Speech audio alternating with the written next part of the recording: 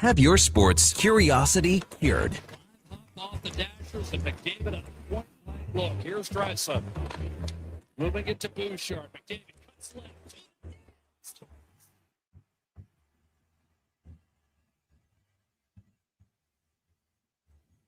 There's no adequate defense for moves like that. A veteran of the sports reporting game for over 25 years. 3 for 7 all time. Connor McDavid breaks in on UC Saros.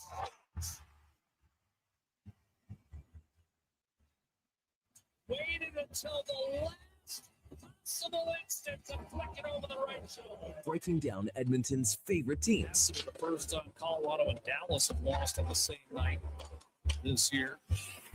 Minnesota was 3-1. The Sixers. It's a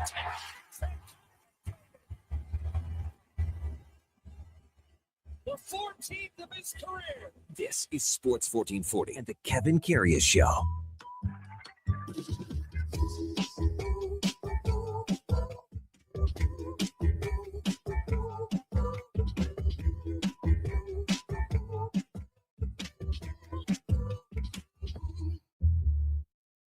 All right, here we go for Sol 578, Wednesday, January the 7th. The Oilers with a big win, 6-2 over the Nashville Predators last night, and Connor McDavid continues to just wow Oilers Nation. Hey, good morning. Welcome to the Kevin Karius Show on Sports 1440 on your AM radio dial, on your morning drive into work or wherever you're heading out on a Wednesday morning. We got fabulous weather coming up here in the next few days in the city of Champions. You can also watch us on YouTube at Sports 1440 AM. Drop us a like and a subscription. We would appreciate that. We're also on X, Facebook, Instagram, and even the old Twitch. As always, we're streaming on iHeartRadio, the TuneIn app, and even on sports1440.ca. If you miss any part of any show, you can catch up by searching it where all the podcasts hang out on Apple, Spotify, Google, even Amazon. Subscribe, it's free.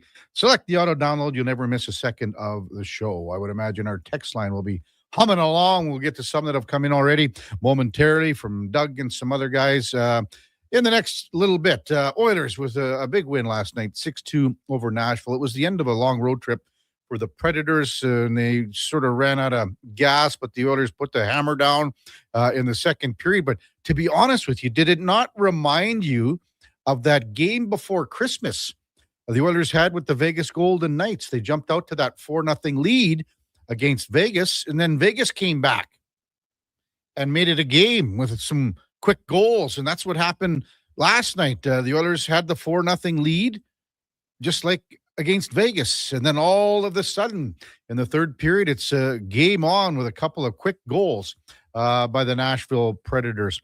In the first period, when you look at the game as a whole, the Oilers were by far the better team.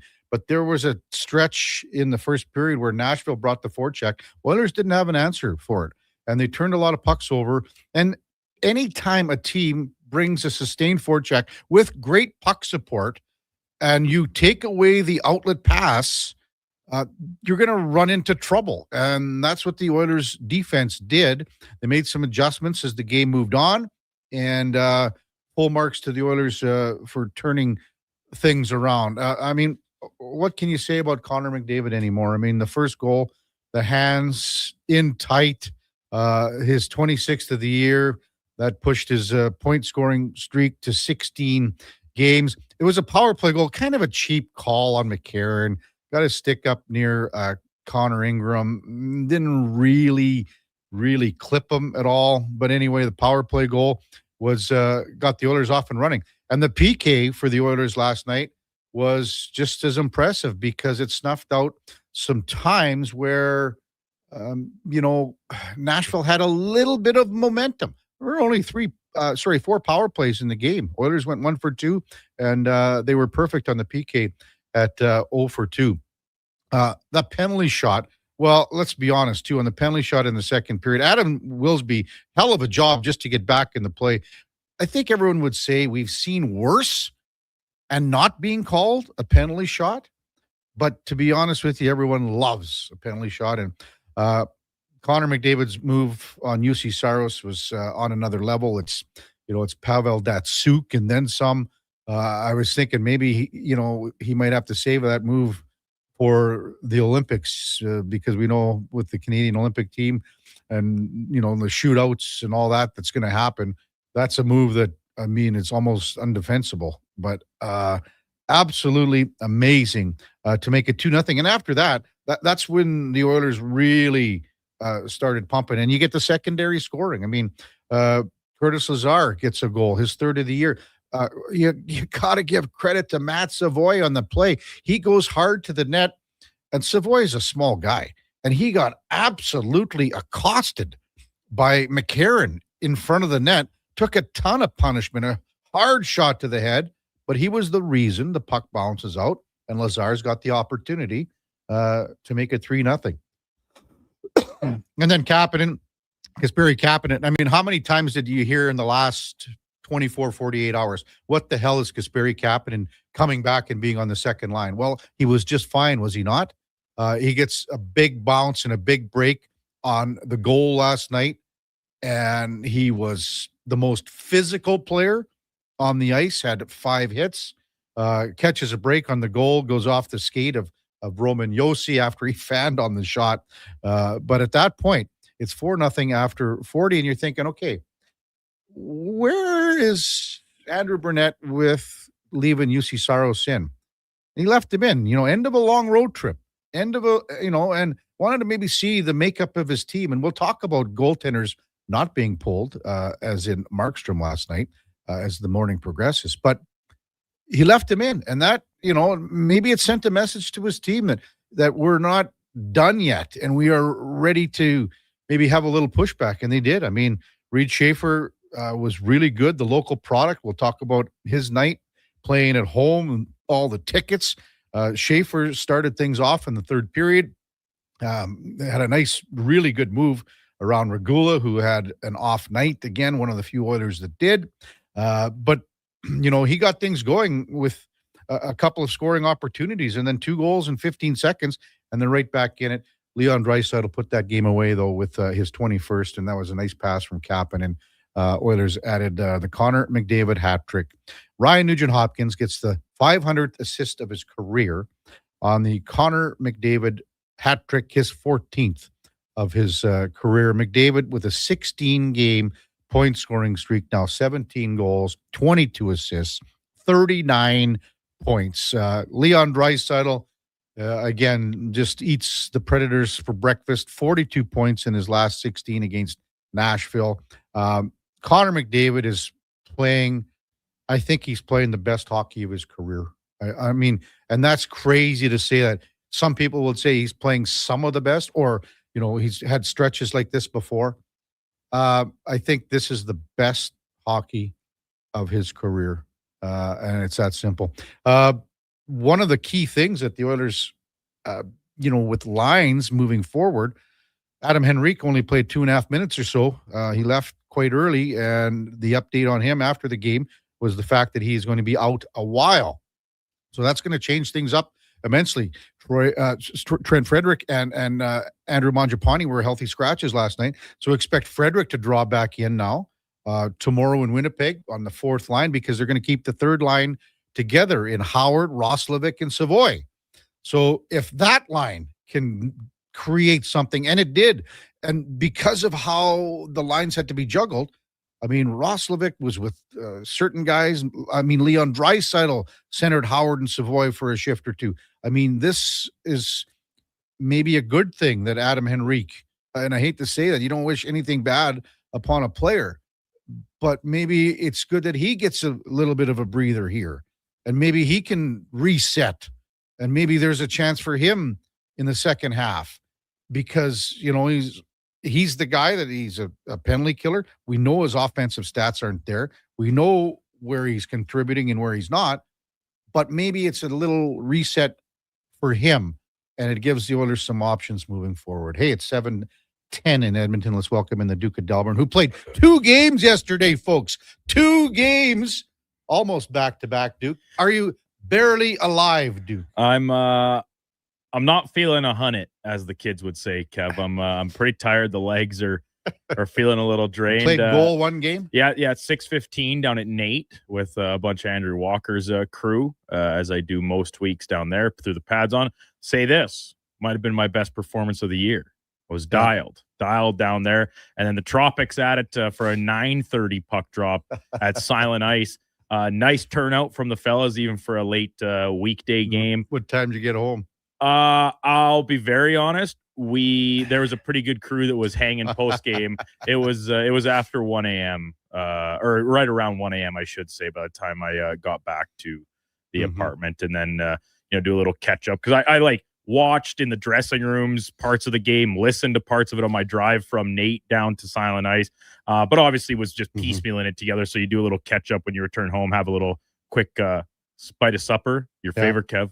Some pizza pops. Oh, wow. My Were favorite. they in the air fryer or just in the No, microwave? I just tucked them in the microwave. That's your Wanted style, to, dude. yeah. I love the air fryer, but there's some things that I don't really think it's worth the time investment for, as opposed to a couple quick minutes in the microwave. But regardless, Tropics win, solid performance down there, and a solid performance by the Oilers. Yeah. You talk about the Kapanen element and the line combinations.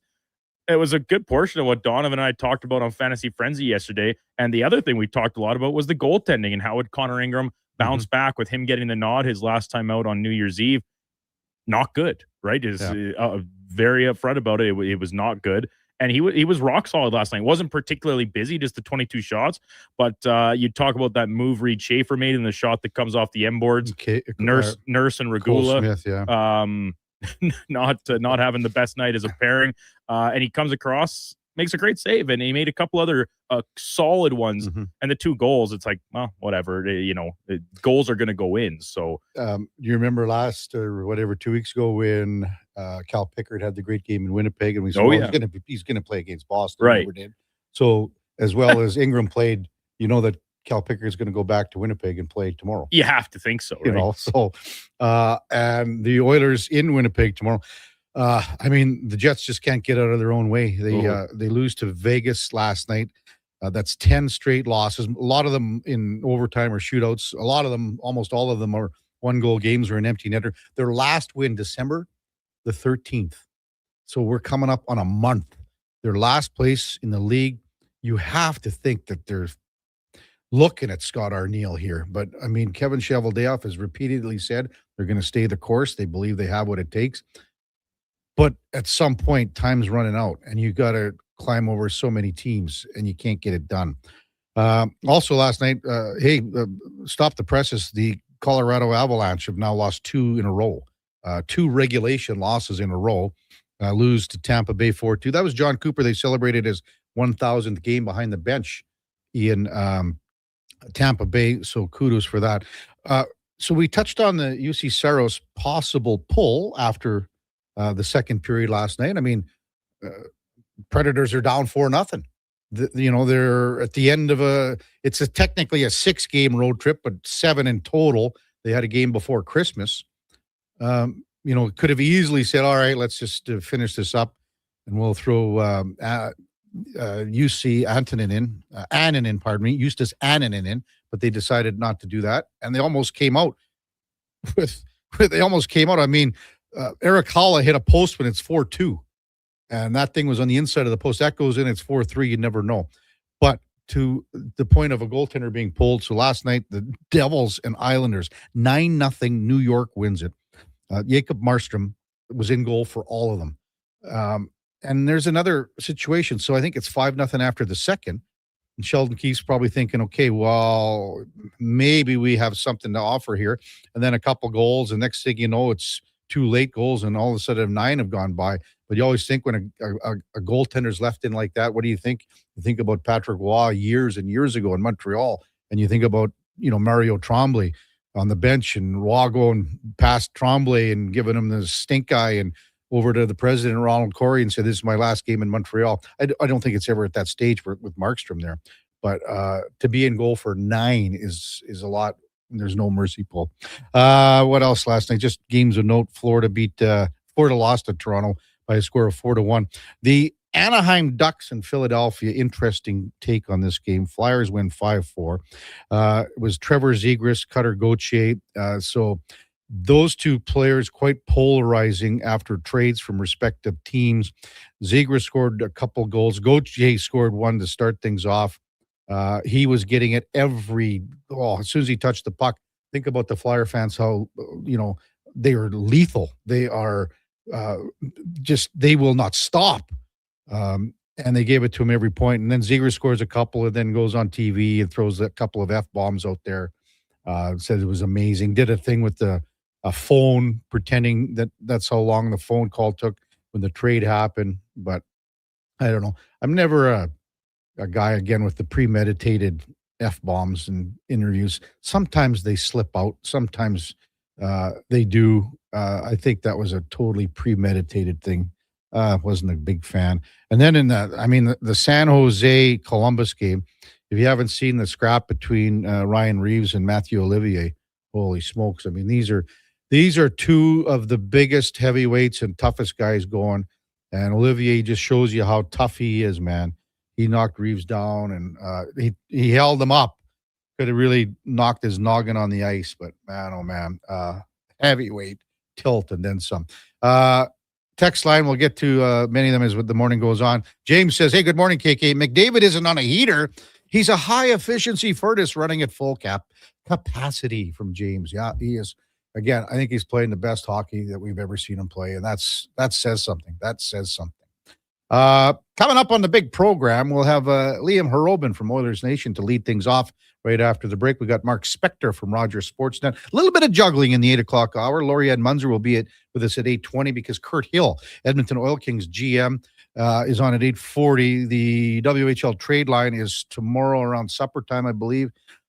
Hill has turned into Trader Hill, like Trader Phil used to be for the Tampa Bay Lightning and Phil Esposito. He's made a lot of deals already. David Schlemko will be by, our co-host for Cougar Paint and Collision at 9 o'clock. We got Kylie Quinn coming in studio. Quick Card Edmonton Minor Hockey Week. They had the news conference yesterday. It is bigger and better than ever, and Kylie will be by at 9:20 to discuss things. In the 10 o'clock hour, we've have Julian McKenzie from The Athletic covers the Ottawa Senators. When we come back, Liam Harobin from Oilers Nation. It's the Kevin Karius Show with the Duke of Delburne. Josh Fenwick on Sports 1440 AM radio. We're streaming on YouTube, X, Facebook, Instagram, and Twitch. Top quality flooring, locally owned, and Canadian products from Beaulieu. Yeah, that's CFI. CFI what? No, CFI, Custom Floors, Inc.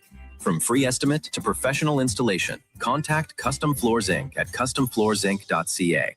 The job won't wait. Why should you? At AWS Welding Supplies and Repairs, conveniently located in Nisku, we've got everything you need to get it done. From product sales to servicing and calibrating machines, we're your one-stop shop. We're a proud, locally owned and operated business, committed to serving our community with a proven track record of customer service. Don't let a broken tool slow you down. We offer fast repairs and free same-day delivery of in-stock items to Leduc, Nisku, and South Edmonton. AWS Welding. We make it happen. Hey, Edmonton, did you know a local Play Alberta winner scored over $500,000 on Mega Jackpots Ocean Bells? Think about the season tickets you could lock down with that kind of cash. From major casino winners every hour to jackpots worth millions and hundreds of popular games to money that stays in the province, there's never been a better time to sign up for Play Alberta. Download the app today to get started with casino, sports, and lottery all in one app. Must be 18 plus to play. When you gamble, use your game sense. At Fountain Tire, success is a team effort. They're committed to their team members and their customers. And that means treating your vehicle like it's their own and finding solutions that suit your needs. Because whatever the road brings ahead, they're on it with you. Visit fountaintire.com today. This hockey season, before every game, check out the pregame show with Andrew Walker on Sports 1440. It's brought to you by Titan Supply, your only source for rigging, lifting, and hauling products. Visit titansupply.ca. Heard of Uline? You know, the have-it-all in-stock, ready-to-deliver shipping and industrial supply specialists. The company that does things for you that are unheard of, like keeping 41,000 items in stock in our own warehouses. With customer service reps on the line to get you what you need when you need it 24/7, 365 every time. Maybe you heard it here first. Want to hear more? Visit uline.ca. ULINE, your shipping and industrial supply specialists.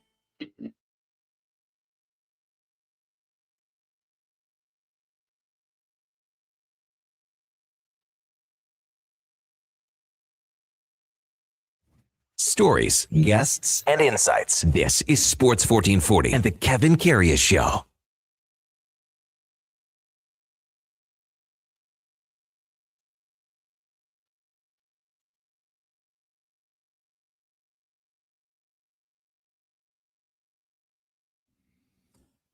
All right, welcome back to the big program. 7:20 in Edmonton. Fabulous temperatures coming up. We touched on it off the top. We're looking at highs, starting the weekend at 6 and 7 degrees, plus 6 and 7. Man, to have a little break like that in the month of January is just absolutely incredible. Time now for the Puck Report, brought to you by Fountain Tire. At Fountain Tire, we can meet all your car needs and even more with our digital vehicle report. We just don't tell you what your car needs, we show you. Book your appointment at fountaintire.com today as we welcome back Liam Harobin from Oilers Nation. Morning, Liam. You're with Kevin Karius. Thanks for jumping on Sports 1440 to lead things off as usual. You betcha. Good morning, Kevin. How are you doing? Doing great. I was at the game last night, and it was as I said off the top, there were some times in that first period where the Preds brought the forecheck, and when you have that forecheck that is so detailed and you're supporting where the puck's going to go and you snuff out outlet opportunities by the defense. There were times last night that the Predators hemmed them in, but the penalty shot, to me, that just sort of turned the game, and that gave the Oilers so much life to see it, the building, and it took some wind out of the sails of Nashville. So all in all, I think full marks for a win that they desperately needed, Liam. Mm-hmm. Yeah, they needed one significantly, especially with the hype coming into January of how many home games they have. And honestly, they've been very lackluster, haven't they, since coming back from the Christmas break? And that's not blaming the Christmas break. It's just a milestone that happened. And all of a sudden, everything just went down the drain, considering how well they were playing before the break as well. So, yeah, they really needed it. And I think they really needed goals from certain players they got it from, too. Obviously, some unfamiliar goals from like Lazar chips in. Kasperi Kapanen gets back into the lineup, gets one too. So that was good to see, because obviously the depth scoring as well has been getting a lot of criticism lately, and probably rightfully so. But yeah, a really solid offensive effort, a team effort, I guess, overall in all departments. Yeah, right with you with that, Liam. And when you mentioned Kapanen, there was that one shift that he had where he just hunted down the D-man and ran him off. He was the most physical Oiler. And when he plays like that, I mean, man, he's a force. And a lot of times, when it's his first game since October. Mm-hmm. So it takes a while, but he looked pretty good last night. Yeah, he did look good. And you kind of forget with him, don't you, how fast he actually is. He's got a ton of speed, and that's kind of what his forechecking is, and he's hitting. He has so much energy in his game, and I believe that's actually how he got injured against Detroit way back when, was just skating so hard, and he ended up hurting himself on the boards. But yeah, he's a really fitted well next to Draisaitl yesterday. We'll see how long it goes for. He typically comes back with a lot of energy, Kapanen, when he does come back into the lineup, and eventually kind of fades away. But I think for now, he's a really welcome addition to this Oilers lineup that needed to spread things out, but needed someone to come into the top six and actually do something as well as they tried to spread things out. Yeah, Liam Harobin from Oilers Nation with us on Sports 1440. Because of the injury to Adam Henrique last night, it changed the lines, as you know, and it looks like, Chris Knobloch is going to give these. You always hate to say it because you never know how long he's going to give guys a spin, but Howard, Savoy, and Roslovic are likely going to stay together tomorrow. What do you think of that triumvirate? I liked it a lot. It was exciting to watch. I think they ended up out shooting their opponents 5 or 6-0 or whatever it was with their limited time, but it seemed like they were just able to create a lot of opportunities. And I think what I liked the most is that it wasn't Roslovic who was doing all the damage. It seemed like the three of them were doing it, but Savoy and Howard also too, like playing very confidently. I don't think we've seen an offensive game like that from Savoy for a while, where he's driving the net, he's like creating chances for himself too. And even Howard, like obviously they had that really good chance that just went slightly behind Savoy with the pass from Howard, but we haven't seen him do that in the NHL before. And passing has been something that Howard struggled with, I would say. He obviously goes for the shot, which is what a lot of Oilers players don't go for. So that makes him a good addition to this team, I would say. But I like that trio. We'll see what they can do when people can plan against them. But I think if they just play with some energy and the speed that the three of them all have, it should be a decently effective line. Well, the other thing too with Ike Howard last night, and that's where he set up that play you're talking about early in the second period, where that pass from behind the net and it was out to Savoy and was just a little bit wide. But his board work, his battle level along the boards, I think it's the best we've ever seen. And that's going to be key if those guys stay together, because Roslovic likes to generate stuff himself. If those guys can retrieve a puck or two and dart to some places, I think they're going to be something that the Oilers haven't had. And that's some, a third line with an identity, because that just hasn't happened, Liam. Yeah, it hasn't happened for all season, to be honest. The depth scoring has obviously been poor. I thought Kapanen had an interesting quote yesterday in the postgame, which is kind of similar to what you were saying too, of just like Pods and I just try and get pucks and get them to Leon. If it's Hyman Howard and Savoy can kind of have that similar mentality, is like, okay, if we get pucks and just get them to Roslovic and get open, like that line should almost be a poor man's second line in a way, with the skill level they actually all have, because they're all first round picks, they're all very skilled players. So yeah, I like it. We'll see how long it lasts. Like you said, Don Knobloch loves to tell us something and change it the next day. Yeah, he sure does. Liam Hrobin from Oilers Nation, our guest on the Kevin Karius Show on Sports 1440. Maybe we run out of superlatives for Connor McDavid. I know I don't take him for granted, but sometimes maybe Oiler fans, they get used to it. Maybe they get numb to the level that he plays. I mean, last night, those 2 goals are just simply amazing. Yeah, they really were. He scored 3, didn't he, again? And it's just, you're right. You do come like slightly numb to it, in the sense of like, not that you're ungrateful for what he's doing. He just does it so often now, especially right now in this run. What is it?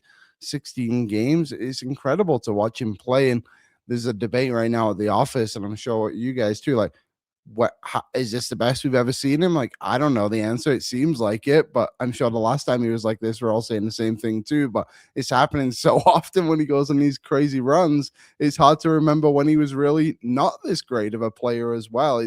It's truly amazing, and it's funny too, isn't it? Like, it just all flipped. Like, Hyman and Nuge came back, and then all of a sudden Connor McDavid just goes on this incredible run, and that trio is so good as well. And I just think when you look at that trio and the way McDavid's playing with them, I don't know how you can ever consider moving Nugent Hopkins off that line, to be honest, because it's such a strength. And if you get to the playoffs and you're playing games, like, that line could win a game on their own. They're that good. Well, it's a great point. We've discussed it ad nauseum here, Liam, on the show about, are the Oilers better with Ryan Nugent Hopkins at 3C? But who's going to take over number 1 left winger? Is it easier to find a 3C at the trade deadline than a number 1 left winger? They're great arguments, but just maybe touch on what Ryan Nugent Hopkins has meant to this franchise after his 500th assist last night.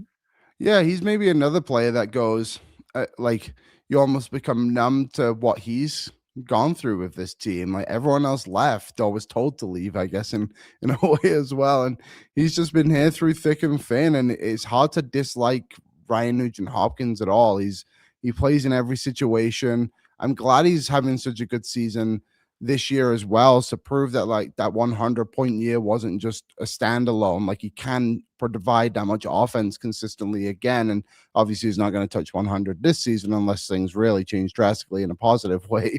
But he's just been fantastic, and for his entire duration as an Oiler. And I think we all hope he's just here until he calls it a day on his career, and he can go from the draft to the retirement and get his name in the rafters, all that good stuff, because he deserves it. And to see him get 500 assists right at the end, wave to the crowd and show how much they appreciate him. And I think as well, like, the reaction from McDavid and his teammates show how much they love Ryan Nugent Hopkins too.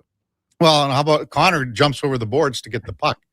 A lot of times, it's a guy that's on the ice or something like that. And I think at times some people thought that Connor was going to get the puck for himself, and then they finally figured it out that it wasn't for him at all. Liam Hrobin with us on Sports 1440. I would imagine the goaltending situation, how it's going to sort out.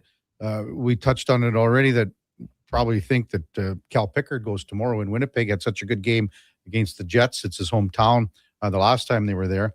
How do you think this plays out, Liam, here in the next couple of weeks? I mean, Tristan Jarry is a few weeks away from probably returning to the lineup. It's an interesting dynamic for sure. Yeah, it is, and I think a credit to Ingram, obviously, for how well he's played. He's had one bad game, which was the Boston game. I think a little bit of credit deserves to go to Pickett as well. Obviously, he had a really good game against Winnipeg, but wasn't so good against Philadelphia. But I think has elevated his standard to an extent. But I just think it's come too late for him, unfortunately, for Calvin Pickett. But Ingram's just played too good. I know there's the cap situation, which maybe is a lot different now that Adam Henrique is likely out for a while. It changes some things, but we did yesterday. We had Hart Levine from Puckpedia on. He was kind of running us through the numbers. And if the Oilers ran a bare bones roster, they could keep Connor Ingram, but they would only have 12 forwards. But if they kept Calvin Pickett, they could have 13 forwards and 7 defensemen. So, and that was with Mangiapane. So take that's what it's worth. I'm sure he's not going to be here much longer by the speculation. But my prediction is Connor Ingram stays on this team because he's just the better goalie, and he's given the Oilers a really good chance to win on most nights.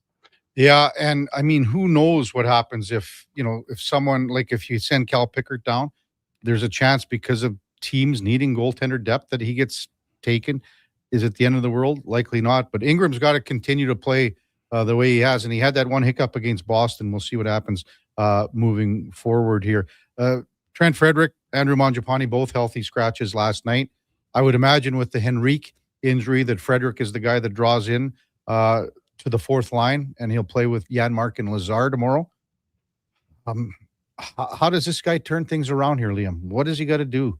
I mean, this is a situation where we're halfway through the season, and we're waiting and waiting and waiting, and nothing's happened.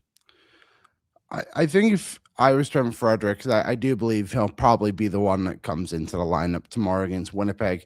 Just look what the bottom six did yesterday, and they played with some energy and some pace. And it's not about just being physical every single night, which is obviously important too, but just to try and create a little bit of something and just push the pace. That would be my thing. And I know it's such a simple answer, but I just saw last night, it looked so obvious when you actually saw what was happening when you had no Henrique and Frederick and Mangiapane. Like, guys are creating a little bit, and it looked like they weren't a liability out there. But I think that'll come with his line mates too. I think Lazar and Janmark both played well yesterday, created a little bit of offense. Obviously, Lazar getting the goal, but just get your feet moving. And I think good things will happen with Frederick because at the end of the day, they kind of have to get better because he's here for the rest of his life, it seems like. Where are you at with the defense pairings right now? And I think Jake Wallman is close to returning. I would think it's maybe more next week on, when they go on this 2-game road trip to Chicago and Nashville, but it's probably within a week here.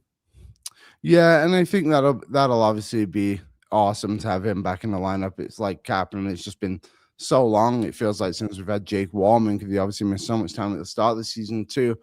I think they'll just go back to Nurse Wallman to start with. But I think that third pairing deserves a bit more credit, to be honest. Like, you look at the minutes last night, and I'm sure the penalty kill added a few more to Alec Regula, but I just think Emberson should be playing a little bit more than Alec Regula is. And I think Alec Regula is going to be a fine defenseman, but he's just in a bit of a slump right now, and I'm sure he'll be the one that comes out of the lineup. But I think Wallman will just come in and slide next to Nurse, and you'll go Bouchard, Ekholm, Nurse, Wallman, Stastny, Emberson. But one thing that would be a little bit crazy, and I think would actually work if you look behind the scenes on the numbers a little bit, Nurse and Bouchard isn't as bad as people might think it is. The numbers are actually okay.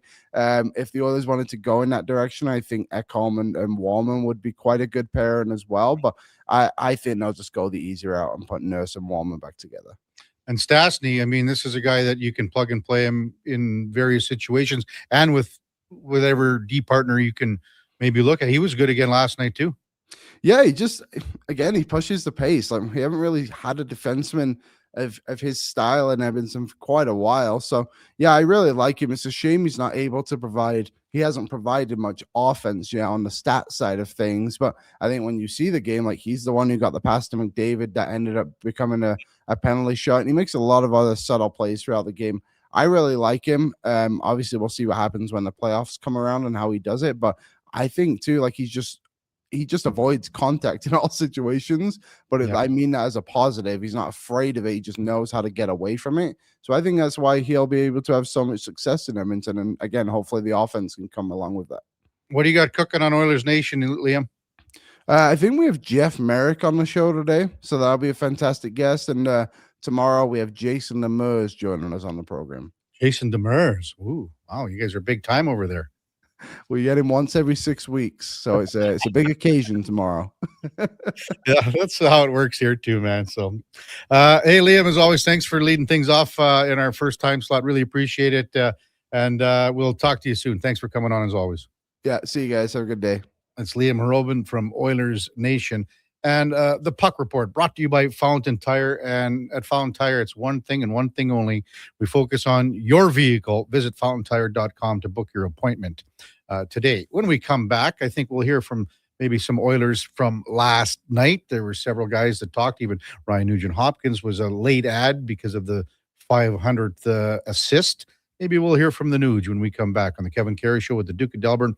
And Josh Fenwick on Sports 1440 AM radio. We're streaming on YouTube, X, Facebook, Instagram, and Twitch. The new double cheesy melt at McDonald's. We're talking 2 juicy, mouth-watering 100% Canadian beef patties, 2 slices of cheesy goodness, with even more melty, cheesy sauce on top. Topped with pickles, then crispy and grilled onions. The way it all comes together, you don't just eat it, you melt into it. The double cheesy melt, only at McDonald's.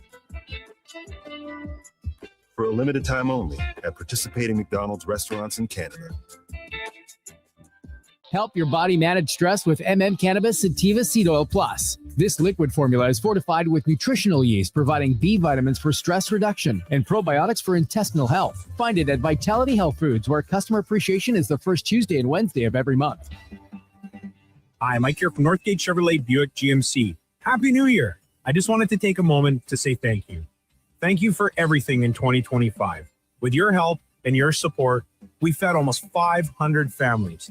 We donated to various charities in the Edmonton area, and we're going to do it again in 2026. Please stop in and see us today, 13215 97th Street, or visit us online at northgategm.com. You're in Northgate country. When picking a New Year's resolution, try to avoid things you have no influence over. Like bringing home the cup? That would be awesome. But completely outside your control. Instead, pick something you can control, like bringing home some Wilhauk beef jerky. That would also be awesome. But what if we brought the cup home to Canada and it was filled with Wilhauk beef jerky? Okay, I'll allow it. Wilhauk beef jerky, only available in Leduc. Get yours today, because you don't win cups with salad. It's like a locker room, minus the smell. Ew. Kevin Karius brings the banter, the buzz, and the bold sports talk. Weekday mornings from 7 to 11 on Sports 1440, Edmonton's home for sports. Get ready. We're going to make you an offer you can't refuse. Shoresy's back, and it's only on Crave. We need total buy-in from every guy in this room. The Smash Hit Series returns for a brand new season. We're going to be playing the EU All-Stars. Shoresy is facing his toughest competition yet. This EU team is spectacular. Yeah, I'm not scared of them. Hear that, Shorzy? Let's make sure they never forget who we are. Shoresy, new season, stream now, only on Crave. Subscribe at crave.ca. Escape the cold and catch the hottest sports action at Selly's Sports Bar and Lounge. Not a bad seat in the house. All the games and tons of big screens. Plus, Selly's menu has something for everyone, along with game night food and drink features. And this January, Oilers watch parties continue. So bring your friends and cheer loud and proud. Selly's Sports Bar and Lounge at all 3 Century Casino locations: Edmonton, St. Albert, and Century Mile. Every day is game day at Century Casino.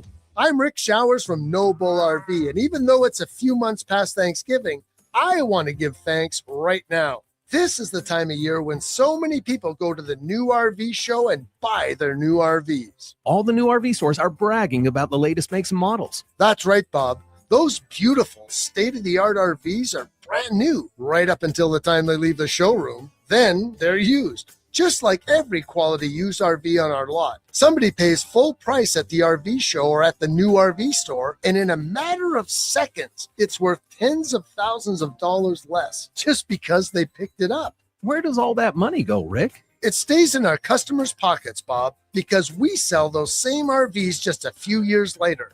If it wasn't for new RV buyers, we'd be out of business. That's why we give thanks every year. You make it all possible. And that's no bull. NoBullRV.ca.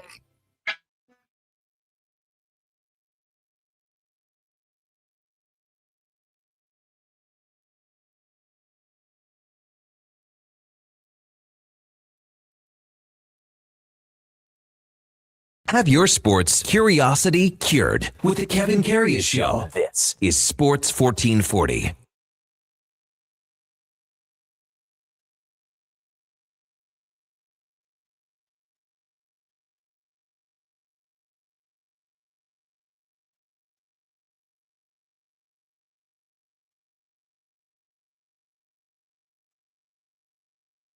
All right, welcome back to the big program, 741 in Edmonton. Kevin Karius, Duke of Delburne, Josh Fenwick with you here on Sports 1440. Text line 833-401-1440. The king of Fort Nasty chimes in. Good morning, KK, Duke, and Fenny.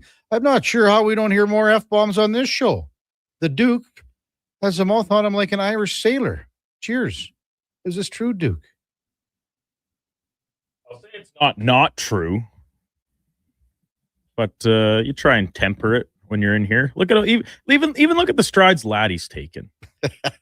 Now Laddie only swears when he thinks he's not on air, even though the red lights are all on and the mics are on, just because he's not sitting in his chair right in front of the microphone. I'll be honest. I think if we were to have a swear jar in the last, call it several months, Schlemmer and Laddie might be like tied. Like Schlemmer's at like dropped zero. No, he's dropped a few out here. Not an F-bomb. Not an F-bomb, but Laddie, I don't think, has dropped an F-bomb. Well, that's what I mean. Not technically him being on air, but there's been the times where he comes in and we're in the middle of a segment and he just, guess who's bleeping back? Something of that nature. Yeah. Doug texts in, morning, Kevin. I've mentioned this in the past. When Curtis Lazar is in the lineup, I do like his game. Injuries, etc., numbers, etc., he could fill a fourth line center role quite nicely. Doug, I'll tell you what, if you listen to Curtis Lazar's post-game comments, he knows his role. We've talked about it on the show many times. He's one of those guys that doesn't play outside of his means, knows his role. And the other thing, too, never whines. I was going to say the B word there, Duke, almost, but never whines and complains and goes, oh, I only had 7 or 8 minutes of ice last night. Well, no, but what does he say last night? Every time you get out there, you got to try to do something, make something happen, and play it like it's your last shift. And that's what he does, and that's why he's going to stay in the lineup. Yeg Moose says, it felt to me like Ekholm had his best game defending last night. Had good wheels as well. Good point by the Moose. And again,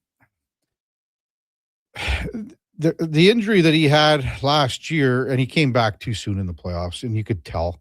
And, when you think about the recovery and how these guys train in the off season, I would imagine that had a big bearing on how he trained, what he could do, and where he can get back to being, at 100% or close to it. But I mean, this is a guy with Evan Bouchard, and again, as Liam said, Darnell Nurse, when he gets out there with Evan Bouchard, it's just fine as well. But for the most part, it's going to be Bouchard and it's going to be Ekholm together. They have to keep playing like a number one pairing, and because they're going to be on the ice 22, 23. I mean, Bouch was 25 and change last night. So it was a big night and an emotional night at the end. And even though the game was well under wraps, Connor McDavid goes out, and Ryan Nugent-Hopkins is an assist short of 500. And you think about a wonderful career. He's going to play his 1,000th game here in the next couple of weeks for the Oilers. That's a rarity with this team to play 1,000 games. Kevin Lowe is at the top of the list here. But, I mean, the amount of things that Ryan Nugent-Hopkins also does in the community that go unnoticed, he does more than people think. How's that sound? So he's an Edmontonian. He's a guy that has the roots here, family, loves the neighborhood, the hood, and it was great to see him get that mark. And it's going to be great to see him play the 1,000th game as well. So after that 6-2 victory last night, Ryan Nugent-Hopkins had some of these post-game comments. Well, Ryan, can you just maybe speak about the team effort tonight and what it kind of took to finally get your first win of the new year? Yeah, I thought overall it was a pretty solid 60. Every line was going, every deep pair, and obviously Ingo made some huge saves to kind of keep us in it and keep us going. So they had a bit of a push in the third, but I thought we did a pretty good job of weathering it and having our push back. So overall it was good. What about Kapanen? I mean, it's been a long, grueling journey for him. Obviously, we know he re-incubated in practice, but just the journey of him coming back, what you saw from him and what it meant to you guys to see him put up a 2-point. Yeah, I mean, obviously frustrating for him to go through that. So when you're that close, so to step in and have such a big impact tonight, he was driving the play a lot, making some really good plays, and just injects a lot of energy into our lineup. So I thought he played great, and I know your first game back is never you never feel 100% normal. So I'm sure he'll even be better the next few weeks here. 500 assists. Yeah, exactly. A lot of good players I've got to pass the puck to. Obviously, been here a long time and played on some great teams and with some great players. So, yeah, I mean, just it kind of shows the caliber of players I played with. Remember your first assist? Or you always just remember? Honestly, I remember my first goal, but I don't know. Actually, that's a good question. Ron, you were here when Connor scored 64, had 17 and 16, like one of the best goal scoring stretches you've seen from him. What kind of have you seen maybe different from him and is just focused on scoring? Yeah, I mean, I think right now he's attacking. Every chance he has, he's taking it to the net, whether he's shooting it or beating guys and taking it there. Yeah, obviously, he can do it with his speed and his hands. So I think just the way he's attacking right now is what's creating. And whether they go in right away, he's sticking with it. And obviously, you put some in, you get some confidence, and that's obviously what he's feeling right now. So we want to encourage that, and I'm sure he'll keep going here. You've been a teammate of his for a long time. Is this the best you've ever seen him play? Yeah, I mean, it feels like there's always another level that somehow he gets to. But I mean, he's playing some phenomenal hockey right now. So we're trying to keep up Himes and I on the same line right now. So not always easy, but no, he's playing some great hockey for sure. That's Ryan Nugent-Hopkins last night. Again, 993 games played, 282 points, 500 assists last night. And, I think he's got the opportunity here to get to 1,000 points. He's 32. He's got several years left. He had 104 points. This year he's at a point a game. He missed some games. So he's probably looking at, if he stays healthy for the second half, probably looking at 65 points or so. That'll put him well within striking distance of 1,000. But when he gets that silver stick for 1,000 games played, and again, he's going to be on the Oilers Wall of Fame. He'll be on the banner, on the Ring of Honor when it's all said and done. I wanted to maybe mention two things just with Zach Hyman last night. And I don't know if people saw this. In the second period, he had an opportunity for a shot, couldn't get it off. I've been banging Zach's I just wish that he would have made the Olympic team. He's been my favorite Oiler since he arrived. But I don't think people realized how much of a serious injury this was to his wrist last year in the playoffs. There was a time in the third period there where he had a couple of shots that he was getting off. The one saw a stick explode sort of thing. But just before that, I don't know if people caught this. It was a one-timer attempt, and if you just watch his right wrist, he takes his hand off his stick and sort of shakes his hand. It's almost like he had a stinger or a zinger in there. I think people don't understand how much he's playing through right now to get even on the ice, I think, for this at this stage, because again, the severity of this injury was way higher than I think a lot of people thought.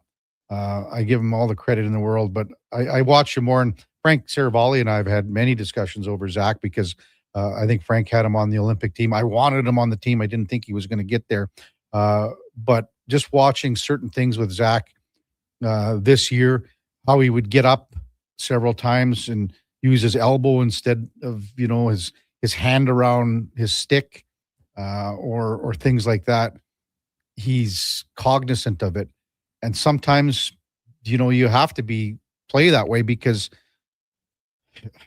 he's better in the lineup right now and what he's able to give and you can see the shot's not there, then out of the lineup because he's that valuable of a guy and they need him. And hopefully this break over the Olympics is going to help him, and it gets the rest even more time for the wrist to heal.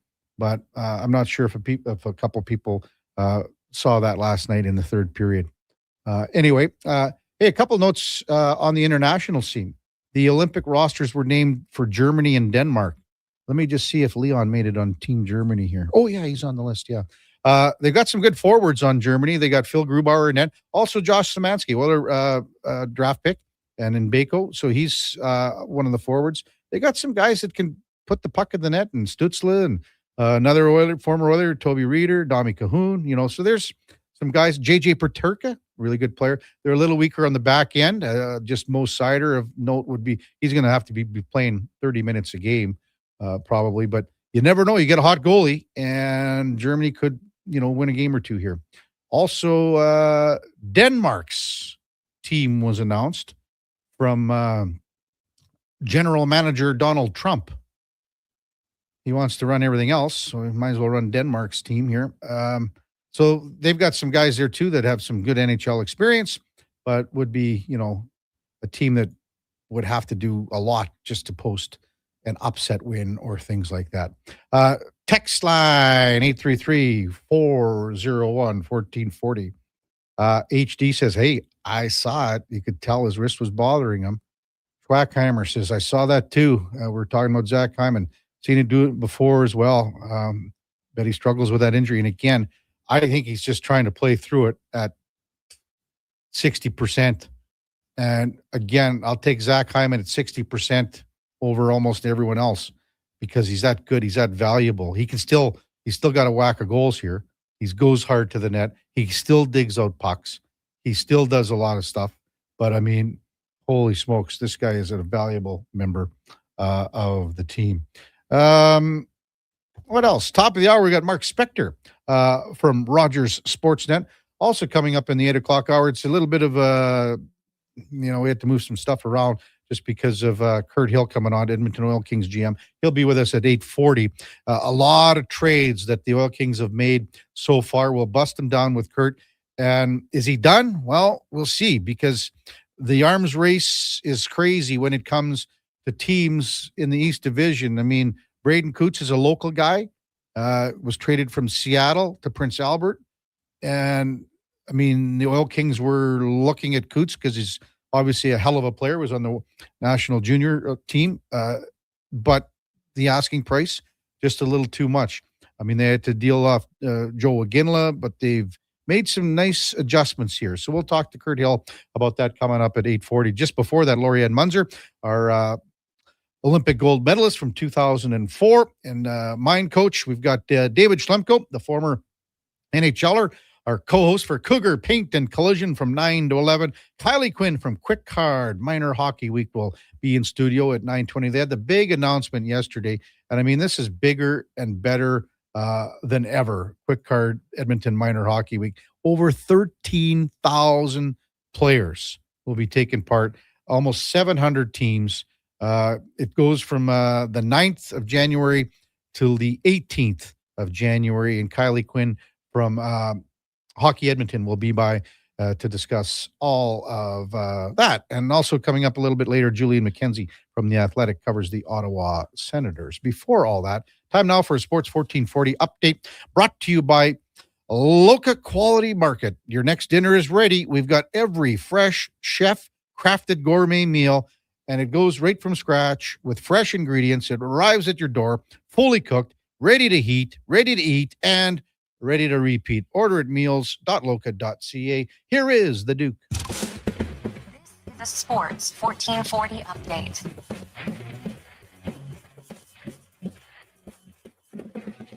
Edmonton Oilers victorious last night 6-2 over the Nashville Predators. Connor McDavid with a hat trick to extend his point streak to 16 games, and Ryan Nugent-Hopkins picking up his 500th assist as an Edmonton Oiler. Elsewhere around the NHL, 9 other games, including the Sabres beating the Canucks 5-3. Avalanche catch their second straight regulation loss for the first time this season. They lose to Tampa 4-2. Trevor Zegras scores twice against his own old team as the Flyers beat the Ducks 5-2. Islanders womp the Devils 9-0. Maple Leafs over the Panthers 4-1.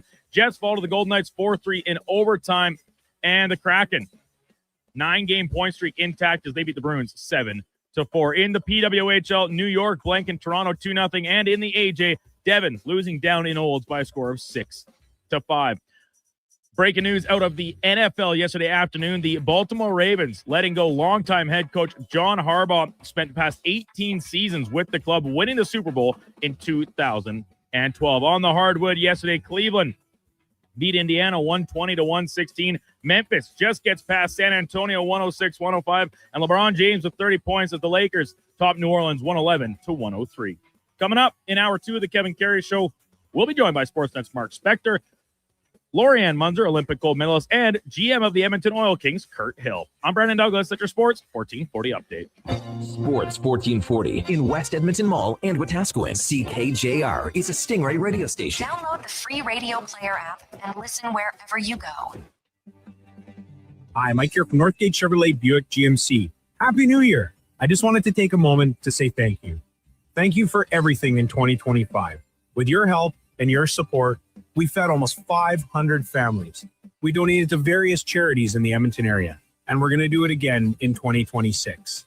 Please stop in and see us today, 13215 97th Street, or visit us online at northgategm.com. You're in Northgate country. Made for some rough roads, but it means trails are now packed and ready for action.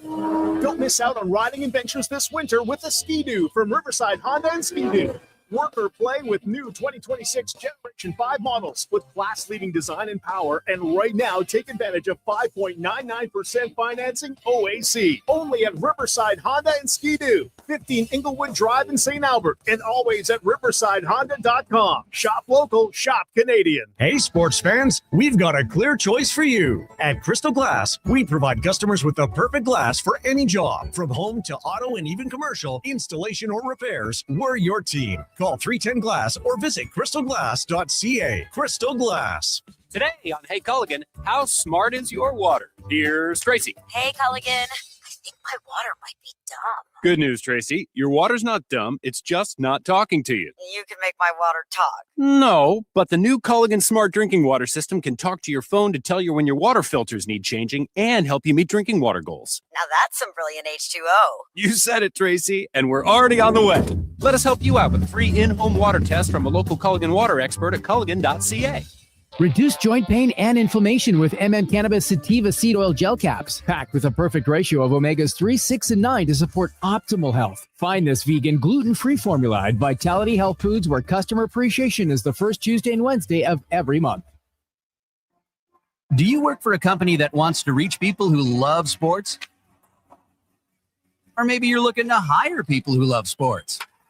Sports 1440 partners with dozens of local businesses, connecting with tens of thousands of Edmonton sports fans every day. On the radio, on the listening apps, on YouTube, and on social media. Contact our sales team today to see what Sports 1440 can do for you. Email Gregor at sports1440.ca to get started. Measles outbreaks are occurring in Canada, including Alberta. These outbreaks are highly preventable. Measles is an extremely contagious disease that is spread easily through the air. The best way to protect yourself, your family, and your community is to ensure you are up to date with your immunizations. Don't get measles. Get immunized. Visit alberta.ca/measles to find out if you're up to date and what to do if you're not. A message from the Government of Alberta.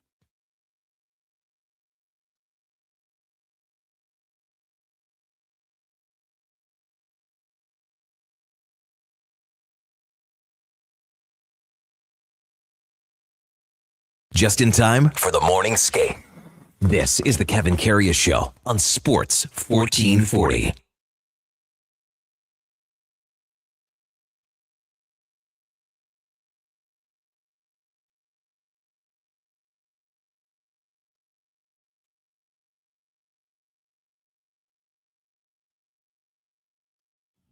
All right, welcome back to the big program, 8 o'clock in Edmonton. Kevin Karius, Duke of Delburne with you, along with Josh Fenwick on Sports 1440 AM radio. Time now for On the Mark, brought to you by Northgate Chevrolet Buick GMC. Mike and the crew would like to thank you for all the support in 2025 and wish you a happy new year. Together, we fed almost 500 families, and we're going to do it again. Thank you from Northgate Chevrolet Buick GMC as we welcome in Mark Spector from Rogers Sportsnet. Good morning, Spec.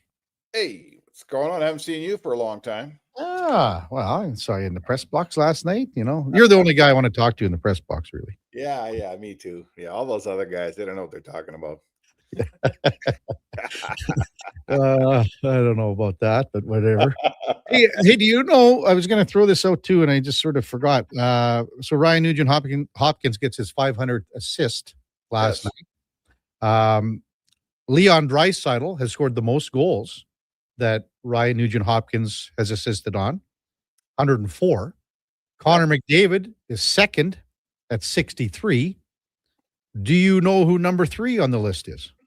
I think we probably have to go back to like Jordan Eberle or Taylor Hall, don't we? There you go. You got Jordan Eberle at 52. Yeah. And Zach Hyman's next. So there you go. I mean, he's, as he said last night, he's played with some pretty good players. None better than Connor McDavid and Leon Draisaitl. I would suppose a lot of those Leon Draisaitl goals would have come on the power play. For sure. You know, probably give it to Connor. He gives it to Leon, and in the net it goes. Yeah. Because Leon and Nugent-Hopkins haven't spent that much time together on a line. Somehow Connor McDavid became Nugent-Hopkins centerman, and it's just worked out better. I don't know why, but it is true that those two seem to have made better 5-on-5 chemistry than Draisaitl and Nugent-Hopkins. I'm not really sure why. Yeah. Anyway, he's going to go down. He'll be on the Oilers' Wall of Honor when it's all said and done. He's going to play 1,000 games soon, and I think he's going to get to 1,000 points. What about you? Yeah, what's he at, 820 or something? He's at 782. 782. Okay. No, I can't see why not. Yeah. He's still going to be a productive guy for another 3 or 4 years for sure. You know, knock wood, his health has always been good. He seems to be able to give you, 78 games a year. So, yeah, I can't see why that would change. I think he'll, and he's having a good year this year. He's relatively close to point per game, as I recall, isn't he? Yeah, he's 34 games, 34 points. Yep. There you go. So that's relatively close. Yeah. You're bang on, Spec. Math is your forte. I think I've said this. You've probably said this, I don't know, 15, 20, 30 times. I don't even know. This is the best we've ever seen Connor McDavid play. But now, is this the best that he's played? It's at the very top of the list for me. I think this is the best he's played. Now, the crazy thing about it is that 2 months from now, whenever, could be next year, we're going to say it again. This is the best he's ever played, because he always seems to have another gear. It's amazing. Yeah, it is amazing. I mean, his top point streak in the history of his career is 17 games. He's done that twice, and now he's got a 16-game streak going here, which he's also done twice. So he's a point. Who do they play? They got Winnipeg on tomorrow, Thursday. So gets a point in that game. He matches his highest point streak in the history of his career. I think that it's all around the Olympics.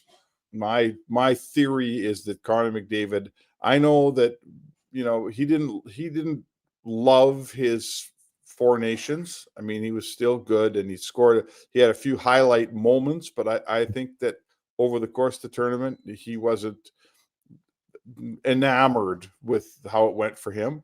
And I believe that he set his whole year up here for Milan and to be legendary when he puts on that Team Canada jersey. And I think this is just all part of that. His game is, man, it's good. Like, the way he's scoring, the way everyone's saying it, the way he attacks, like when he gets it, he just goes at the net and everybody stands there and just hopes they can stop him. So I'm not sure. I don't think I've ever seen him play better than this. There's probably a point in time where he's been near this good, but oh boy, he's unstoppable right now, isn't he? Yeah, it's. The hands match the feet, and which is crazy because the feet are going a million miles an hour. I would love to see him play more than just on the power play with Nathan McKinnon at the Olympics. Here and there, if those two guys are on the ice at the same time, like what's like, how do you defend the speed? And McKinnon's more of a bull, but I don't think it's even defendable. Yeah, those two guys coming at you will probably be Canada's kind of nuclear option, the same way Draisaitl and McDavid are here. If they don't set up on line together, they'll find themselves on a line. It's, coming out of a penalty kill or whatever they do there. Yeah. But don't think John Cooper's not thinking the exact same thing. Like, you got to have those two guys on the ice together at even strength once in a while for sure. I think it's going to be a real thrill. I think these Olympics we've waited a long time for them. I think, I know McDavid's right in his prime. He's ready to take the mantle now and be the guy, and as great a player as McKinnon is, when those two guys get on the same team and Sid Crosby's in this thing, I think McDavid, when it's all said and done, there's one guy we're going to be talking about here. It's going to be 97. That's just my prediction. The way he's going right now, I can't see. And McKinnon's going great too. But this will be Connor McDavid's sort of Olympic coming out party, if you can call it that. Yeah, after the hat trick last night, he's got 75 points. Nathan McKinnon's one back at 74. Mark Spector with us on the Kevin Karius Show on Sports 1440. Just the way the line shaped up with Adam Henrique leaving, and he's going to be out for a while after they said that after the game. I'm looking forward to see how long Chris Knobloch takes this Roslovic, Howard, Savoy line for a spin. What about you? Yeah, and I thought last night was the best I've seen Roslovic at center. Thought he looked pretty comfortable. And it takes a while to figure out. I thought Howard, that line, actually, as the game went on, they got really good. So I absolutely don't see a world in which that line comes apart. They finally started to find a little bit of traction. Savoy's a winger here. Putting Savoy at center didn't work very well the other night. I don't think it's a good idea. And maybe, it's funny how you find your solutions. Like, we've been talking here. They don't have a third line center. Adam Henrique's the fourth line center. That's just the way it is at this point in his career. And maybe this injury helps them to find their third line center. Maybe Roslovic's their third line center. Who knows?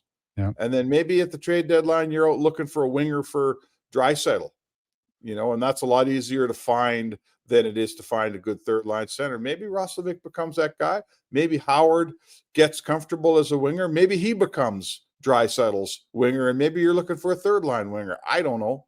Well, you had a couple third line wingers in the press box last night too, so who knows how it's going to shake down. One of them will be back. I would imagine Frederick back tomorrow on the fourth line with Lazar and Janmark. Yeah, I suppose so. Sure. I don't know how long. Kapanen's up with Draisaitl. Kapanen's not a second line player, so he's a bit of a place. He plays like last night, and that compliments Leon so much because he had 2-3 great big hits last night, and he was fast. That's as quick as the Oilers were probably last night, and Kapanen was a big reason because of that. Yeah, he played very well. I guess, listen, maybe at this point in his career, he changes. Like, I'm a guy that just goes on history and a large sample here. Kasperi Kapanen has not been a top 6 player certainly since he joined the Oilers, and in the 2 teams before that waived him. I don't think they saw him as one either. So maybe that changes. Maybe he becomes like with Podkolzin. Let's face it, Podkolzin's not a top 6 winger either, but he's found a spot next to Draisaitl and it works. Maybe that's what happens with Kapanen. I got to see it before I believe it, buddy. I thought Howard's board work and battle level along the wall last night was the best that he might have had so far in his young career. What do you think? Did you? Yeah, I did.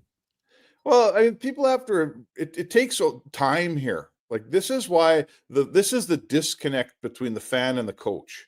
The fan says, bring him in and put him on McDavid's wing. He's a scorer. He should play with a scoring center. And the coach says, yeah, there's a lot of parts of the game that he's not going to be able to handle here. And, you have to prove yourself in the AHL. Howard's done that.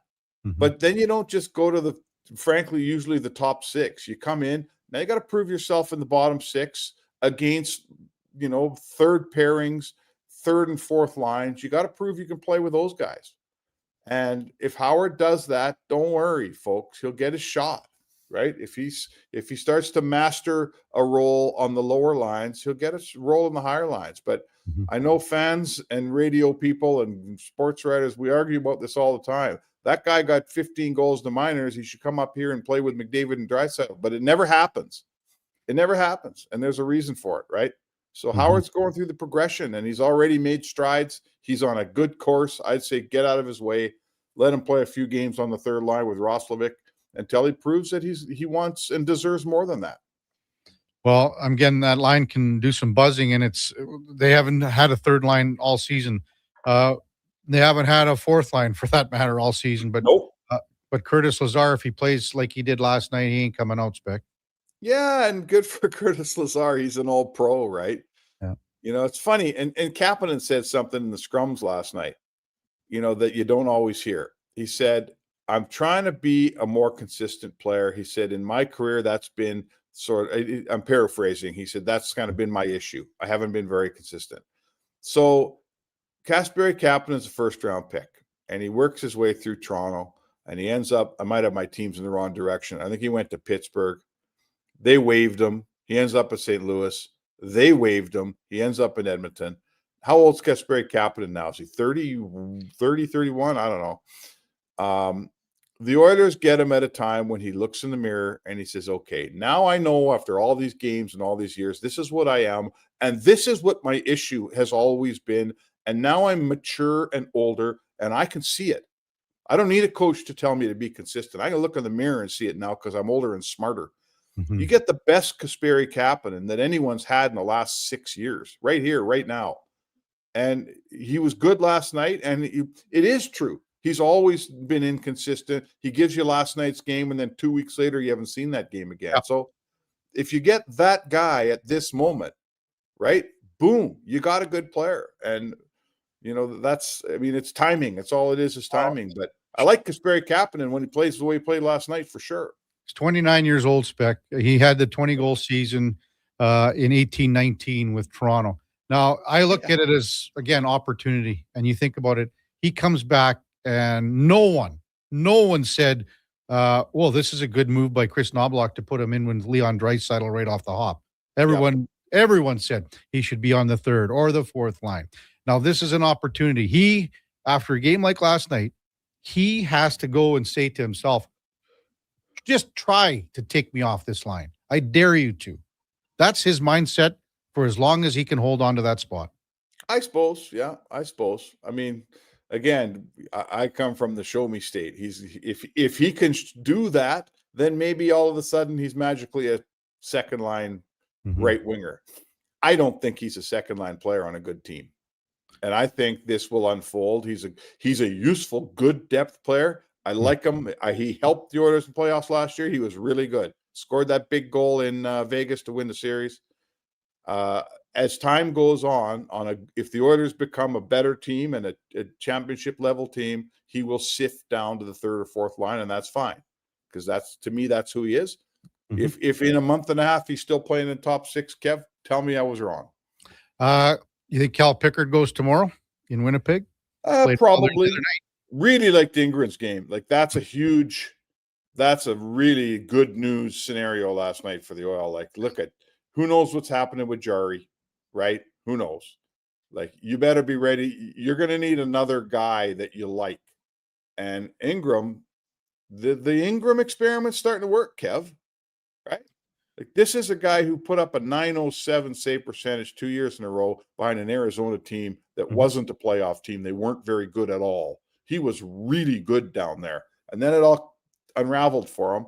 Now he's back, and I saw last night, I saw little snippets of that .907 guy. Like, if he can revert to the form he once had, hell, he might take the job from Jari, because that's how good he was when he was at the top of his game. Well, Spec, as always, incredible stuff. And we talked last night. You're going to be doing some traveling here, but not immediately. Yeah, I know. I'm not on the road at all until after the Olympic break. They open in California after that break. Might go down and do that game in Calgary right before the break, but I mean, I'm not going to if you're asking, when they do a 2-game trip to Chicago and Nashville, for me to go on a back-to-back trip doesn't make sense. There's no practice time. I'm chasing them around on commercial flights. I barely get there on time. It's just not worth it. So I won't go on that trip, but I will go down to California after the break. Yeah, right after the break, they got the back-to-back in Anaheim, then LA, and then a day off, and then in San Jose. So if Trump lets me in, I'm only going if Trump lets me in. No one even got my joke that I said Trump was the GM of Denmark's Olympic team. Never got a chuckle or nothing. I thought the Duke, with all his notoriety of all his world capitals and stuff, and everything that he knows about the world news, nothing. I had nothing. Not a response in here. Hey, did you see where Josh Szymanski made the German national team? Yeah, we mentioned that. Yeah, that's good for him. Yeah, great for him. And we said they got some decent forwards. Not much on the back end, but I mean, they batten it down and get a game or two out of Grubauer. They could win some games. For sure. I mean, Leon can win a game for himself at some points. But it's good for a young guy on the Bakersfield team. Like, there's a guy. There's a weird ad hoc signing out of Europe. This Josh Szymanski, and all of a sudden, you know what? He might be a player. Like, guys down there love him. Yeah. And Stan Bowman's done well with those guys. He hasn't done so great with his July 1st work, but he's done really well picking up guys like him and Bud Colson and Ike Howard and things like that. Good for him. Yeah. Every time I think of, the Ukrainian name Szymanski, it seems, from Germany, I kind of go, what? What's going on here? I always Spec, good stuff. We'll chat with you soon tomorrow, and have a good one. All right. Sounds good, Kevin. That's Mark Spector from Rogers Sportsnet. On the Mark, brought to you by Northgate Chevrolet Buick GMC. And again, Mike and the crew just want to wish you a great 2026 and thank you for all the support in 2025. Powered by Northgate, this truck is for you. When we come back, Lorianne Munzer, our mindset coach, Olympic gold medalist from 2004 in Athens, will be with us. Kevin Karius, Duke of Delburne, Josh Fenwick. On Sports 1440 AM radio, we are streaming on YouTube, X, Facebook, Instagram, and Twitch. Whether you're a craft beer connoisseur or more of a wine aficionado, there's always something new to discover at Sherbrooke Liquor, a unique, family-owned, independent liquor store. The selection, incredible. The non-alcohol section is also very impressive. Sherbrooke Liquor, expert, knowledgeable staff with a passion for unique finds. More than just a liquor store, we're a community. Alberta's best, the one and only Sherbrooke Liquor. Wine, spirits, and oodles of beer. Visit SherbrookeLiquor.com. Help your body manage stress with Cannabis Sativa Seed Oil Plus. This liquid formula is fortified with nutritional yeast, providing B vitamins for stress reduction and probiotics for intestinal health. Find it at Vitality Health Foods, where customer appreciation is the first Tuesday and Wednesday of every month. At Fountain Tire, success is a team effort. They're committed to their team members and their customers. And that means treating your vehicle like it's their own and finding solutions that suit your needs. Because whatever the road brings ahead, they're on it with you. Visit fountaintire.com today. Mr. Rooter goes skiing. Sick gear, Mr. Rooter. Are you ready to hit the slopes? Not yet. I need to report a possible crime. Oh no, what's happening? I saw a bunch of hooligans discussing shredding the half pipe. As a plumber, I've taken the Hippocratic Oath to do no harm and act in the best interest of all pipes, whether PVC, copper, or otherwise. It's made of snow, Mr. Rooter. Snow? Things are worse than I had feared. There's no better plumber than Mr. Rooter. Exciting news from St. Albert Dodge. The all-new 2026 Jeep Gladiator Sport packages have arrived. They have a great selection and a bunch of colors to choose from. And if you've checked out the Sport, you know it comes in some fun colors. Rugged capability, practical off-road features, and you can get behind the wheel for as low as $49,900. That's right. Put yourself in a brand new Jeep Gladiator Sport for less than $50,000. What more can you ask for? Time to head up the trail and see how easy it is to do business at St. Albert Dodge. Vinny and Don in Hockey are dedicated to skill development for all hockey players. If you know a student athlete interested in growing as a person and a player, register for a free shadow day. Beginner or experienced, this program develops a student athlete skill in a supportive environment. It's a great opportunity for prospective student athletes entering grades 3 through 12 to see what Vinny and Donnan have to offer. Visit vinnyridge.epsb.ca or donnan.epsb.ca for more info and to sign up. From the local rinks to homes and businesses across the province, Alberta's rural natural gas utilities are here to fuel life affordably, reliably, and safely. We're members of the Federation of Alberta Gas Co-ops, providing natural gas to keep our rural neighborhoods warm and connected every day. It's local, dependable, and it's ours. To learn more about the Federation of Alberta Gas Co-ops and our members, and how natural gas fuels your community, visit fedgas.com. Alberta's energy. Game on.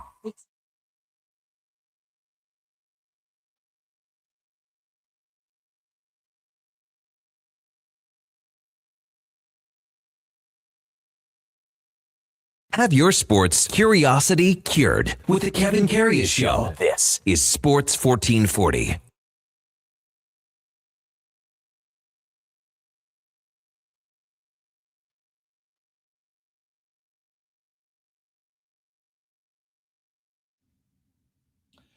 All right, welcome back to the big program, 8:22 in Edmonton, and time now for the headliner of the day, brought to you by Mr. Rooter Plumbing, the plumber to call when the toilet mysteriously breaks after your jalapeno pepper popper fuel game night with the fellas.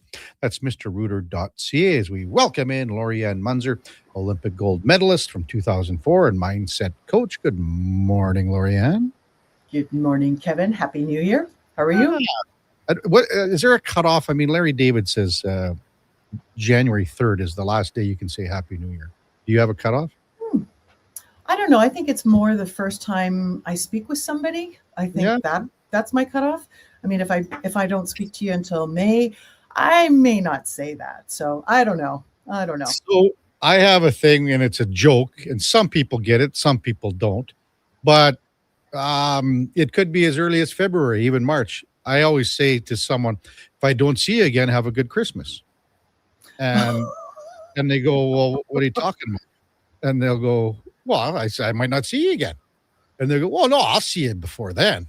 And I'm kind of making a joke about it, but that's a good one, Kevin. you get a reaction. The reaction is because what happens in December, Lorianne, when you see someone and you go, oh, if I don't see you again, have a good Christmas. That's what you say in December, right? Totally. Well, okay, I'm gonna go one step further. Happy early birthday. Well, I'll take that too. I don't know. That didn't really go as well as see you next Christmas or see you at Christmas or have a good Christmas. If I don't see you again, have a good Christmas. Yeah. Very. But I do have to say, I did like your Donald Trump joke. I caught that one like right off the hopper. I thought, oh, that's really good. Oh. Yeah, that's really good. He wants his hands in everything else. I mean, the whole Greenland, Denmark thing. I thought, well, why not? He's probably had a look at that Denmark Olympic hockey team and said, hey, I can pick this team. Why not? Oh, boy. Anyway. Don't they say stick to your lane? Yeah, that's where I'm sticking to Or right stick now. to your knitting? Yeah, I'll stick to my knitting and lane for sure.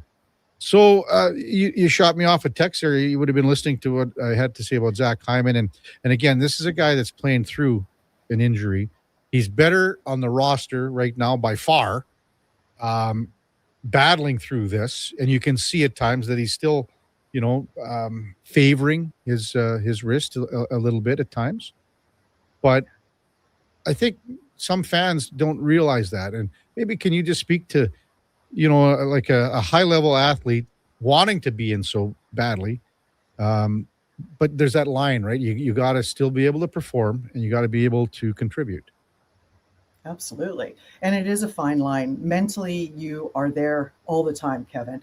And then physically, when you have an injury, it can really sideline you. The hand is such my gosh, it's a wild card when you get injured because there's so many bones, there's so many muscles, there's so many tendons, and it's so fine that the recovery, it's not, 6 weeks and you'll be good as new. Sometimes it takes a lot longer.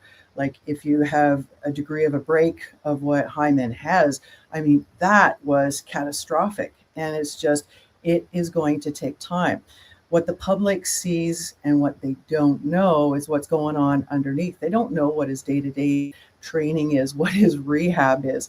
The rehab is always going to be ongoing because if he doesn't look after it, it's going to go the other way. It's not going to serve him. It'll put him back on the injury list, which we always don't want. And we have to be mindful of how we're playing, where we're playing, and it's always protecting that area. But then you also have to play as if it's 100% because you're working. And this is really interesting with physio, and that is your dominant hand that is working. If you could use it like a mirror so that you can start to get the opposite hand that needs help, that needs that recovery. And when you start doing those mirror exercises, of being able to bring it up and you start thinking about how I want it to work, and you keep holding that thought, you keep holding that thought, even though the hand isn't always there or that body part isn't there, it will hopefully eventually with the right, training, recovery, bring you back up. But the public doesn't see, what the recovery training is, what the rehab is. And we forget because, hey, he's back on the ice and he's doing really well. You pair up players with other great players and there's a chemistry there. Well, there's also a body chemistry of how long is it going to take you to recover. And sometimes we forget that the athletes, they're human too, right? We get injured, you and me, the public, the fans, but we look at the athletes like they're totally, unstoppable.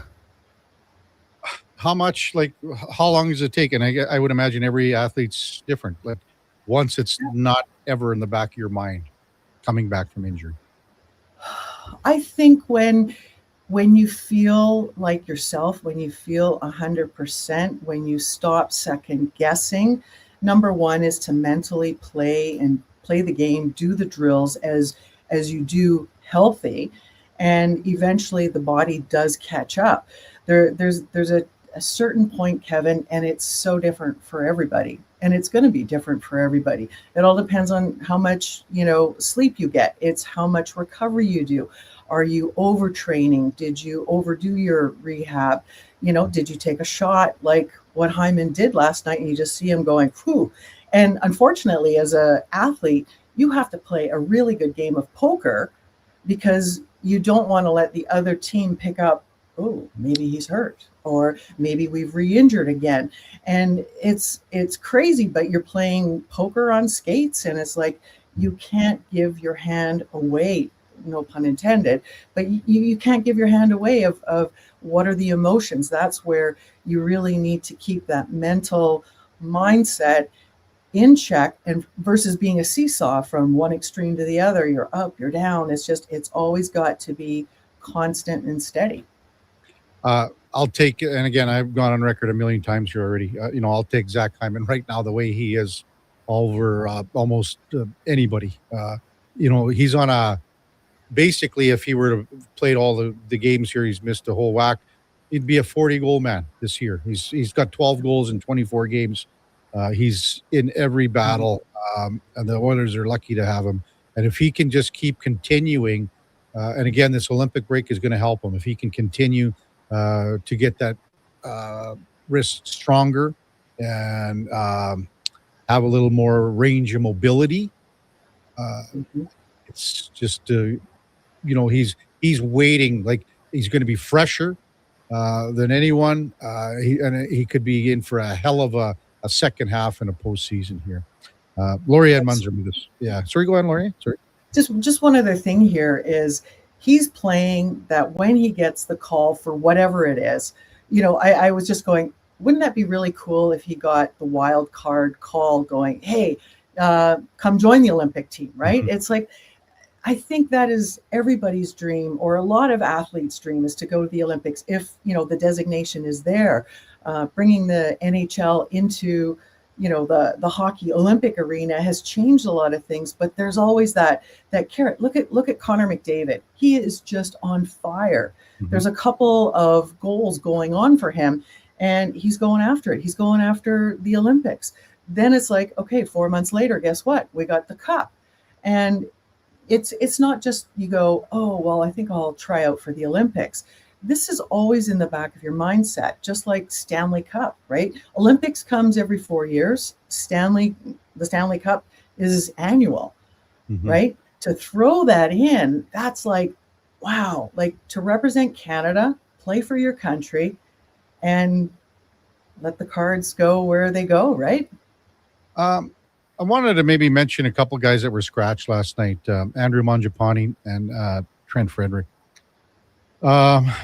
These are they're two different guys because of where they are career-wise. They're contract-wise, especially because you look at what Frederick's deal is here, and it's got another 7.5 years left on it. He's got to be able to salvage something here.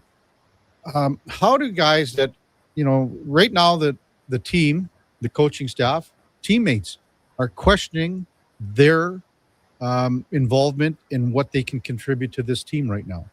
How do they get it back on track for you? I think you go back to the basics. I know you go back to the basics, Kevin, because what's working isn't working. And if things aren't working, throw out the dishwater, throw out what you have been doing, and go back to the basics. The basics are always the fundamentals. They're always the same. The basics of physical, but also the mental fundamentals, as well as going, all right, what am I going? Where do I need to improve? What am I really good at? And then how can I put all of those things together? They're both going to have to come up with a different plan. Maybe it's a timing thing. Maybe they're just not ready mentally. Maybe there's something going on that we don't see, that we don't know about. Unfortunately, the position they're in when they're not showing up and scoring or whatever they're called for, that plays a big thing. So, this is a real big kick in the backside for both these guys, because I would say, and it's probably safe to say, that both of them right now, that this is the lowest point of their careers, because they've been healthy scratched a couple of times now. And again, for them to get back in the lineup, and I think we're going to see one of them for sure, and it'll likely be Frederick tomorrow in Winnipeg. I mean, it has to turn into where you can't let another opportunity go because you're running out of them. Yep. So number one, you can't think about, I can't let this opportunity go, because whatever we focus on is what happens to show up, right? It's, you have an opportunity, so are you going to step up to the plate? What can you do? What can you bring? Those are all the things that working with athletes when, they've hit the bottom of the trough, they can't go really anywhere else other than off the team. It's like, all right, what are you going to do? Looking at that is, you can either quit or you can do something. And a little bit is better than nothing. If you keep trying, Kevin, we can't fault them. Look, there's only a small percentage that actually make the NHL, those that actually excel. And for some, it is a mind muck and a landmine of getting into it. Maybe there's something going on, there's dynamics going on that will affect their performance. And sometimes the chemistry of the team, it's just not there. So it's like, what do you do? Maybe you go to another team. We've seen that happen with other players, and they thrive. And it's just, one of the things my first coach told me, Frank Fogelin was his name.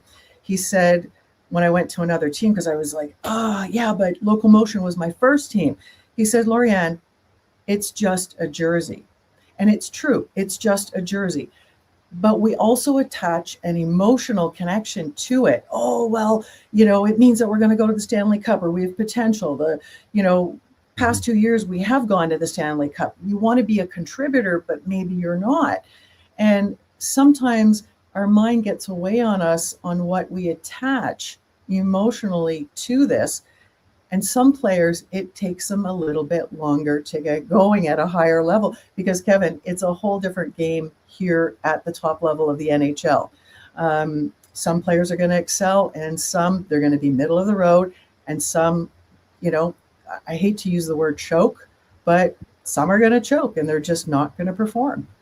Well, and again, we've talked about the, eating the elephant a bite at a time. When Frederick, if he does get back in the lineup tomorrow, that's how he's got to look at this. He can't just say, okay, I got to get back to where I once was when I had 17 and 18 goals in Boston, because it doesn't work that way. He's going to have to take this very slowly, but he's got to build. He's got to build on each opportunity. And that's shift by shift, and it's a hit by hit, or going hard to the net and things like that. So exactly, and perfect analogy.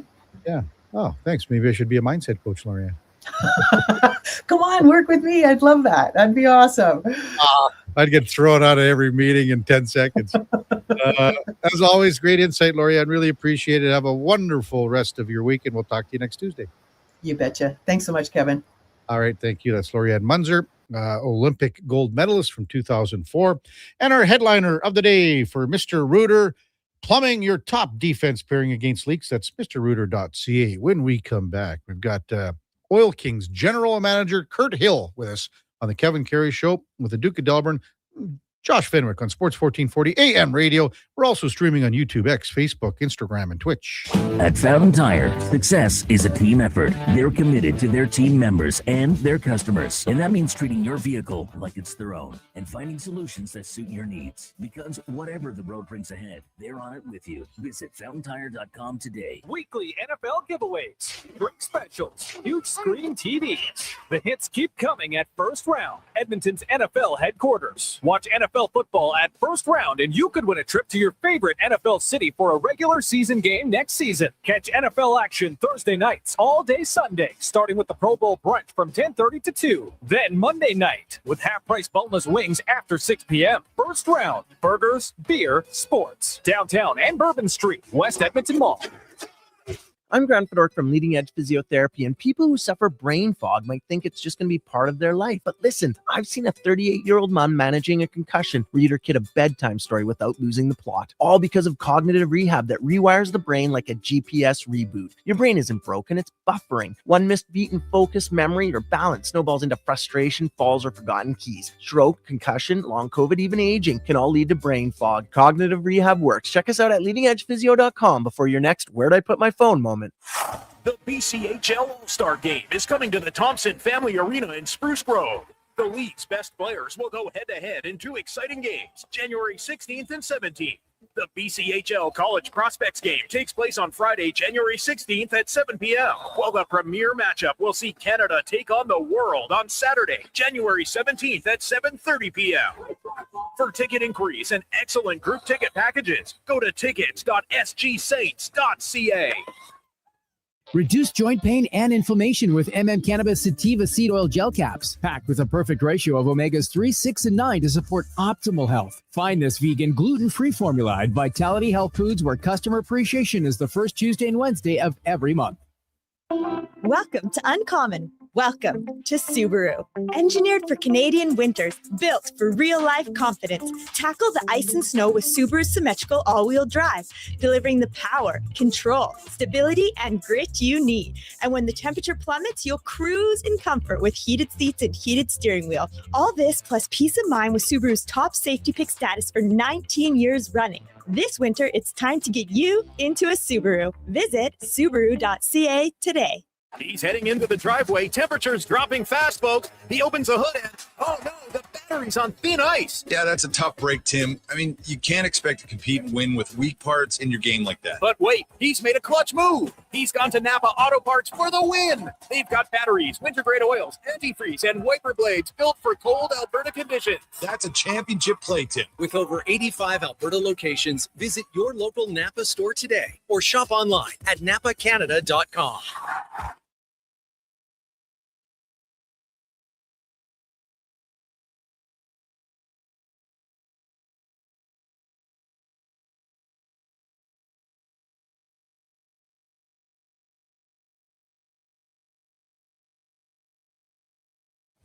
Stories, guests, and insights. This is Sports 1440 and the Kevin Karius Show.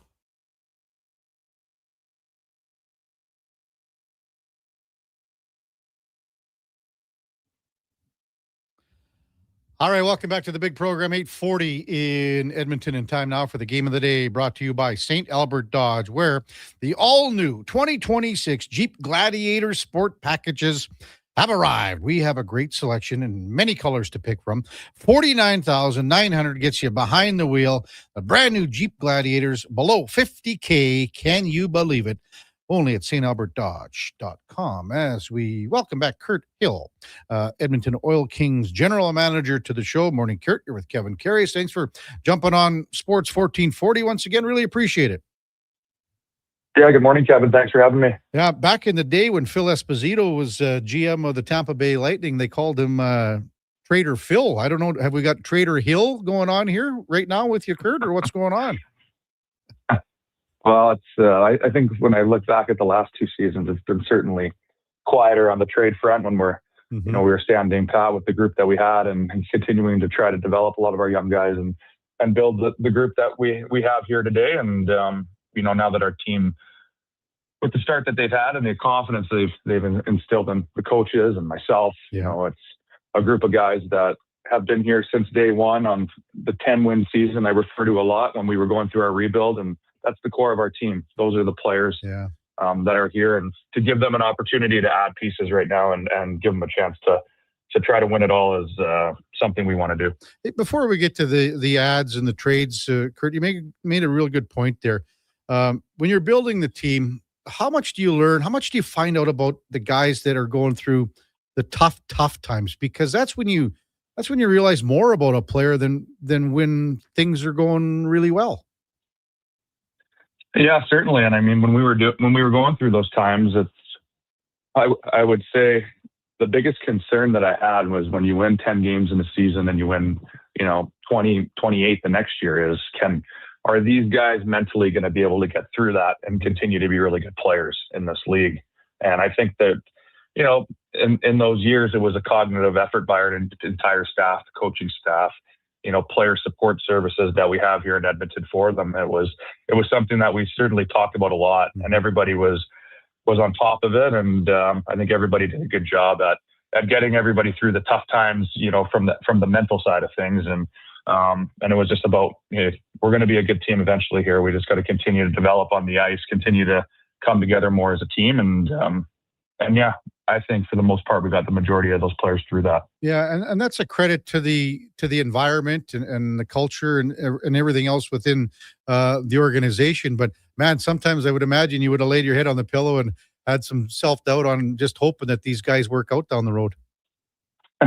Yeah, certainly. I think as a manager, you probably have, you have the luxury of having longer term vision and not being there every single day when you're scouting and doing other assignments. But I think certainly it's on the day to day, it's a grind on the coaches, who are in the fight every day, and testament to the players, it's a grind on them too, because all these kids at this level in the Western Hockey League, they're all here for a reason. They're competitive. They want to win hockey games, and that now they've gotten to the point where our team's in a spot where they're winning lots of hockey games, and it makes things extremely fun. And it's going to be a fun finish here. For sure. Kurt Hill, Edmonton Oil Kings GM, our guest on the Kevin Karius Show on Sports 1440. Well, let's bust down a few of these deals. We'll maybe start from the back going forward. You had to make a decision with a blue liner that you've had around a long time in Parker Elks. How tough of a decision was that to send him to Kelowna because of the acquisitions that you made? Yeah, certainly the toughest one here that I've had in a long time. I think, I don't remember having a tougher decision on a trade since kind of after we won the last time we went through the rebuild and we were trading players off to accumulate assets. So those were a lot of tough conversations.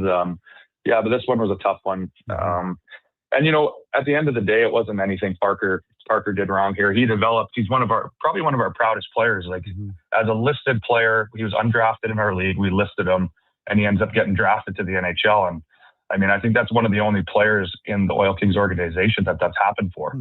So, we're proud of that. And I think the reason this trade came about was it was more player tight, and we just felt like we needed to find a little bit more offense from our blue line. So with a few of the acquisitions we made, and we certainly feel like we did that through other acquisitions, that we ended up just having too many D around. And I think the thing that I'm happy about with the trade with Parker is we sent him to a good spot, and he gets to play in the Memorial Cup now. And so for a guy that was pretty loyal here and did a lot for our organization, I'm happy we were able to get him in a good situation. And on the flip side, we get to improve our team. And I guess in the long run, we're going to find out if we made the right decision on that or not. I'm sure, like when you have a discussion and you got to call up the player or bring him into your office and say, we made a deal for you, I'm sure he was probably very, heartbroken. And then when you said Kelowna, he's well, okay, it's a decent landing spot.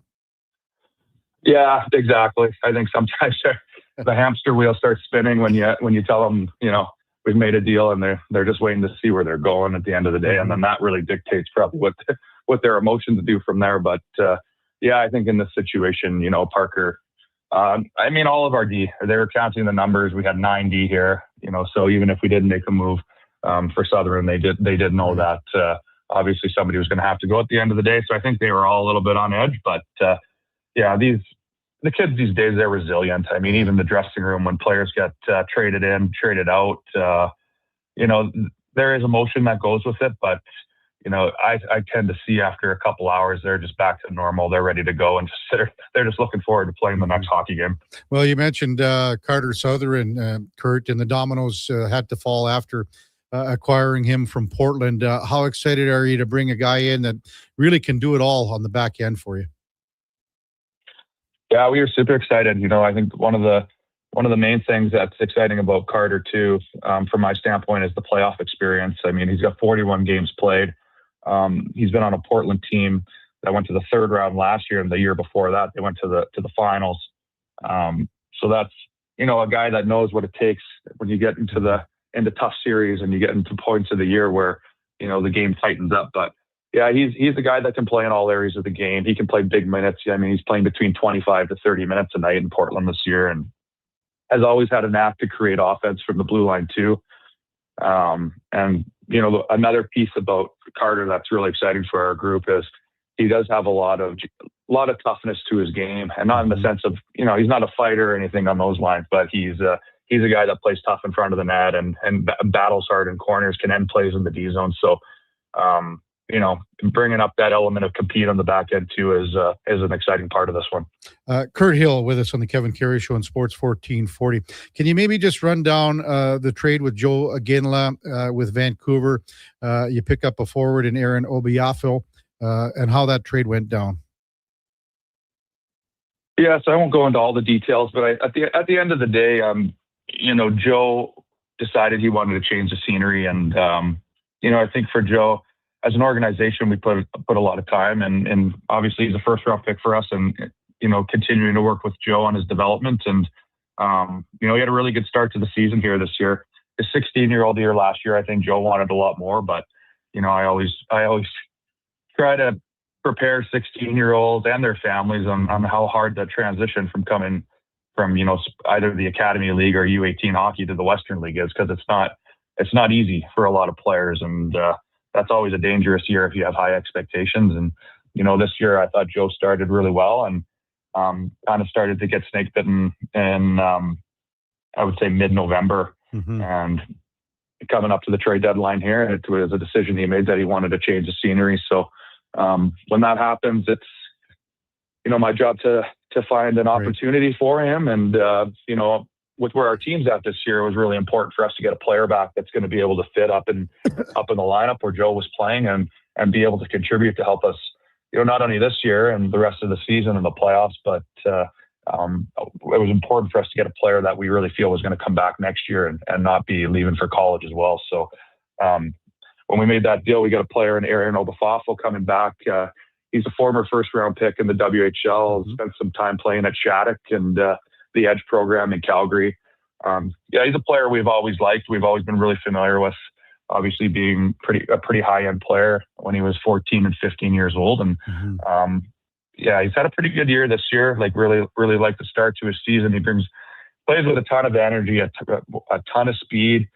He's got great hockey sense, and he's extremely, extremely competitive, which is another big one. And when we talk about the acquisition of Footer a few weeks ago, and then we talk about bringing in Obafafo and Southern, I think one of the common themes are these guys, they compete extremely hard, and anticipating some tough, long playoff series. These are the types of players that I really want to have in my lineup. And Obafafo, you mentioned he was at Shattuck St. Mary's, played with Lucas Sauch in there. Are you the type of GM that says, Lucas, can I pick your brain a little bit about this guy, or are you that type of GM, Kurt? I tend to do that if I don't know a lot about the player, for sure. On this situation, I didn't pull him aside on this one, just in the sense of we had a ton of information on Aaron, and we were super comfortable with it, just in our own draft research that we had done. And but after the trade, I did see Lucas when he was walking out on the ice. I said, "You must be excited we got your buddy coming back." And he's like, "Oh yeah, the team's gonna love him. He's a great locker room guy, brings a ton of energy to the rink every day." So we're excited. Good stuff. Kurt Hill with us on Sports 1440. So trade deadline's tomorrow at 6? Is that what it is, Kurt? Yeah, that's correct. Yeah. I mean, everyone's making a lot of deals already across the league. I mean, I guess you just continue to work the phones and see if there's anything out there that's a fit, or how do you go about this next day and a half here? Yeah, certainly just keep answering the phone if calls come in. I mean, I do feel just with the games, the West, like there's a lot of games tonight in our league. So I think a lot of the teams are trying to get stuff done earlier, like through the weekend, especially early here, Sunday, Monday, Tuesday. So I don't know how crazy it's going to be of a finish here. I don't expect to be super crazy with a lot of the big names having already been moved off the board. I'm sure there's still going to be some moves that go down, but we'll keep answering the phone and see if there's a fit. But as of right now, I think we're pretty happy with where we've got with this group and the adds that we've made. Yeah, and you've been around long enough to know that everything's cyclical, and you see how the arms race goes, and you're either trading draft picks or you're trading those picks that you acquired maybe a year prior that you have done and sent them out the door. What do you make of, I mean, like a Braden Coots goes to the PA Raiders, and all these teams in the East are loading up just like you're trying to do as well. Yeah, no, it is really cyclical. And I mean, even with it's just trying to plan ahead always with these trades too. Even with our trade with Parker Alcos, it's we ended up getting a first round CHL import pick in that deal. And that was really big for us in that one because we're losing all 3 of our import players next year. So to have the ability to pick 2 in the first round this year in a very tough draft, being the import draft, that'll be exciting for us. But yeah, you're right. It's especially now with the NCAA rules, when you have a good team, I think a lot of teams around the entire CHL that I'm seeing is, if you have a good group and your team's done well up to this point and you think you have a chance, majority of those teams are going in because it's really hard to predict what your lineup's going to look like next year. And, you like to think everyone's being honest with you and your players and the families and schools and everything. But at the end of the day, it's, who knows? You could lose 3 or 4 guys. They could come in at the end of the year and say they're going to school and you had no clue. So if you're banking on next year, I don't think you can play that card anymore. If you got a good team, it's, I think is probably going to be teams stepping up nowadays.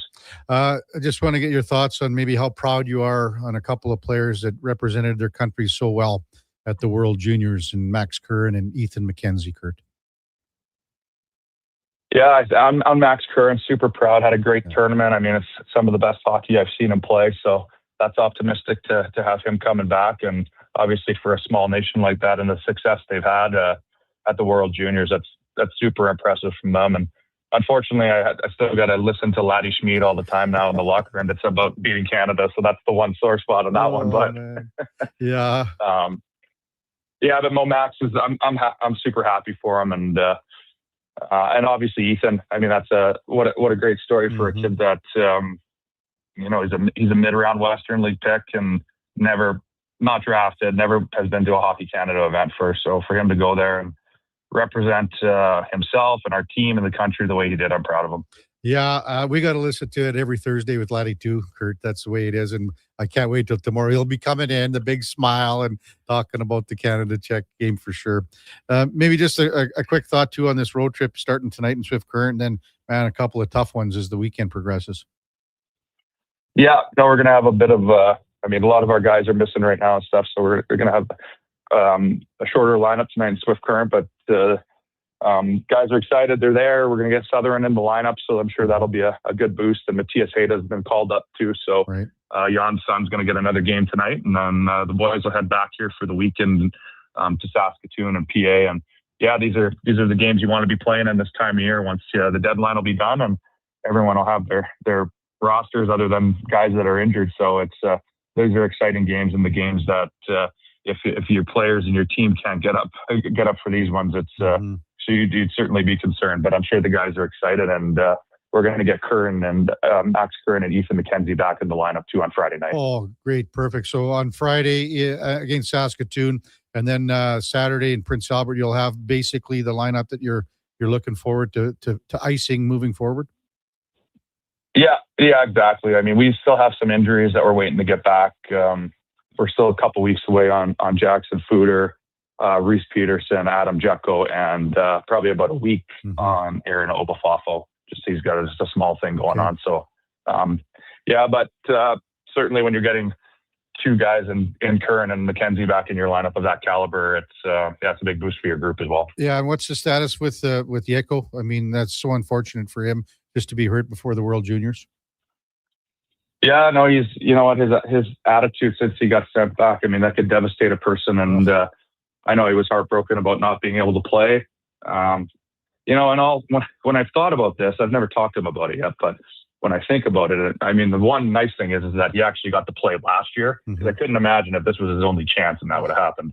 So I think that's the one saving grace. But yeah, just a bit of a freak accident in practice when he was out there. And but no, he's good. He's rehabbing well. And like I said, I think we're expecting him back in the lineup in a few weeks here. Kurt, as always, great chat. Thanks for coming on. Really appreciate it. I know you'll be on the horn here for the next day and a half. Continued success in the second half of the season. Thanks a lot. Yeah, thanks for having me, Kevin. That's Kurt Hill, Edmonton Oil Kings general manager in Swift Current tonight. And that's the game of the day brought to you by St. Albert Dodge. And again, the 2026 Jeep Gladiator Sport packages have arrived. You can get behind the wheel for under $50K, under $50,000. Check them out at stalbertdodge.com. When we come back, top of the hour, we've got David Schlemko, our co-host for Cougar Paint and Collision, plus Kylie Quinn from Hockey Edmonton to talk about this weekend and then the next week in a little bit. Quick card, Edmonton Minor Hockey Week. Before that, time now for a Sports 1440 update brought to you by Riverside Honda. 59 years and counting as St. Albert and surrounding areas premier Honda and Can-Am dealer. Hey, it is your dream. Ride it at riversidehonda.com. Here is the Duke. This is a Sports 1440 update.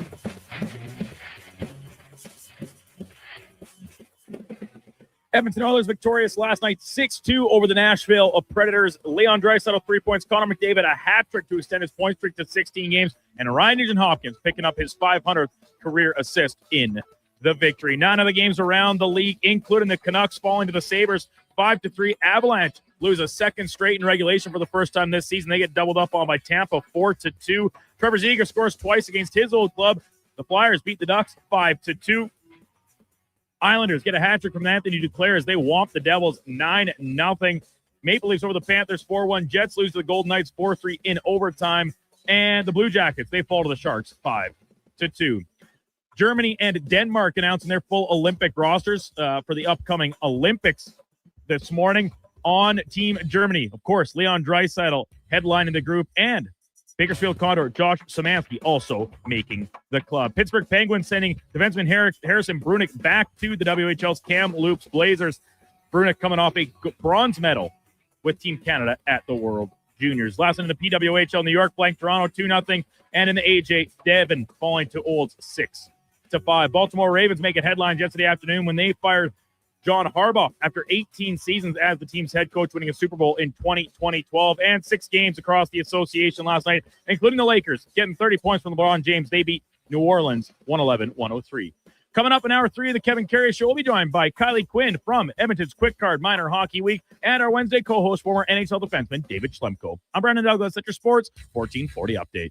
This is Sports 1440, a Stingray radio station broadcasting on Treaty 6 territory. Download the free iHeartRadio app and listen to CKJR wherever you go. Help your body manage stress with Cannabis Sativa Seed Oil Plus. This liquid formula is fortified with nutritional yeast, providing B vitamins for stress reduction and probiotics for intestinal health. Find it at Vitality Health Foods, where customer appreciation is the first Tuesday and Wednesday of every month. Come for Canada's largest trade shows, the biggest names in entertainment, exhilarating sporting events, and more. And stay for the experience at the Edmonton Expo Center. Looking for the perfect place to host your next big event? From trade shows to galas, meetings, and concerts, the Edmonton Expo Center has the space, event expertise, and service to make your next event unforgettable. With over 522,000 square feet of flexible event space, in-house catering, and operational expertise, they bring your biggest vision to life. Learn more at EdmontonExpoCenter.com today. Hi, Mike here from Northgate Chevrolet Buick GMC. Happy New Year! I just wanted to take a moment to say thank you. Thank you for everything in 2025. With your help and your support, we fed almost 500 families. We donated to various charities in the Edmonton area, and we're going to do it again in 2026.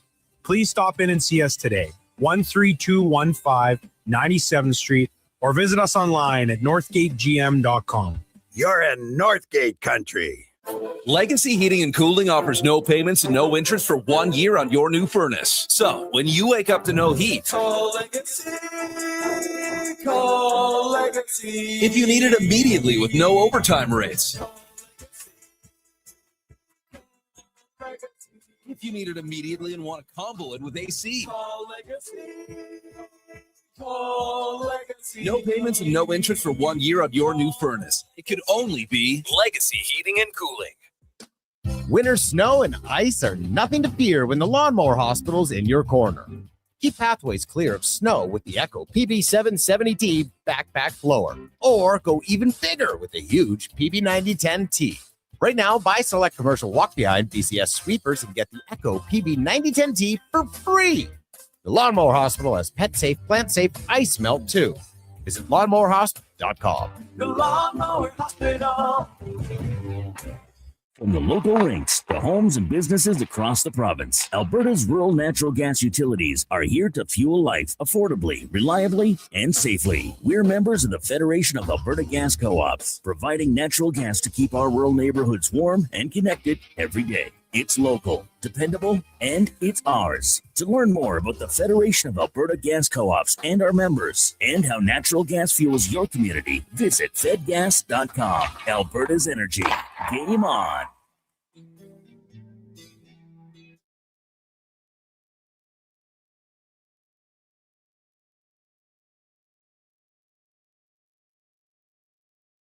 Just in time for the morning skate. This is the Kevin Karius Show on Sports 1440.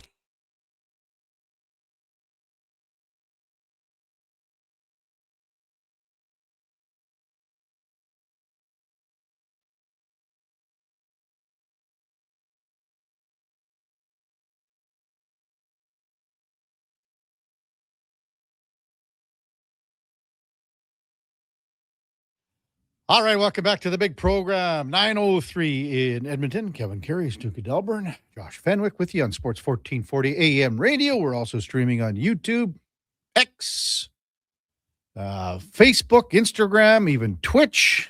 And time to welcome in our Wednesday co-host for Cougar Paint and Collision. Cougar Paint and Collision is our family helping your family for over 40 years, part of the Napa Certified Auto Body Program, CougarCollision.com, as we welcome in David Schlemko, the former NHLer. Hello, Schlemmer. Good morning, KK. How's it going, big fella? I'm doing well, buddy. It's warming up out there. Yeah, no kidding. It's going to be great for the next few days, too. Yeah, it's going to be Take nice. the Christmas lights down. Oh, yeah. Took the tree down yesterday. Nice. I still got mine up. Yeah. Yeah. You leave her up for, well, they don't, it's not Ukrainian Christmas anymore because they don't have anything to do with the Orthodox calendar. Oh, right. Because of Russia, but I don't know. That's something about, too, I think somewhere around here it used to be New Year's, like, Ukrainian New Year's on the Orthodox calendar. Oh, is it? Could even be today or tomorrow. I don't know. I don't know much about the 2 weeks Orthodox later, right? calendar. Yeah, I don't know. I know we're going to get texts right away. Oh, yeah. Somebody will clear It's that Christmas up. Day today. Today is Orthodox Christmas Day. Okay. And then next week. So, yeah, we used to keep our tree up till quite a long time. Well, if you glad you guys aren't on the Donovan Paulson calendar when right before Christmas when you were on your I can't remember what holiday it was, Kevin, but Come on now. Donnie had it as like an in or out thing, I think, saying like get that stuff down the Christmas afternoon, essentially. Really? It's like, all right, kids, hope you had fun opening your presents. Get up on the ladder and take those lights down right now. I like which it is in the crazy morning. for me. I think I think New Year's is a fine timeline to aim towards. Yeah, but I agree. Listen, it spills over into the first week of January. Who cares? I mean, for me, like, it's so dark in the morning still. It's kind of nice to have the light from the tree in the Especially morning. with how icy the walkways are, given the recent weather we've had. No kidding. The turnoff that I come in here to work, I don't know what you take, Schlemmer, but because you're coming from the north side, I guess. I take 100th Ave. Yeah. When I turned off of White Mud to get on 178th today, Yeah. it was just black ice. Oh, boy. And I looked, and normally there's no traffic. Mm-hmm. And just the way that the time is it's either 6:12 or 6:11 when I'm at that point. Big bus coming. What? I had to push her into the snowbank. Did you really? Hey? I was like, oh man. I was going to Silent Ice last night and coming down on whatever that road is to turn into Silent Ice, like the main drag past the Amazon thing. It was the same thing, like coming up the intersection. I was not going very fast. I was slowing down for the turn, but I just kept moving forwards. And it is a good thing that there was no traffic coming at that time. Otherwise, I would have been getting smushed. That's a helpless feeling. Oh. Well, I was listening to Duke and Donnie there with basically the snow removal stuff. Well, it's not snow removal in our town. No. It's snow moving around. Right. Just push it somewhere else. And Well, I don't know. It's like in St. Albert, it's almost worse. Like they came and they did all the residential, but I guess they don't have sand in St. Albert. Like the snow on the roads is brown in town here, but it's just the slick of ice through the whole city. Yeah. Kim in St. Albert says January 11th is the Malanka. That's the New Year's.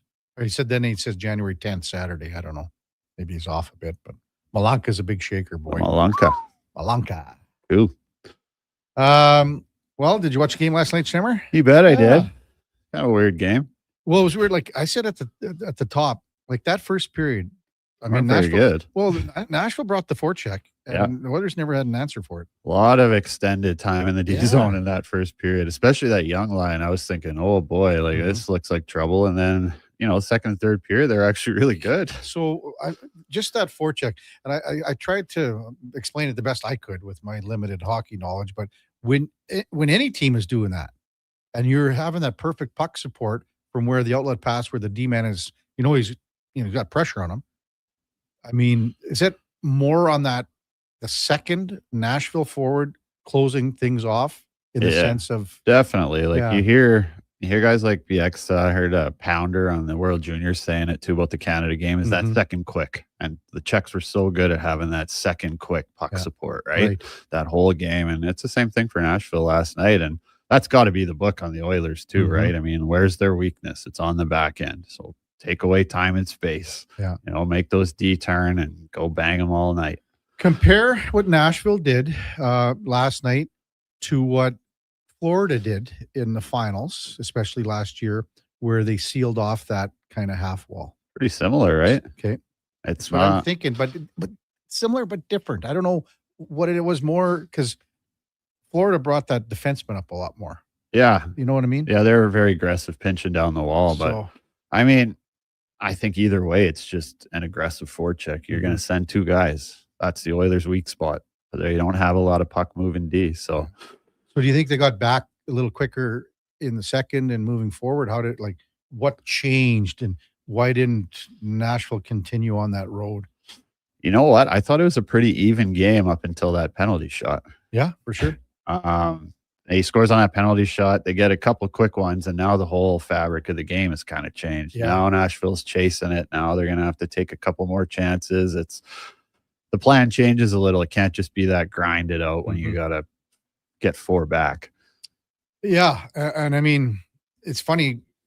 We also talked about maybe UC Saris was going to get the hook for the third. Yeah. Because Yeah, Lou was talking about that on the broadcast. Like, you that know. was kind of maybe sending a message, like, we're not out of this yet. Well, the thing is, not out of it, but it was the 6th game of a road trip for them, 7th in total. So maybe you're kind of going, well, I mean, we had a decent run here, decent road trip. Yeah. I mean, I don't know. The kid's a freak too. Like, he plays more than anybody, a lot more than any other goalie in the league. Exactly. Maybe he gets pissed off when he gets yanked. Exactly. And then, 2 goals. I also said at the start, Schlemmer, that the game reminded me of the Vegas game once the third period started. The Vegas game right before Christmas, Oilers were up 4-0. Right. And then all of a sudden it's 4-3, and you're going, where did this lead go? What are we doing? Right. And I heard, was it Nuge that was doing the interview that you played earlier? I think so. It's Yeah. kind of hard to tell who it was, Yeah. but he said, like, how I liked our response when they pushed, but that power play was pretty huge in turning that momentum around. Like, it was 4-2 and they hit a post there. That All of goes it. in, Eric it's 4-3, yeah. and that's a totally different And game. the Oilers had 2 good kills. They did. At certain times where they needed it. And I mean, the power play goal always helps. I mean, we've asked, 3-4 guys this morning, is this the best you've ever seen Connor McDavid play? Oh my God. Scary, man. He's so scary for a D. Like, when he's playing that direct and just attacking every open space, like, I found, like, at the start of the year when he's struggling, he gets a little cute with it, and it's a lot of cutbacks and high stepping and handling the puck, and it all looks fancy, but he doesn't get much done. But when he's using his speed to his advantage like that and just attacking, like, he's almost unstoppable. I think Roman Yossi's lost a little bit of a step here. He's getting up there. He's got a lot of miles on him. But Still moves well for still very good. 36, Still very 37. good. But there were a couple times where I saw him last night, because he was out there lots with Connor. Right. Like, he's going, all right, I just better back off here and try to be skating backwards as fast as I can. Right. And going, and then hoping.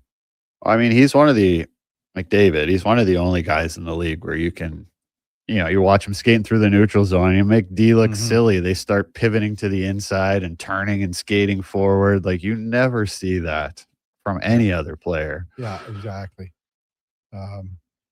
Nugent Hopkins gets the 500th assist. I thought that was a neat thing. And a lot of people were saying that Connor thought, like, they even thought Connor was going to get the puck for himself. Oh, yeah.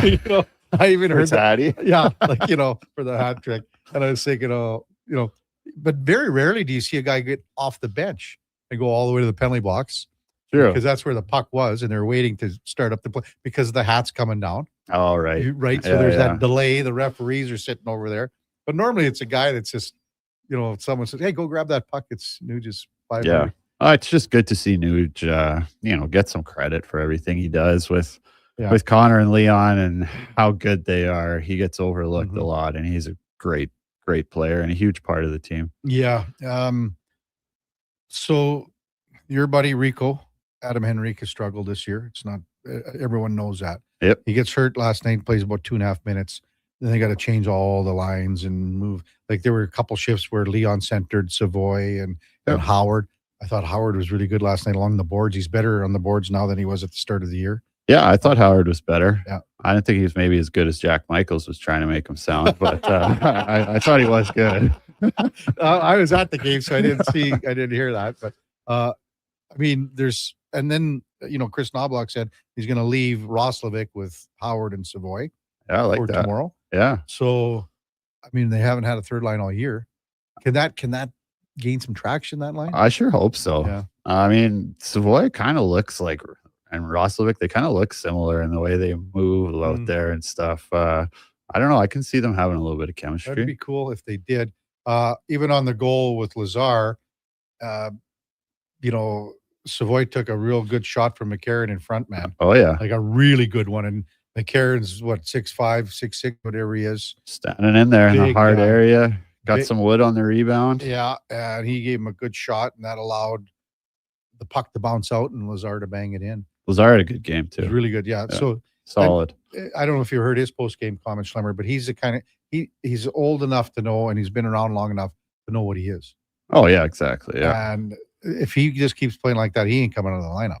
No, I agree. There's just no way. There's some guys veteran guys fighting pretty hard to get in, though, too, right now. So someone like Henrique's going to be out for a little while, they say. So that means, tomorrow in Winnipeg, you either have, it's probably more towards Frederick because he could play 4C. Yeah. So, you would have Frederick, Lazar, and Janmark on the fourth line. And Lazar and Janmark are killing penalties together, too. So That could be a good heavy line. how does, for a guy like Frederick, and at least we know like Mangiapane is being shopped and they're trying to do something. Frederick's different. Right. He's not being shopped because no team wants his deal. Yeah. Unfortunately. So what point where you're getting another opportunity tomorrow? You had pretty good opportunities at the start of the year, didn't work out. Where are you at as a player? How do you try to just do something to get back on track? And he's only going to play 7-8 minutes tomorrow. Yeah. Well, unfortunately, I've been in this position Yeah. a few times before. It's not fun. I was listening to you talking to Lorianne. I really liked her comments about the mindset stuff. That's so huge to focus on what you can bring, right? What you can do to bring in a positive way for your team. Like you can't be thinking like, oh, this is my last shot. I better be good or I'm done. Or you will be bad. Yeah. Right. So I think the biggest thing is keep it simple, right? Focus on 1, 2, 3 things that you can do really well. Start really simple. And then if you have some success, you're going to get more ice. And that's when, some of those skill plays and all those little things, when you're feeling it, that starts to come organically. But when you try to force that stuff, that you kind of get yourself into more trouble. So when you were in this situation, Schlemmer, so you got inserted back in the lineup, did you ever think, okay, man, I just can't make a mistake here? No, you can't think like that. Okay. Well, I'm just wondering how that doesn't creep into your mind. Yeah, it can. And that's usually how you end up in the press box. Back again. Right. So when I had a stretch like that where I was making mistakes and, I like to make plays, sometimes I put the puck in dangerous areas and I would end up in the press box. But coming back into the lineup, okay, I'd be thinking I got to sprint back for pucks. I got to get back as quick as I can. So I got enough time. I got to just make that first option a easy pass. I got to make sure I'm joining the rush. And okay, I'm going to focus on those 3 things. If I do those well, then I can maybe build up the rest of my game. So it's building, and again, so shift by shift, try to build one more, and then sooner and later, then hopefully you got a period. Yeah. And then you're forcing the coach's hand that you say, you can't take me out. I'm not letting you take me out. Right. And then maybe 3 weeks later, you're just feeling it. And it feels so foreign to even have any inkling of not being confident. Yeah. We're waiting Kylie Quinn, so we'll just keep running. She's just running a little bit late. Last week, last Wednesday, we were the last segment, and then we just sort of, I don't know, got talking about something else, but you said before we started, want to talk about Spencer Stastny. Yes. And then we forgot. So maybe just. How good was he pretty again good last night? Yeah, so. You could tell he was playing his former team. Yeah. Hey, he's a couple little extra dangles in there. I loved it. Yeah. But I was kind of on the fence at first. I find that a lot of people can be fooled by a good skater, especially a D-man. So he was really simple and didn't really make any mistakes his first few games. But like we just talked about, he's been slowly like building and adding to his game. So making plays with the puck. Now he's killing penalties. He's defending harder. You can tell he's just got a lot more confidence to his game. So love to see a guy like that take advantage of an opportunity. He's been playing great. I mean, you look at, he plays with Emberson for the most part, kills penalties. Yep. And they've been working on quite well together. Like again, there was 2 penalty kills last night that were, at the stages of the game where they were, something could have happened bad and the momentum could have shifted a lot. Yeah, definitely. Yeah. I think those two have worked out really well as a pair. Emberson is hard. He defends really well. He's kind of reliable back there, but he needs somebody that can move the puck a little better. And I think Stastny's been that guy. Out of the three young guys, I do still think Regula has the highest ceiling, but I think Stastny has definitely been playing the best out of the 3 right now. I know Duke has some stuff with Regula, I think in or out. I haven't checked yet, but I was just looking at the text line. And do you, Duke, you have something in or out with that? He's got some hiccups in his game. I do have some things to discuss about Alex. I think you're right in the sense that down the road, but again, he missed all of last year. Yeah. He's still finding his way. And that's a guy you can't give up on a guy. No, there's so much potential there. And I mean, ideally he's not playing in a top 4 role either. Exactly. Yeah. He's your 5 or 6, right? Yeah. He's your third pairing right D-man. Right. Because he's a bigger guy. Yeah. And has the ability to, and I kind of word this the right way. When you're a bigger guy and they want you to be physical, but when you take that opportunity and you're physical, and then all of a sudden the guy has a step on you and you get beat, how do you, as a D-man when you played, how do you kind of balance that? Because I think you kind of got to find your own way to be physical, and I kind of had to figure that out for myself too. Like you could see it last night when he takes the tripping penalty there. Like you can tell that maybe Mark Stewart or whoever has been telling him, like, yeah, you got to be a little harder down low and like kill plays off the cycle. So he goes and tries to do that and kicks the guy's feet out and takes a penalty. So I don't know. It's tough. He'll figure it out though. So on that penalty shot, it was Adam Wilsby. He did a hell of a job to get back because I think he was coming off the bench, to be honest with you, on a change. But I said, we've seen way worse not called a penalty shot. I was thinking the same too. I was thinking like, that's not usually called a penalty shot. I'm all for it. Oh, me too. But, love the penalty shot. But I don't think they've been calling as many the last year or two. Yeah. I like before that, almost anything was a penalty shot. Which I mean, I like it. Exactly. Have you ever seen the redo, like on the Hage one? Oh, man, eh? I've never seen that before. The double whammy. I thought they were just going to call it a goal. I didn't know what the rule was, to be honest with Yeah, you. me neither. Never seen it. I had no idea what the rule was. I think old Joshy boy is going to get Kylie Quinn, but I'm not 100% sure. She's just coming in. We'll talk about it. Well, we talk about it every year with you the last 3 years for Love Minor Hockey Week. Quick Card Minor Hockey Week. And they had the news conference yesterday. It's always a great thing. And Kylie's just coming in now, so we'll take a quick break. When we come back, Kylie Quinn will be with us from Hockey Edmonton, and it's Quick Card Minor Hockey Week starting tomorrow. On the 9th, pardon me. So a couple more days.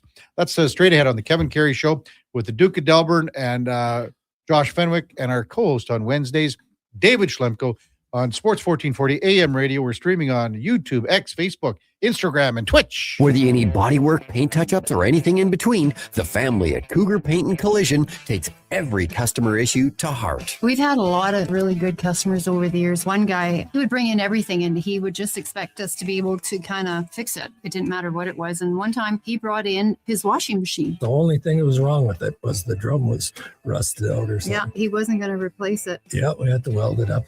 Anyways, he was a nice old guy. Cougar Paint and Collision, our family helping your family. Mr. Rooter goes skiing. Sick gear, Mr. Rooter. Are you ready to hit the slopes? Not yet. I need to report a possible crime. Oh no, what's happening? I saw a bunch of hooligans discussing shredding the half pipe. As a plumber, I've taken the Hippocratic Oath to do no harm and act in the best interests of all pipes, whether PVC, copper, or otherwise. It's made of snow, Mr. Rooter. Snow? Things are worse than I had feared. There's no better plumber than Mr. Rooter. Remember 2025? That's so last year. But seriously, St. Albert Dodge needs to clear some 2025 models off the lot to make room for new inventory. So they're having a huge clear out of all the remaining new 2025 Jeep Wrangler Saharas. The Sahara package is the best seller, so they have a great selection to choose from and priced from as low as $59.9. I don't have to tell you, these are going to go fast. So get there before they are gone. Just head up the trail and see how easy it is to do business at St. Albert Dodge. I skipped breakfast this morning. Stay out of my way. Don't threaten me with your bad choices. No worries. A booster bar from Booster Juice will fix me. I don't even know what that is. Yeah, because they're new. Snack-sized bars packed with seeds, pecans, gluten-free oats, all sorts of good stuff. That sounds lovely, actually. 2 different flavors to try, too. Coconut pecan booster bars and harvest booster bars. Want to skip breakfast with me? I take it back. You make good choices. Booster Juice, Canadian-born, blending since 1999. 60 years ago, we started selling trucks as Western GMC Buick. Today, we are Wolf GMC Buick. We're still located on the corner of 184th Street and Stony Plain Road with the same ownership for over 2 decades. Our customers have trusted our family-owned, community-driven business. And for that, we are thankful. If you're looking for a truck or SUV, pop in and one of our seasoned professionals will get you a great deal, hassle-free. Come trust our team at Wolf GMC Buick. Wolf GMC Buick. We're making it easy.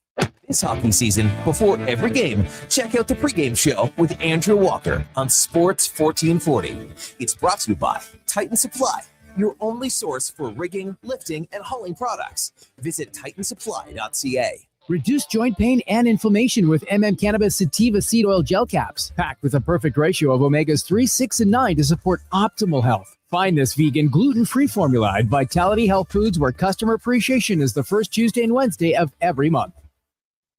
Measles is very dangerous during pregnancy, increasing the risk of many severe health-related complications. If you're planning to become pregnant, make sure you have received 2 doses of the vaccine at least 1 month before conception. Don't get measles, get immunized. Visit alberta.ca/measles to find out if you're up to date and what to do if you're not. A message from the Government of Alberta.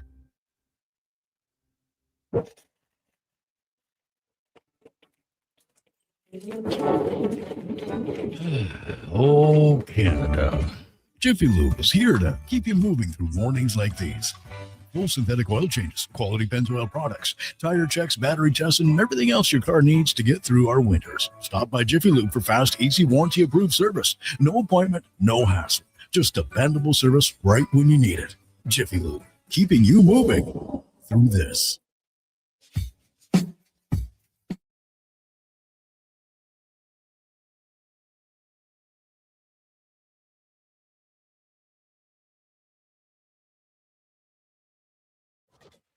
And Karius Show, breaking down Edmonton's favorite teams, even though his favorite Junior A hockey team is the Yorkton Terriers. Thanks for checking in with Sports 1440. All right, welcome back to the big program, 927 in Edmonton. Kevin Karius, David Schlemko with you on Sports 1440 AM radio. We got the Duke of Delburne, Josh Fenwick, as well in our West Edmonton Mall studios, where we're excited to talk with our in-studio guest, Kylie Quinn. Quick Card Edmonton Minor Hockey Week is set for January 9th to the 18th. Kylie, good morning. Welcome. Thanks for coming in again. Good morning. Thanks for having me. It's always so exciting to be here to talk about the event. Well, I mean, you do such a great job with it, and it's such a busy time with you. You guys had the availability and news conference yesterday. Maybe just how did it go and how excited you are to get things rolling here in a couple of days? Yeah, you bet. It's always so exciting to have that press conference. It's sort of that first kickoff of the big event. I'm sure lots of people, if you're born and raised here in Edmonton and you played hockey, you know that this is one of the world's largest and longest running ice hockey tournaments. So it's a pretty big deal for us in our little hockey world here to get this rolling every year. Well, and I think it's even bigger now. I think the amount of players anyway, it used to be around 10,000. Yes. Now what are we at? We're at 13,500 this year. Wow. It's insane. And a lot of kids. we were just talking before we came on, and Schlemmer, you were in Quick Card Edmonton Minor Hockey Week many times. You bet. Yeah. My last chance at winning it, second year Pee Wee. Let me set this up for you. You're at the Agricom. Hey, the Agricom. Big deal. It was like the Edmonton Ice home back in the day. Yeah, it felt like you were kind of playing in the big barn, and down to one-on-one overtime, pulled the goalie, slap shot, top glove, game winner at the Agricom. Last chance, last ever minor hockey week. Still like one of my top 5 hockey memories probably ever. And it wasn't me, right? I wasn't on the air. But no, it wasn't you, but one of your global employees. And I can't remember who it was, if it was Millard or... I'll have to show you the video on the break again. But yeah, someone said Ryan Lang scores the game winner on Global News, and I was just devastated. And well, we used to have to try to get the lineups, and it was crazy. Yeah, and you still got the tape of that. I still got the video. Yeah. Oh yeah. So cool.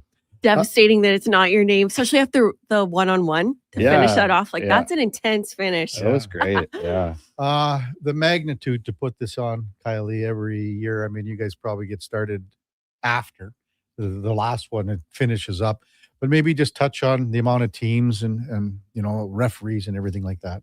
Yeah, you bet. So as I mentioned, there's 13,500 players. So it's a small army of kids coming out for the next 10 days here.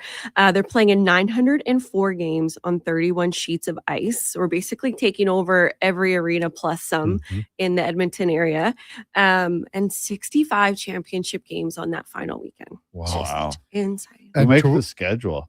I have to give a shout out to our general manager, Raven Yu. He's the one that does the schedule. And believe it or not, even though everything is, so technological these days and everything's posted on the website, he still does this schedule by hand. Wow. So it's a bit of a beast for him to put it together. That's and crazy. yeah, Actually. shout out to him. This is huge undertaking, but he does a phenomenal job.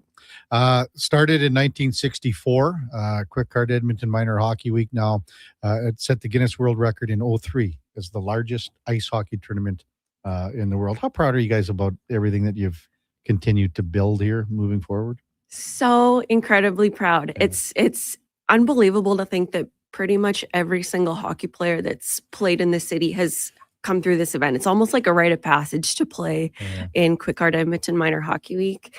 A lot of people like to refer to this as the Stanley Cup final for minor hockey. And it's pretty unbelievable too to be in the presence of a champion. Like it's actually very rare to win the tournament. So I'm a little starstruck right now. Did you? Was it medals or a trophy you got? Was it a medal? I think it was medals. Yeah. You still got that hanging on the wall in the basement? Somewhere. I still always had the stick that I scored the goal with. It was like a look at it was that. like a red wood Nike twig. Oh man, this is so funny. Deal. So good. It's a big deal. Yeah. We were chatting too, and again, when I was working at Global, we used to cover 2-3 games a night, and I used to have to phone Bill Ross at Hockey Central, and Bill passed away in May. And you guys are going to be recognizing him here. Bill was with this tournament for forever, and just a true gentleman. What a guy, man. I find it really tough talking about Bill because I feel like I just cannot do his legacy justice. This man contributed so much to this tournament, and it's an extra loss because the 4 founding fathers of the hockey tournament, they've all been gone for at least 10 years. Bill was sort of that last member of that original crew that really set this tournament up for the success that we know and love of it today. So it's really, really a loss to our hockey community to lose him. But I'm sure most people know him, but if you don't, he's our most famous Quick Card Edmonton Minor Hockey Week volunteer. He worked in the central headquarters for 50 years, or I guess volunteered, not worked, did this all out of the goodness out of his heart for 50 years. And then for the next 10 years, he still unofficially came around volunteering. So 60 years of his life he dedicated to this tournament. Just such a remarkable wonderful human being. And even into his 90s, he was still coming to press conferences, the opening ceremony, all the arenas. He would check in at arenas across the city to make sure everything was going well, all the championship games. So it's just such a loss to not have him there this year. But we are so honored to have him as our honorary chair this year. It's the smallest thing that we can do to honor the legacy of this remarkable, brilliant, wonderful human being. And if you ever Google him or look back at old photos in the magazines, the event magazines, Bill always wore this bright blue coat. It was pretty cute. You could spot him in a crowd anywhere. So this year, to honor him in just a small way, we're all wearing bright blue ribbons with his actual signature embossed on it. So just a small way to keep him close to our heart. He's just such a special person. And Miss again, him so much. I got to speak with him every night. The last time I would have seen him was at the media alumni, the game that we had a couple of years ago, where you probably didn't remember, but that was fun. Schlemmer was D partners with the Duke, and they were minus 12. Well, you and Gazzola were minus 40, so what does it come matter? on. Come on. We didn't touch the puck much out there. It's fun. Laddie wanted to play with Dinger. Laddie played on the Oilers alum team instead of the media. our team. Exactly. That was terrible. Cut the cord. And we buddy. were waiting. I was waiting for the call to have this game again this year because all these guys kept asking me about when is this game? When is this game? And I said, well, I wasn't asking. After that Traumatized. performance, when the media, well, we were down so far that they just added about 10 goals to our total so it could get to overtime or something like that. Yeah, it was a long night. Those were always fun. Yeah, Kylie Quinn, Hockey Edmonton, with us in the Sports 1440 studios. Kevin Karius, David Schlemko with you on a Wednesday morning. The Wayne Gretzky Awards. These have been going on for a long, long time. I still think there's the most beautiful trophies like that are handed out. Just so cool to see them. How are things going with that? And then maybe just touch on the guys that are guys and girls, I guess, with the nominees and how you win and things like that. Yeah, you bet. So every year during Minor Hockey Week, we present 3 outstanding athletes with the Wayne Gretzky Award. And it's really to benefit these stars on and off the ice. These kids, or these players, I guess, when you read through their bios, they're just absolutely remarkable people. The amount of volunteerism and their high academics, and even though they're playing hockey like every night of the week, these kids, I don't know how they manage to do all of this, but they're inspirations. They really are. So to see them at this young of an age be just such wonderful leaders, I can't imagine what they're going to be like as adults. I'm just so proud of them. We got Tyson Ginchard, Rehan Chaglini. Yeah. Chaglini, did I say that one right?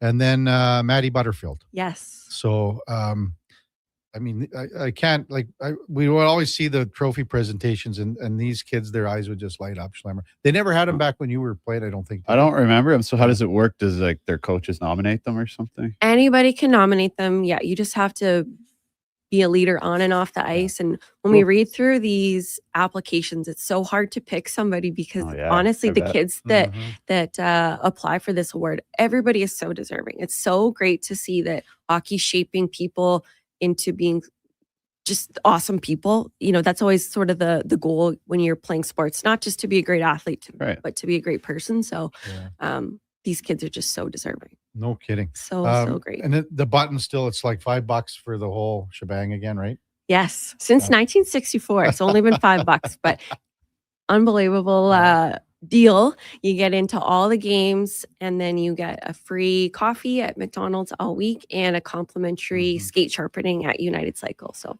yeah, it's worth more than $5 right there. There you go. Referees. Yes. That's such an important part here. Yes.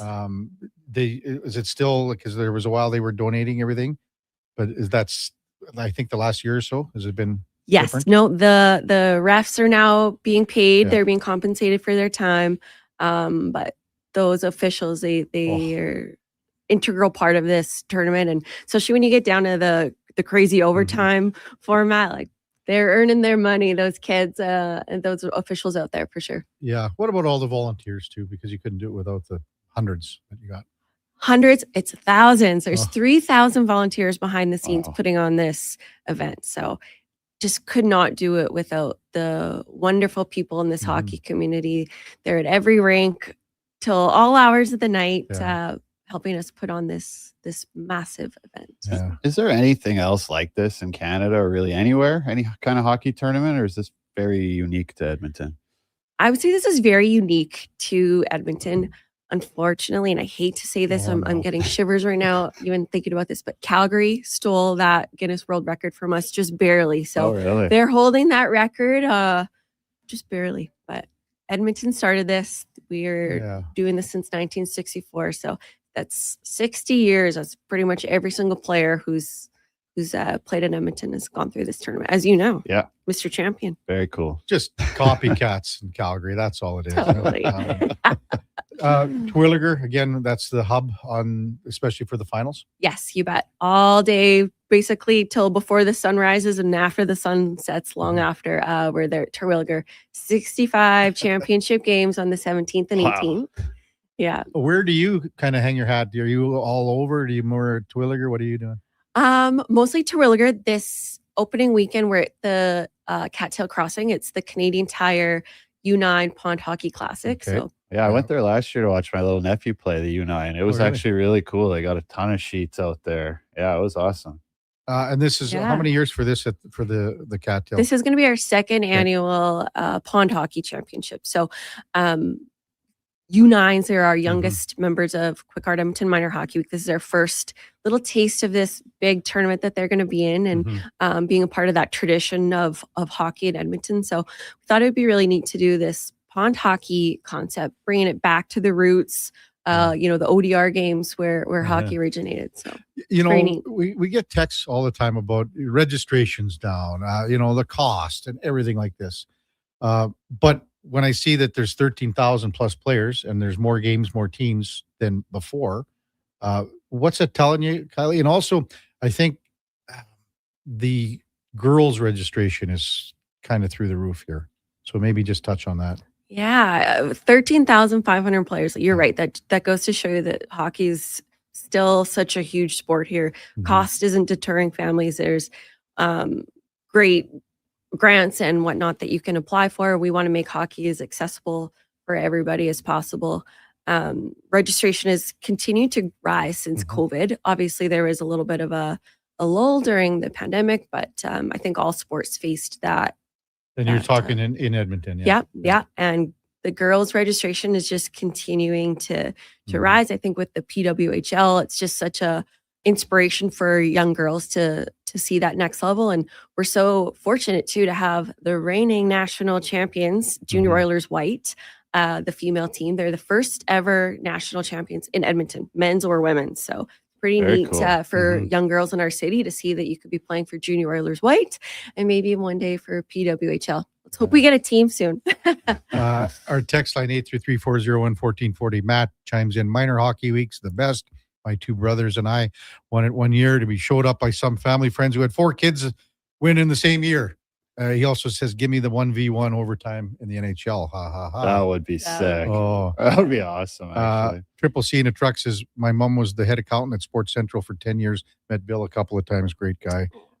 And Cliffy, I remember winning Edmonton Minor Hockey Week. George Larac gave us our medals. Took a picture. Great memory. And that's the other thing. A lot of, the Oiler alumni comes out and stuff out and things like that. Are we missing anything here, Kylie? Or we got all the bases covered, or something else that you wanted to mention? I guess just we're so grateful to all of our partners, all of the volunteers that put this on. So we just really could not put on an event of this magnitude without the help of the whole community. Yeah. So Like I've known Lyle Best for 25 plus years at Quick Card. Yeah. And like this is basically, that's been his baby for a long time, right? So as always, thanks for coming in. Appreciate thank you it. for having me, you guys. And maybe we'll see you down at Terwilliger, not at Cattail Crossing. I'm a little scared of those outdoor ice surfaces. It's going to be so nice this weekend, though. I know. Yeah, no kidding. And maybe Schlemmer and Duke will somehow rectify their -12 at the last media alumni game. I don't know. Come play against the U9s. You'll feel good about yourself. There we go. Yeah, the confidence up. I got And you know to what? on a You pond should- hockey net. You should come hand out medals, Yeah. Mr. Champion. Sure. I'd love Come on, to. Schlemmer. There you go. There you go. Hey, I'd There do you it. go. Okay. we'll line it up. Thanks, Kylie. Appreciate Thanks it. for having me. All right, Appreciate it. that's Kylie Quinn, Hockey Edmonton. Quick card, Edmonton Minor Hockey Week gets going on Friday, the 9th, and carries through to the following weekend. Games all the way across the city. If you ever want to go look at the schedule online, check it out because you'll be blown away what it takes to put an event of this magnitude on. When we come back, we'll go in or out with David Schlemko on the Kevin Karius Show with the Duke of Delburne and Josh Fenwick on Sports 1440 AM radio. We're also streaming on YouTube, X, Facebook, Instagram, and Twitch. Looking for the perfect gift? Give the gift of great taste with a Loca Quality Market gift card. Redeemable at any Loca Quality Market or Loca operated restaurant. It's a treat for food lovers. Ready anytime. Grab yours today at loca.ca. New Year's resolutions. We all make them. We all say we're going to start eating healthier or going to the gym or starting that new hobby. But at GS Construction, we actually follow through on our New Year's resolution because it's the same every year. We promise to set the groundwork, literally, for another year of progress and growth. And we've stuck by that resolution since 1974. So start that all-you-can-eat diet. GS Construction is going to start planning right now for the year ahead. For more on what we do, visit gsconstruction.ca. The new double cheesy melt at McDonald's. We're talking 2 juicy, mouth-watering 100% Canadian beef patties, 2 slices of cheesy goodness, with even more melty, cheesy sauce on top. Topped with pickles, then crispy and grilled onions. The way it all comes together, you don't just eat it, you melt into it. The double cheesy melt, only at McDonald's. For a limited time only at participating McDonald's restaurants in Canada. Help your body manage stress with Cannabis Sativa Seed Oil Plus. This liquid formula is fortified with nutritional yeast, providing B vitamins for stress reduction and probiotics for intestinal health. Find it at Vitality Health Foods, where customer appreciation is the first Tuesday and Wednesday of every month. Looking for the perfect used ride? Now's the time. Drive away for as little as $25 bi-weekly. Go Auto has over 7,500 used vehicles in stock with something for everyone. From budget-friendly cars and road trip-ready SUVs to powerful work-ready trucks. With around 70 locations across Canada, your next vehicle is closer than you think. Whether you're upgrading, downsizing, or buying for the first time, we've got the right ride at the right price. But don't wait. These deals won't stick around forever. Start shopping today at goauto.ca. The longest running basketball show in Canada airs every Saturday morning at 10 on Sports 1440. Hoop City with Paul Sir introduces a new generation of basketball talk, and it's right here on Edmonton's home for sports, Sports 1440. Across rural Alberta, volunteers and community groups work hard to make life better for their neighbors, creating new playgrounds, better rinks, and gathering places that bring us together. Vision Credit Union is proud to lend these local heroes a helping hand. Apply today for a Helping Hand grant up to $10,000 to support your community's next big idea. Let's make great things happen together. Applications are open until January 31st, 2026. Learn more at what'syourshare.ca. Winter in Alberta doesn't mess around. And neither does Titan Supply. For over 50 years, we've earned the trust of our customers across a variety of industries. Because we lead with integrity, honesty, and respect. I'm Joe. And I'm Brent from Titan Supply. When the weather hits hard, we're fully stocked with rigging, lifting, and hauling gear that works as hard as you do. Titan Supply. Built on trust, driven by safety. Serving Edmonton, Grand Prairie, Red Deer, and Calgary. Let us help you face the weather the Titan way. Visit titansupply.ca. Do we want to get right?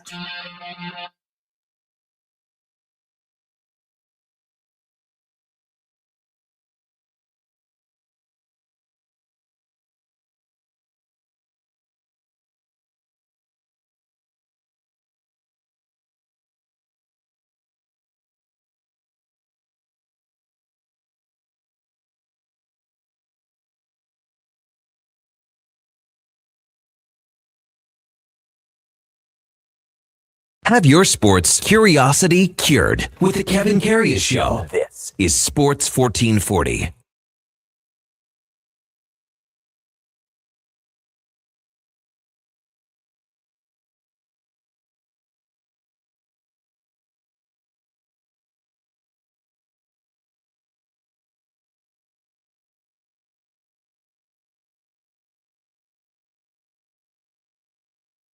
All right, welcome back to the big program. 9:47 in Edmonton, and time now for Are You In or Out? Okay, you know what? Moving too fast. Bottom line, are you in or you out? In or out of what? No time for questions, just action. In or out? Well, then I'm out. I'm sorry, Jet. Actually, you're already in. Are you in or are you out? On Sports 1440. I thought you would go, I'm in, Bob. We would have had a really cool moment, but you kind of ruined the whole thing. Just before we get to the in or out, Gene Principe texted me, and he was listening to Schlemmer, and I responded, but he was talking about Jack and Ike Howard and things like that, analysis and doing blah, blah, blah. I said, thanks, Gene. The guys want to know about the caps and the jacket from the last couple broadcasts. And here's Gene. How about this? So the caps were out of my closet, and thankfully, Kapanen had a good game. You know, like he just can't resist. It never failed. Even on a text. Never failed. And then he said the New Year's Eve jacket was provided by Sportsnet. Thanks, Gino. I thought that was a great start to the broadcast last night with all the caps. So shout out, Gino. Attaboy. All right, Duke Letterbuck. The Oilers, they do win last night 6-2 over the Nashville Predators, 12-1-1 in their last 14 games against the Preds as a team. As we said yesterday, Kevin, just what the doctor ordered, hopefully for the Oilers to get things back on track. But a surprise assembly of forward lines ended up having quite a bit of success with the course of the game last night. And I look forward to tomorrow night's game against Winnipeg. I think the insertion of Trent Frederick to replace the injured Adam Henrique on the fourth line should be the only change to the lineup, both in its personnel and deployment of that personnel. Go ahead, Schlemmer. Go ahead. Yeah, I think I'll be in on this one. I mean, I've been patiently waiting for Trent Frederick to just like come in the lineup with a chip on his shoulder and like just do something. Just do something. Like the last time he was healthy scratched, he came back in that game against Calgary and was good for like a few shifts, threw a few hits and stuff. But then by the end of the game, you were left asking the exact same questions we've been asking all year. I mean, even when he's hitting, it's like it's so slow that like it's an F1 hit on the forecheck that's like 3 seconds late. It's not doing anything. Like you got to get your feet going and turn some pucks over, man. Look at the one hit that Kapanen had last night when he chased the guy around the net. Okay, and there was the play continued. He could have sort of veered off. He finished that hit. Yeah. The puck stayed in the Nashville zone, resulted in a scoring chance. Yeah. Those, like Trent Frederick has to have 4 or 5 of those a game. 100%. Couldn't agree more. So hopefully, I mean, I'm kind of pulling for the guy here. Oh, me too. You know, like, it can't be easy when you got 7 more years left on this deal and everyone's saying you're not worth it. And that's mentally, that's got to be tough. Yeah. So And time to dig in. And because of those remaining 7 years, like the reality for the Oilers is like, you have to let him try and figure it out because what's your alternative? He's going to have a lot of rope to try and figure this thing out for 7 years worth of rope, hypothetically, unless you're not going to buy him out this early. Well, yeah. What is the number? 2040. 2040. So that's like a Rick DiPietro buyout there. Well, I mean, we were looking at Nashville's. Nashville's still paying for Duchesne and Kyle Turris. You're old. Oh, Turry. Kyle Turris has 3 more years at $2 million for Nashville. Oh, wouldn't that be nice? And listen, besides Frederick, who kind of draws back in almost just by default at this point. And once again, we're hoping he can get some things figured out. But I'm in the line of specs thinking here, Kevin. I don't think Kasperi Kapanen is a top 6 player, but he played like one last night. So why not continue to roll with the winning hand? And I know Chris Knobloch, when everyone thinks he's going to zig, he zags at times. But for a guy, he's scoring the way, lucky bounce, but after missing the time, re-aggravating, feel good for the guy. I don't see a reason to be, once again, shuffling the forward deck for a second game in 3 nights. It's the same with Podkolzin as well. Like Podkolzin and Kapanen, they're technically not second-line players. But Leon loves playing with them. Which changes that dynamic immensely. For sure. Podsy's so good. He brings another dimension. And even Kapanen, they were mirror images of each other last night. Kapanen's got the skill to be a top 6 he's a guy. first-round pick. When he first came into the goals. league, he was expected to be that guy. Yeah. He's had to change his game to stay in the league. Right. On the back end, the pairing of Darnell Nurse, Alec Regula, not so flattering last night. A bit of a rough go, -2. Could have been -3 if not for a good save by Connor Ingram off the Reed Schaefer little dangle on Regula. When Jake Wallman does return, and I don't know if we're exactly sure on when exactly that will be yet, I do think Alec Regula is going to be the odd man out on defense just because of how the other 5 guys are playing. Yeah, we're probably both in on this one. But also looking at long-term with Regula, don't give up on him in the sense that you just throw him away, push him to the side. He's still, there's something there. Yeah, I think he's got a high ceiling. I do. I think there's something to be said about every single D-man that goes to play with Darnell Nurse's game seems to die. I mean, Wallman Nurse wasn't great either, was it? No, it was. So, I mean, that's a whole nother beast. But I do agree. I think Regula's had a little too many hiccups in his game right now. They're getting stuck out there. Every shift, it seems like they're stuck in the D zone for 30 to 45 seconds. So I don't know whether it's killing more plays or moving the puck more efficiently, but something's got to get. So who do you want to see Wallman play with then?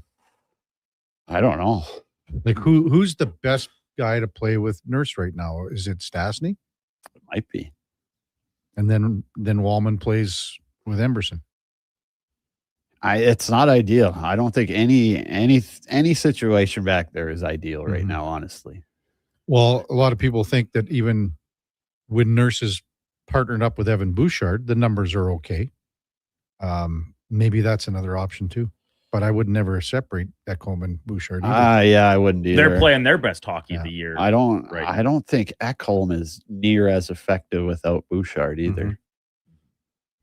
And like for Regula, you and I have been largely lockstep on this all year, Schlemmer, that, like you said, the ceiling is high, a lot of promise for him. But his last 5 games, his ice time, 16 minutes last night, 14:21, 10:56, 13:06, 15:37. We know special teams dictate the stuff, but he does kill penalties. It kind of is like the trends tell us that it looks like he's probably going to be watching for at least a couple whenever does Jake Wallman makes his return. Yeah, and that's thanks to Ty Emberson. Has been pretty good the last few games. With it for sure, much better. Around the rest of the NHL, the Devils, they get mollywopped last night. 9 rip at the hands of the New York Islanders. Ilya Sorokin, 44 saves for the shutout. His first game back from injury for the Islanders. But the Devils have scored more than 3 goals just once in their past 11 games. They've been shut out several different times over that same stretch as well. And is a team that came in with some expectations. The Jack Hughes injury did not hurt, but he's been back for a couple weeks already, and they still struggle to put the puck in the net. I look at this team as one that needs a major shakeup here heading into the season's second half. Well, was that shakeup not adding enough to try to acquire Quinn Hughes? Ooh. Like, I mean, everyone knew that was out there. Like, I mean, New Jersey was in on the trade. Other teams knew that though too, so they're probably asking a lot. Fair, but you know what I'm saying? Yeah, like, yeah. Minnesota's offer was better than New Jersey's. Yep. How come New Jersey's offer couldn't have been better than Minnesota's? Only Fitzy knows. I'd be around much longer to figure it out. True. I'm going to be in on this one. The last 2 years, I think the Devils, start of the year, people are talking about them as being a cup contender, and they do have a lot of talent on that squad. Just something doesn't seem to be clicking. I'll admit I don't get to watch them as much as I'd like to being out east, but just watching the highlights and the Luke Hughes young D-man making a couple mistakes and getting booed every time he touches the puck. So obviously the fans are frustrated. It's just not a good situation. And like Jake Markstrom is going through it right now. You touched on earlier, Kevin left in for all 9 last night, and you look at his recent string of starts. It's not pretty. I don't see how they're not rolling out Jake Allen at every opportunity. And this is a guy that they brought back for the foreseeable future in Markstrom. How would you have handled that, Schlemmer? Like we talked about, Saros led in 4. Okay, after 2, could have easily got the hook. Markstrom led in 5 after 2. Maybe you're looking down the road where you're playing again, and maybe Allen, maybe there's something wrong with it. Who knows? Yeah. But is there a point where he lets in, say, 6 or 7? Is that when he's getting the hook? Like, I mean, what's the mindset there? Like, and what's the feeling on the bench? Okay, yeah, that's what I was going to say. So I think first of all, it depends on the personality of your goaltender a lot. Some guys would want to be pulled, you know. Get me out of here. Get me, please. like get me out of here. Don't leave me in. Don't leave me hanging out to dry when the team is playing like absolute trash in front of me. And then there's certain other guys that would be offended by that, right? So I think there's a lot to say about the goaltender's personality. Also, you got to look back at the history over the season of when you've pulled your goalie and how does your team respond in certain situations. Probably give you a better feel of when you should or shouldn't do that. Right. Over to the NFL. Baltimore Ravens making headlines yesterday, firing John Harbaugh, their head coach for the past 18 seasons. Won a Super Bowl in 2012.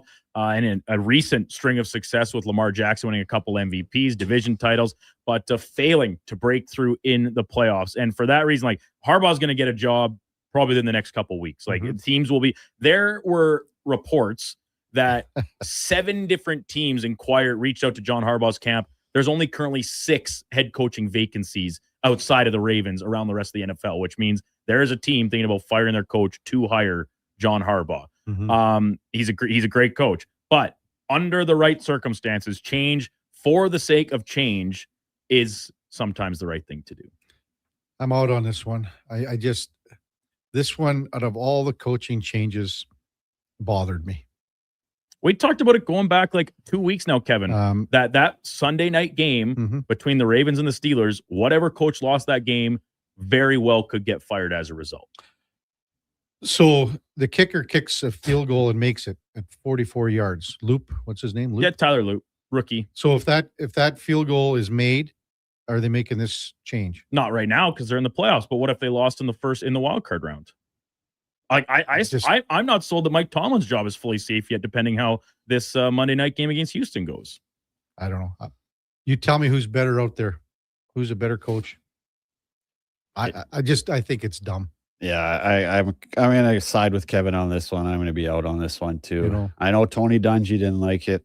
I read his tweet this morning. Right? Yeah, he said, "I just don't understand it. Here's a coach who's been there for 18 years, made the playoffs how many times? Won Super Bowl, right? Won a championship. 13 years ago. The field goal or your kicker misses a kick and you get fired. Like, make it make sense." But do you think he got fired because the kicker missed that kick, or because you've had your quarterback have 2 MVP seasons and you have yet to make it to another Super Bowl? But where were they like halfway through the season? Bad. They started poorly. They're terrible to start the year. Lamar comes back. He does not look like the same player. But even in the home stretch of the year, partially due to Lamar's play, like when the Ravens came in, like if they made the playoffs, were you looking at them as a team as like, yeah, they could win the Super Bowl? To me, it just stinks of you're keeping the quarterback over the head coach. Well, yeah, you owe him way more money. Yeah. Money talks. Well, let's see what Lamar does next year then. I just these they don't make sense to me, Duke. And the people point to the Vrabel example when Tennessee fired Mike Vrabel, right? And now takes the year off, goes to New England, which we all seemed as an inevitability, and he's going to be a front runner for Coach of the Year. Award he won, by the way, in Tennessee as well when he took them to an AFC championship game. But I do think like 18 years is so long, and continuity is one thing, but also the same message, the same voice. Like the players turn over, but not all at once. And at a certain point, I do think the message wears thin. You need a fresh voice in to try something else. I don't know. I just look at it like, okay, some of the most successful, longest serving coaches, 2 of them, Shanahan and McVay. Is that fair? Yeah. Now let's just say one of those teams has a bad start next year, or they don't win this year. I think Kyle Shanahan's seat has gotten a little warm over the past couple seasons. I think that would be stupid for the I Niners. agree. Like that just makes no sense to me. But like, and there were, put whatever stock is, there was some chatter out there that Lamar wanted the OC fired, Todd Monken. Harbaugh said no, and as a result, now I think kind of like going over the head to management ownership saying, then fire John Harbaugh. That makes sense to me. Which is something that could happen. It's very possible. And once again, because of your investment in the quarterback, you're running with him instead of the coach. Lastly, today, National Bobblehead Day. One of many things maybe a fan can go home with from a hockey game, football game, baseball game, very popular there as well. And I do think that maybe with the exception of the rare jersey night, where you get an actual jersey given away for the first maybe 100 or couple hundred fans. The bobblehead is the second best take-home product from in-arena giveaway at a pro sporting event. Oh, I'll be in on this one for sure. Yeah, I love bobbleheads. I still got a bunch from like every team I played on. Yeah, it was never good enough to have one of myself. The David Schlemko bobblehead night. What if we could get one made? But I got a bunch of teammates. Well, we've been over this. Like that, there was that Facebook ad last year of someone giving away a David or selling a David Schlemko jersey, and I reached out several times to try and buy it, and obviously that account was not active anymore. Whatever, he never got back to me. But that would be a great get, a David Schlemko bobblehead. Not even for the Tigers, Schlemmer. Were they not doing bobbleheads? No, I don't remember us having bobbleheads. Not till like NHL, really. Yeah. Maybe they could get the two of you on one together, minus 12 on the bottom. Yeah, quick card minor hockey week commemorative bobblehead. Second worst defense pairing in the history of the media and alumni games, second only to Tom Gazzola and Kevin Karius. I found some website about the best bobbleheads too, and I haven't even. It's the first time I ever checked it. Like, literally seconds, and some of these are phenomenal. Like, well, they can get creative with them, and sometimes it's like a different part of it that actually bobbles if it's like part of a shtick or a gimmick or something. Yeah, they're so easy to just stick on your shelf alongside any picture frames or whatever. Yeah. Some people might maybe think they're a little cheesy to have as decorations in your home, but how many talk show hosts do in sports? Got them all over there. there. Are tons of them. Like Dan Patrick's got 50 of them. Yeah. Norm Peterson used to have a few of them. Sure. When he wasn't such a highfalutin guy down in Miami, Vegas now, or wherever he is. I've just seen one. They got Ricky Vaughn, Cleveland Indians. Oh, love it. Like I've never seen that one. Have you guys seen it? No. That bobblehead? Yeah, no, it's unreal. They got the glasses with the skull and crossbones poison sign on the middle. It's such a good one. Yeah, I'll be in. I don't even know. I think you've got it rare jersey number one, dude. Like when I say rare jersey, as in like that doesn't happen very often. Where you go to a game and the giveaway is an actual jersey. You see it sometimes. Maybe it's like I know the Blue Jays gave out some Blue Jays hockey jerseys, right? Which I think would be pretty cool. That would be a really cool get from a game. Mm-hmm. I think those are pretty rare. Apart from that, I think bobblehead is the top takeaway. I think the Elks got to get going on a lot more giveaway stuff. I would agree. Think about the Blue Jays doing one almost every night. It's almost every home game they've got something going on. Let's call it 70 games. All right. For your 9 home games, if you can get 5 of them, and if you're doing something bobblehead, Eddie Steele bobblehead night, that big bald dome of his just bobbling. Be a packed house. And he's wearing a Critters jersey. So I got to get this off my chest. Here we go. The Critters, we play tomorrow, Duke, in New Sarepta. I see the lineup comes out. Duke's playing forward, which is good. He's, a young guy. He's got the wheel still. I'm on the back end with a defense partner that can't skate backwards. Eddie Steele tomorrow in New Sarepta. If you want to come out tomorrow, fans. Is it any consolation, Kevin, that your guys are the number 1 defense pairing? No. Oh, No. If you want to come out to New Sarepta tomorrow night and have a good laugh, come on out and watch Eddie Steele. This is going to be something that's never been seen before in Critters history. Kevin's gonna get some practice in on his 2-on-1s. 2-on-1 slides. I'm jumping up all night. Oh yeah, Eddie. There you go. See you, baby. Kale McCarr out there. Yeah, Eddie's gonna have as many 3-on-1s as possible. Perfect. Where are we at, Duke? We had to do an update here or what? Well, let's see. I was so excited about that. I want to talk about 2 things too from last night when we come back at the Oilers game. One had a local product, Reed Schaefer. He's good. Yeah. He was good. And then another thing that happened before the game. But before that, time now for a Sports 1440 update brought to you by AWS Welding Supplies in Nisku. Product sales, servicing, calibrating, free same-day delivery of in-stock items to Leduc, Nisku, and South Edmonton. Your one-stop shop for all things welding. AWSwelding.ca. Here is the Duke. This is a Sports 1440 update.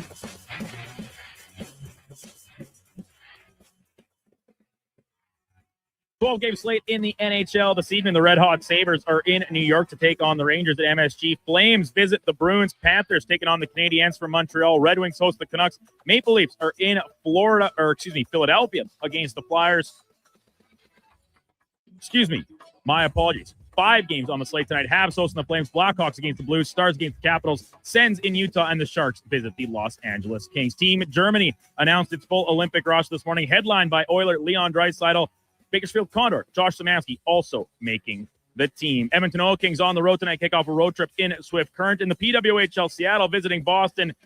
And in the association, full slate of games, including the Raptors visiting the Charlotte Hornets for a 5 o'clock tip-off. Elsewhere, Boston hosting Denver. New York welcomes the Clippers into MSG. That's the Knicks. And the OKC Thunder try to get back on track when they welcome in the Utah Jazz. Coming up in hour 4 of the Kevin Karius Show, we'll be joined by Julian McKenzie from The Athletic covering the Ottawa Senators. I'm Brendan Douglas at your Sports 1440 update. Sports 1440, Stingray Radio Station. CKJR broadcasts from West Edmonton Mall and Wetaskiwin. Download the free Stingray music app and listen wherever you go. You matter. Your mental health matters, and you're braver than you think. Not Alone is an organization focused on creating a space of acceptance and support through tough, meaningful conversation. My name is Tyler Smith, and you are never alone. NotAloneCo.com. It's okay to not be okay. Exciting news from St. Albert Dodge. The all-new 2026 Jeep Gladiator Sport packages have arrived. They have a great selection and a bunch of colors to choose from. And if you've checked out the Sport, you know it comes in some fun colors. Rugged capability, practical off-road features, and you can get behind the wheel for as low as $49,900. That's right. Put yourself in a brand new Jeep Gladiator Sport for less than $50,000. What more can you ask for? Time to head up the trail and see how easy it is to do business at St. Albert Dodge. I skipped breakfast this morning. Stay out of my way. Don't threaten me with your bad choices. No worries. A booster bar from Booster Juice will fix me. I don't even know what that is. Yeah, because they're new. Snack-sized bars packed with seeds, pecans, gluten-free oats, all sorts of good stuff. That sounds lovely, actually. 2 different flavors to try, too. Coconut pecan booster bars and harvest booster bars. Want to skip breakfast with me? I take it back. You make good choices. Booster Juice, Canadian born, blending since 1999. Seriously, another door knocker?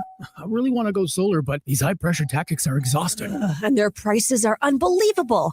Before we do anything, let's call Great Canadian Solar.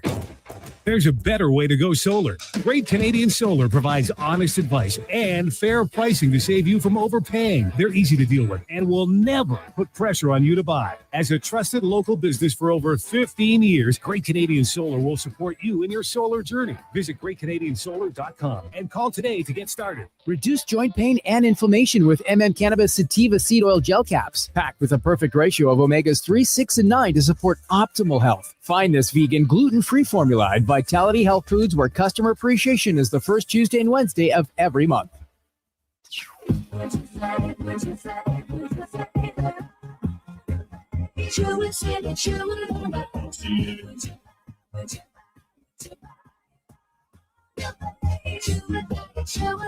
It's the place for Honda. It's the place for service too. I love it. I love my Honda place. Would you buy? Would you buy? Would you buy? You would buy it. You would buy it. From the local rinks to homes and businesses across the province, Alberta's rural natural gas utilities are here to fuel life affordably, reliably, and safely. We're members of the Federation of Alberta Gas Co-ops, providing natural gas to keep our rural neighborhoods warm and connected every day. It's local, dependable, and it's ours. To learn more about the Federation of Alberta Gas Co-ops and our members, and how natural gas fuels your community, visit fedgas.com. Alberta's energy. Game on.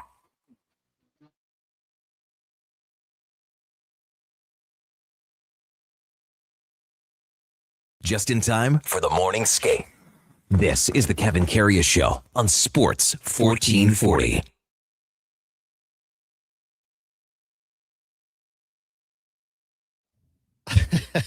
All right, welcome back to the big program. Eddie Steele was listening to our little conversation about playing tomorrow night in New Sarepta with him for the Critters. Team Dean texted in and said, can you get a video of Eddie playing hockey tomorrow night? Wondering if he puts like his socks over top of his shin pads, similar to his cowboy boots, like when he would tuck his jeans into his cowboy boots. I'm wondering if he's got the great big long socks, that he wears, that he would tuck his shin pads in. Might look good. I don't know. Eddie says, you need to grind me harder than that. Because I said, I think he goes, buddy, I've been getting my puck touches. He's been out the ODR, getting ready to show you up. Give me a break. Getting his puck touches. Yeah. MTR says, I want to see a video of Eddie trying to get his bucket on that big bald head. Not Fred says, an Eddie Steele bobblehead would have the ability to change weather patterns with how big that bobblehead would be. Eddie's taking a lot of heat for a guy that can't defend himself. Well, we'll see him tomorrow, then on Friday. Lemmer, that's essentially the MO of this entire show is that whoever's not here, just They get take it. free shots at them. We'll talk about Reed Schaefer at 10:40. The point I wanted to make, and I mentioned this over at K97 this morning, and I've done this several times on the show. It's got to stop and it's got to change. Not stop, it's got to change. They do the Molson Cup before the game because they were presenting it to, this case, it was Connor. And the Molson Cup has been presented monthly, and then the most points every year wins it for over 40 years. For 40 years, and 40 years ago plus, Molson would donate $1,000. Molson, $1,000 to the charity of choice of the guy that won the Molson Cup for the month. Connor was last night, gave it to the Ben Stelter Foundation. You could see Connor leaving, going, $1,000 from Molson, really? So we're still giving Molson, after 40 plus years, $1,000. That's got to be $10,000 here already from 40 years ago. You got a cap hit for, not like for Molson, whatever the it's called when you trade. I can't remember it right now. It's $8.6 billion. What's it called? Duke cap something. You're a financial guy. The Molson family is worth several billion. Oh, yeah.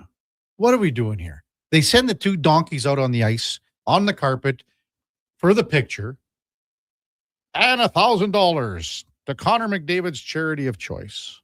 Yeah, no, I'll agree with that. I will say that I know Jeff Molson from playing in Montreal, and he's one of the best human beings I've ever met. I imagine if somebody brought this to his attention, he would do it in a heartbeat. Exactly. You can do it with the Molson in Edmonton, Alberta, whatever. Yeah. I mean, I just can't believe it every time. And I tell the guys in the press box, and they know now, every time, like the guys Titch and Speck and Matty were up there, hey, look, another $1,000, eh? Oh, yeah. So I don't know. Yeah, no, you're not wrong. Doesn't go a long way these days. Wow. Again, $1,000 40 years ago is worth what now? 10. All right. Oh, that's a good point. Yeah. Come on, Molson. Get with it. Get with it. When we come back, we're going to change gears and talk a little Ottawa Senators hockey. Sens, again, they went on a bit of a run. Now they come back, Schlemmer.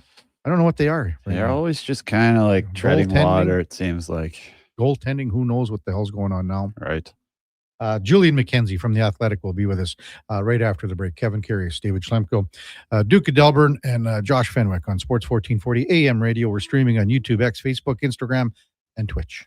At Fountain Tire, success is a team effort. They're committed to their team members and their customers. And that means treating your vehicle like it's their own and finding solutions that suit your needs. Because whatever the road brings ahead, they're on it with you. Visit fountaintire.com today. Help your body manage stress with Cannabis Sativa Seed Oil Plus. This liquid formula is fortified with nutritional yeast, providing B vitamins for stress reduction and probiotics for intestinal health. Find it at Vitality Health Foods, where customer appreciation is the first Tuesday and Wednesday of every month. Come for Canada's largest trade shows, the biggest names in entertainment, exhilarating sporting events, and more. And stay for the experience at the Edmonton Expo Center. Looking for the perfect place to host your next big event? From trade shows to galas, meetings, and concerts, the Edmonton Expo Center has the space, event expertise, and service to make your next event unforgettable. With over 522,000 square feet of flexible event space, in-house catering, and operational expertise, they bring your biggest vision to life. Learn more at EdmontonExpoCenter.com today. When the ground freezes, you wonder how anything can get done. And instead of staying outside in temperatures that would make a polar bear cry, you head inside where it's toasty and warm. But that's not what GS Construction does. Because while the ground freezes above, we plan below, rebuilding and revitalizing the systems that keep our communities working year after year. Now, don't worry. GS Construction promises to do everything safely and efficiently, and we'll wear our extra warm clothing outside. For more on what we do, visit gsconstruction.ca. A huge thank you for making Sports 1440 the most listened to sports radio station in Edmonton. From Gregor to Karius to Low Tide, we've got in-depth analysis on all your favorite sports. We are Sports 1440. Wing Wednesday at First Round. Whether you're coming for the first round, the last round, or a few rounds in between, they've got you covered with half-price wings every Wednesday night. Half-price wings. Over 35 delicious flavors like Cajun salt and pepper, maple bacon, and Inferno wings. Now half price every Wednesday night. Wash them down with a cold pint of Canadian or Coors Light for only $5.75. Half price Wing Wednesdays at First Round in West Ed and now downtown. First Round, burgers, beer, sports. Diablo Boots sells only Canadian-made work and biker boots made by Canada West. No American or boots made in China, so no tariffs. All of Diablo's boots have replaceable soles and heels for longer life. Sizes 6 to 14 Triple E. Buy quality, buy Canadian. And support Canada West and Diablo, the two best names in the boot business. So save on boots by Save On Foods. That's Diablo Boots, 3340 Gateway Boulevard on the east side of Save On Foods. Buy Canadian. They're terrific. New year, new me, right? How about a resolution you'll actually enjoy? This January, resolve to get a better ride at Nisku Ford. It's the New Year, New Ride event. Leave last year's vehicle in the rear view mirror and start 2026 in a brand new Ford. Get rebates as high as $10,000 or choose interest rates as low as 0%. Now that's a resolution you can stick to. Visit Nisku Ford today or browse our new inventory at niskuford.ca. Above expectations.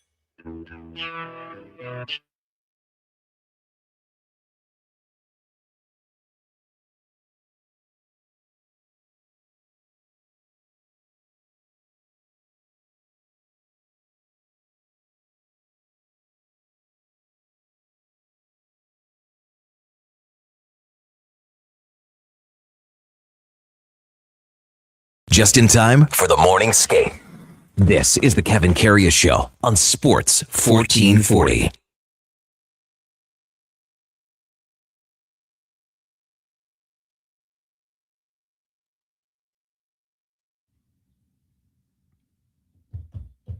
All right, welcome back to the big program. 10:20 in Edmonton. Kevin Karius, David Schlemko with you. Duke of Delburne and Josh Fenwick in our Sports 1440 studios here at West Edmonton Mall. Time to talk a little Ottawa Senators hockey with Julian McKenzie. Covers the Sens with The Athletic. He's been on the show before. Good morning, Julian. You're with Kevin Karius and the legend from the Montreal Canadiens, as you said, speaking to the Duke last night, David Schlemko. Thanks for jumping on Sports 1440 this morning. Really appreciate it. Kevin, David, a pleasure to be on the show. David, I promise I wasn't being facetious when I made the legend comment. When I used to be a Montreal Canadiens fan, I remember the days. So that was all in good fun, I promise. Yeah. Oh, no worries, my friend. I think I spent more time on the training table than on the ice in Montreal. So. Good stuff. Sorry about that, man. Appreciate it. Yeah. What's going on with this Ottawa Senators team right now, Julian? I mean, they're only a couple of wins out of a playoff spot, but I think we've talked about this in the past with you and other people that have covered the team. We're just kind of waiting for something more with this team. Where are they at right now, Julian? I think, especially with how some of their, particularly their last game, where they had a strong effort offensively against the Detroit Red Wings, but their goaltending let them down.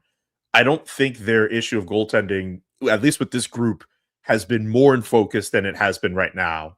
They have the worst team save percentage in the National Hockey League at .871.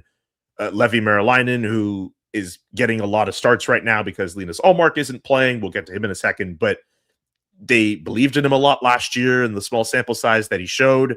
He needs a little bit more time. They called up Matt Sogard from the AHL, a prospect in their system who hasn't really shined. And then there's the Linus Ullmark conundrum where he's away on personal leave. Obviously, not going to speculate on that. But even when he's been on the ice, there's been a need of consistency from him. Even in the month of December, he was trying to put together a good stretch of games.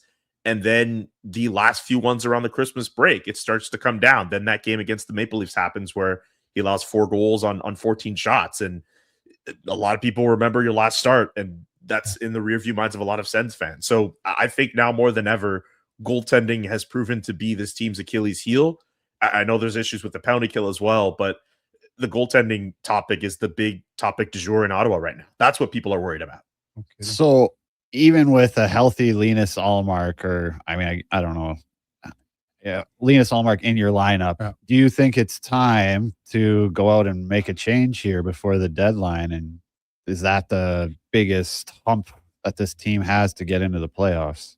Essentially, like it's something you're gonna have to think of. I think if you're Steve Stais, even if you get Linus Ullmark back, if this team has like league average save percentage work or just goaltending is just at least a little better, I don't think you're getting as many worries. You probably see this team in a playoff spot. I mean, look at the Atlantic Division right now. Look at the teams with a positive goal differential. The Senators are like one of 2 teams who have a positive goal differential in the Atlantic Division. I think they've done things right. They're not perfect. Their penalty kill has not been great, but I have to admit, offensively, they've taken strides this year. I still think they could use another offensive weapon, but I also think they've done better on that compared to what they were like last year. I still think they could use some help on defense, but if this team got better goaltending from Linus Ullmark more consistently, if Levi Merilainen had a better start to his year and also just kind of kept that momentum going throughout this year, I genuinely think we'd be talking about a playoff team with the Ottawa Senators. There's still time for them to be that, of course, but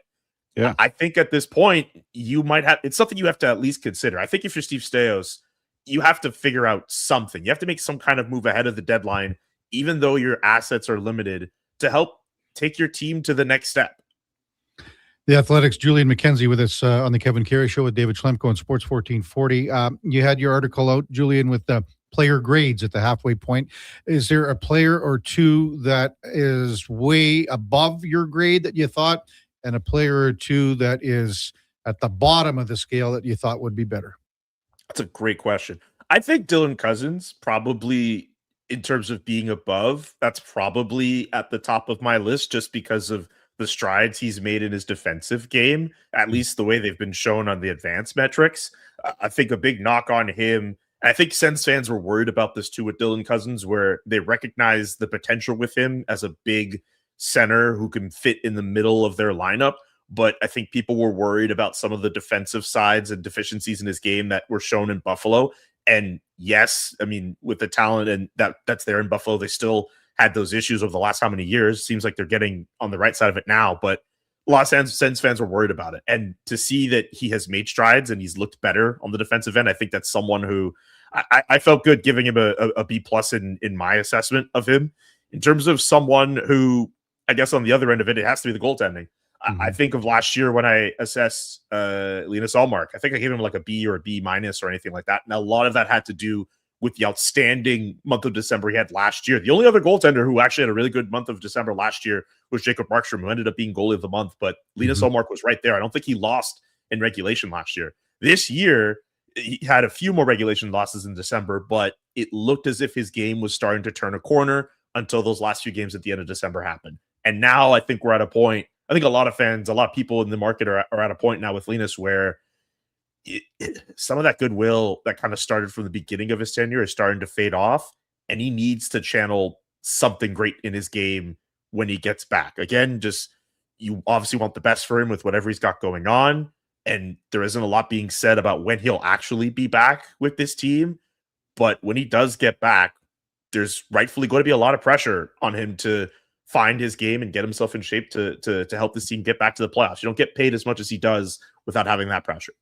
Yeah, that's for sure. Wanted to ask you about a guy maybe not in Ottawa right now, but you mentioned, maybe the defense needing some help. Maybe they make a move at the deadline, but I wanted to ask you about Carter Yakimchuk, big, rangy, offensive defenseman. I see he's got 18 points in 27 games. Maybe he's had some injuries, also a minus 21, so maybe some growing pains. How has he been down there? Yeah, I would say some growing pains at the pro level, but I think the fact that the organization is putting him in every possible situation to get him as much pro experience as possible, that's a good sign. I remember talking with Stephen Halliday, who's with the Sens right now and has played a lot with him in the AHL. And they mentioned the fact that he's on a lot in last second situations and some empty net goals at the end. That contributes to some of that plus minus being where it's at. Sure. You mentioned the qualities that follow him with him being big and rangy. They clearly want him to hone in on that so he can be a lot better defensively. That's the biggest knock on him as a player. I think he has shown that he has the offense. He has skill to play at the pro level. It's just once he figures out the defensive side, then he's somebody who I don't think we have to worry about him getting regular NHL minutes. Steve Staios even said himself, the GM of the Sens, that if it wasn't for him getting injured in the last couple of weeks, they probably would have used him at some point on their NHL roster. I don't think he's a full-time guy yet, but it seems like he's at least progressing on that point. But there's still some work that needs to be done. Julian McKenzie with us on Sports 1440. The Olympic team named for Germany this morning, as you know, Julian Tim Stützle on the team, one of the top players in Germany. Do you think that he can take his game at the Olympics to another level? And if he can do that, will it translate in something that we might see second half post-Olympic in Ottawa? I would argue that Tim Stützle has started to do that work already. I think the fact that, look at some of his statistics, right? This is a guy who I think is on pace of hitting the 90-point plateau. This is a guy who I think is still on pace of hitting a 40-goal plateau, which he's never done. Mm-hmm. Look at his face-off rate. This is a guy before this year who never finished the season with a face-off win rate above like 45 or 46%. He's like over 50 right now. At one point, he was at 60%. That's like one particular detail he focused on at the beginning of this year, got challenged by the coaching staff to get better at that. And that's just one example of something he's worked on. Obviously, he needs to shoot the puck more. That's been a knock on him for quite some time, but he's been able to put the puck in the net when they've asked him to do it. Even his stick tape job got changed this year. Daniel Alfredson was nagging at him to change that for a while. It seems like this year, Tim Stützle is trying to put a lot of those details together so he can take that next step. Travis Green, or even one more detail. Travis Green challenged him last year to do everything he could to be an all situations player, and he uses him on the PK now. Like, I would argue, like, everything that he's learned to this point, if he goes to the Olympics, he plays alongside Leon, maybe Germany gets a slightly better result than maybe people were expecting, and you continue that momentum, that plays a role in the Senators' chase for the playoffs, right? Like, I think Tim Stützle, at least offensively speaking, has been this team's best player. I think Jake Sanderson, you could argue, has been the best player overall with what he's been able to do it both ways, but Tim Stützle's right there. They're like 1A, 1B, if anything. I think with what Tim Stützle's been able to do on all ends of the ice, like, I think he's more than worthy of being this team's best player right now. Yeah, that's fair. You mentioned Stephen Halliday earlier. I've been hearing that he's been impressing in his stint. What kind of player is he? And do you think he's a full-time guy now?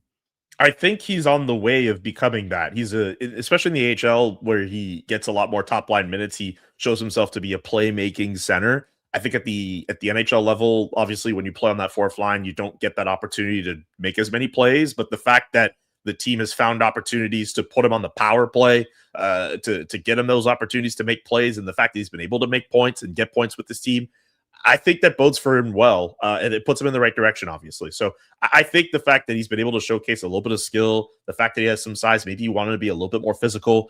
I think it's been a pretty decent start for Stephen Halliday, especially in the fact that Lars Eller is playing in that role. It seems like Lars Eller might be back fairly soon, but the fact that Halliday has made the most of his opportunity, that's a strong win for a guy who was not a first-round pick on a team that desperately needs prospects to come up and make something of themselves, considering where their prospect group is ranked compared to the rest of the league. Who do we got for Olympians? What do we got, 4 or 5 for Ottawa? I think a little more than that, right? Because Lars Eller and Matt Sogard, who was named today, are on team Denmark. Tim Stützle is on Germany. Nicholas Montenpalo is on Finland. Jake Sanderson and Brady Tkachuk are on team USA.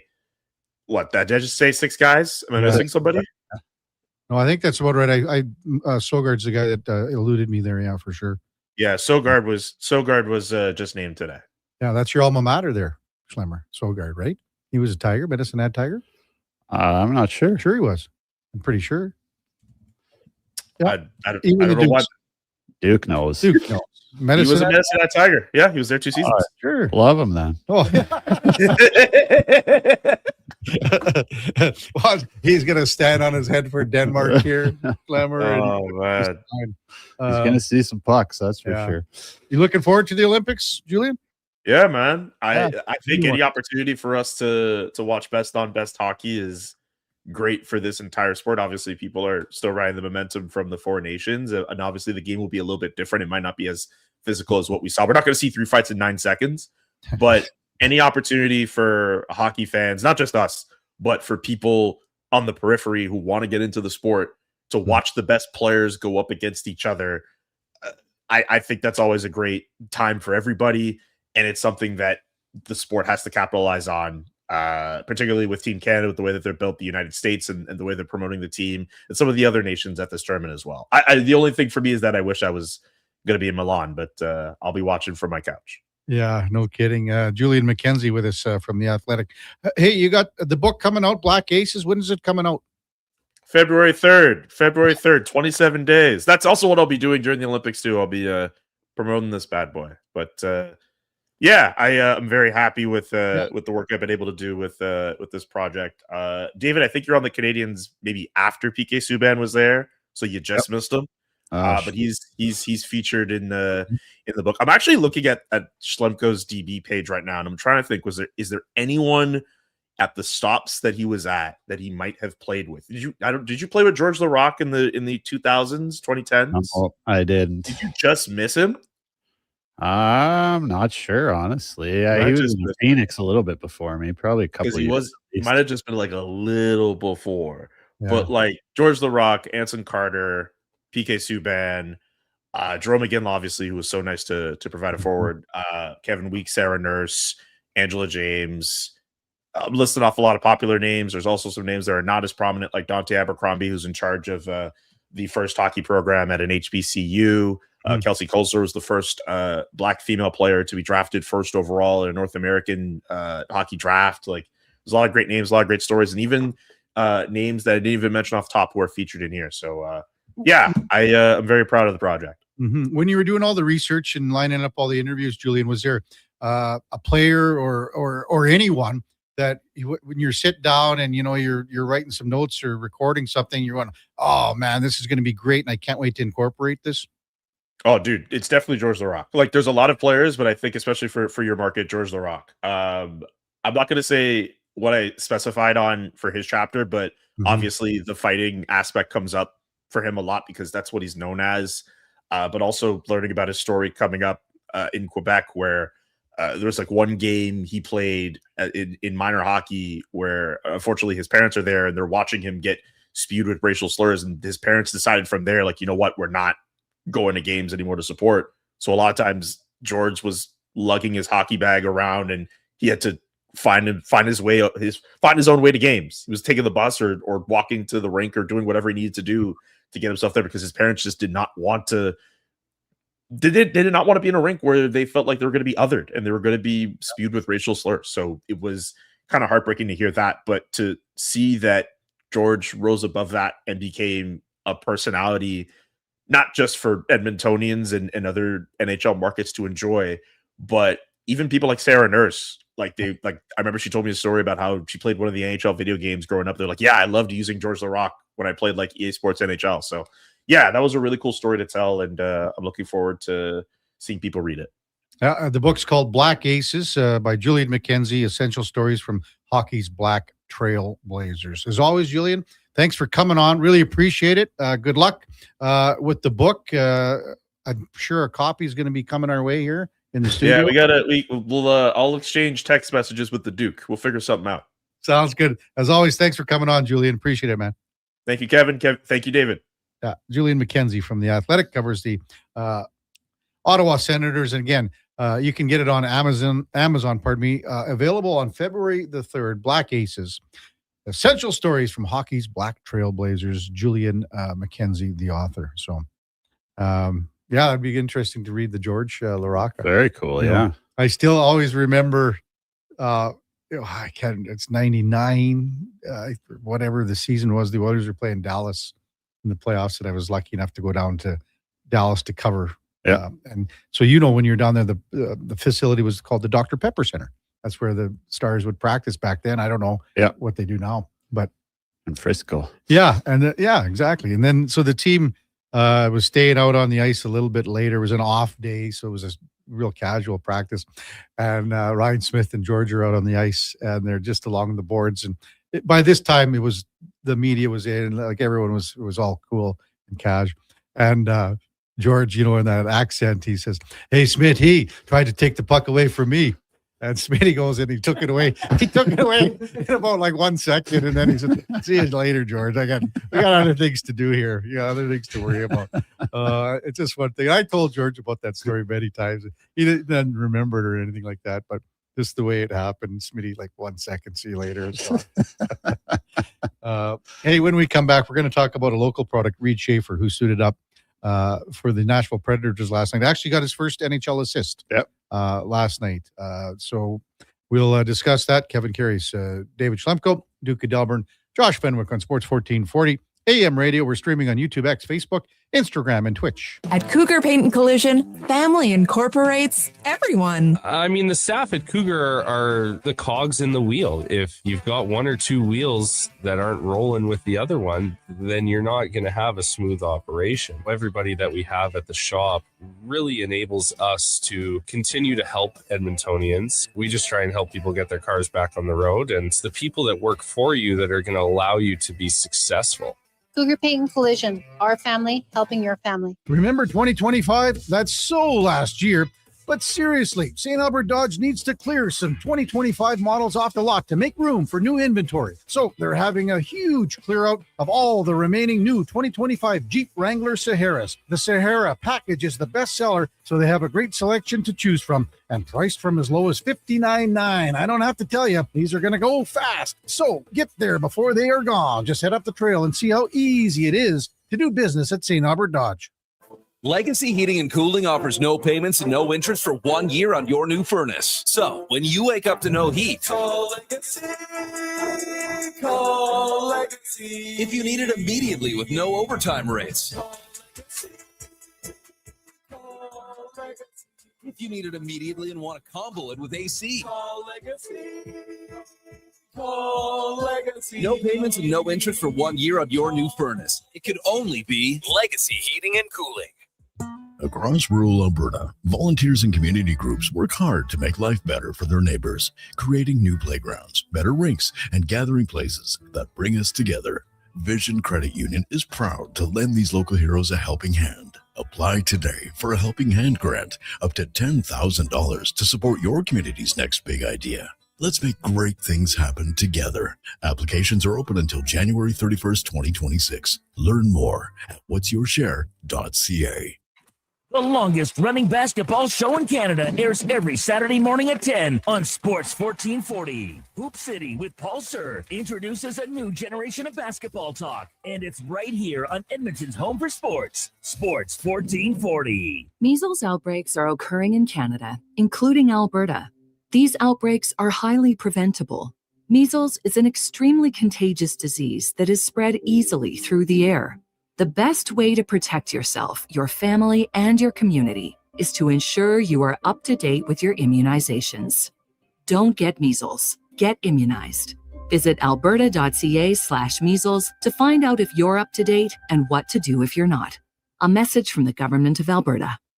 Welcome to Uncommon. Welcome to Subaru. Engineered for Canadian winters, built for real-life confidence. Tackle the ice and snow with Subaru's symmetrical all-wheel drive, delivering the power, control, stability, and grit you need. And when the temperature plummets, you'll cruise in comfort with heated seats and heated steering wheel. All this plus peace of mind with Subaru's top safety pick status for 19 years running. This winter, it's time to get you into a Subaru. Visit Subaru.ca today.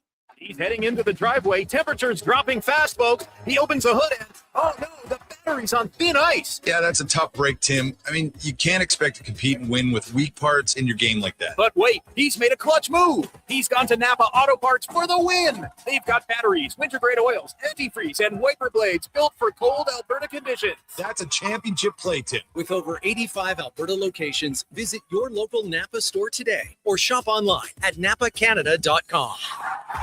That's Napa know-how.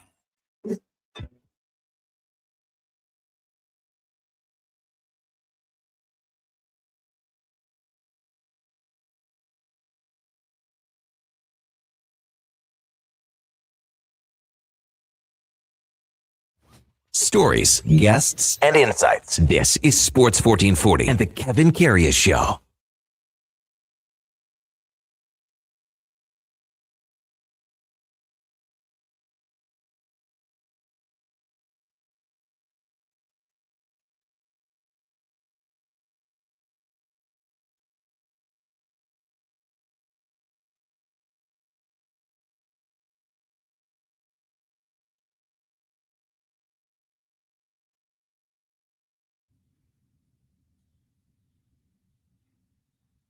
Man, I hope SKS has this on the playlist tomorrow night in the dressing room before the Critters game in New Sarepta. No, he said last game he's not bringing a speaker anymore because you were bad-mouthing his playlist. Well, look what happened. He didn't bring it, and he broke his nose. Took one right in the face. Should have seen it. Trevor. Now we have to sign these waivers. Yeah, had to sign a waiver. He was bleeding like a stuck pig. Oh, I heard about it. So he's told everyone about it. And to be honest with you, it didn't look that bad. Like even when he came in here, Duke, he was. Well, when because you were gone, I saw him right? before. Like, yeah, but it got worse. Like when he was here for the potluck on the 23rd, my vegetable tray was hit. By the way, Sure it was. I got the Santa Fe Ranch as an extra dipping option for the veggies. I digress. Yeah, he looked in rough shape, like black eyes. Was going in to get the consult with the what do you call him, rhinoplasty surgeon. Yeah. Oh, so like this didn't just happen like last night. No. This happened at the last Critters game. Oh, 3 weeks ago, Duke, month. Yeah, we're talking 3 weeks ago at this point for sure. Wasn't up in wasn't near as bad. Where were we? Redwater. Redwater. It wasn't near as bad as he's made it out to be. Like, I mean, he's got so much sympathy for this. Not even funny. Oh, Kevin, you're just begging for karma. Yeah. You want it. Hey, look, you're gonna eat one of them. Eddie's gonna rip one cross ice at you. He's gonna put a little too much juice on the sauce, and you'll eat it right in the teeth. I got the karma right there, paired up with Eddie. That is it. Last night, Reed Schaefer played in Edmonton. First time. Had 38 tickets, I believe, that he had to get purchase from. Or, you know how it works. You get a couple from here and there, and he was probably asking every teammate, Yeah. can I get a couple ducats for last night? Well, you don't get any tickets on the road. So how does that work then? You got to buy them. Buy them all? Yeah. Isn't there somehow you can make a little trade here and there? I don't know. I remember what if he played? Did he play? He never played in the Oilers minor system before he was traded, right? He was still in college. No, he was in Seattle.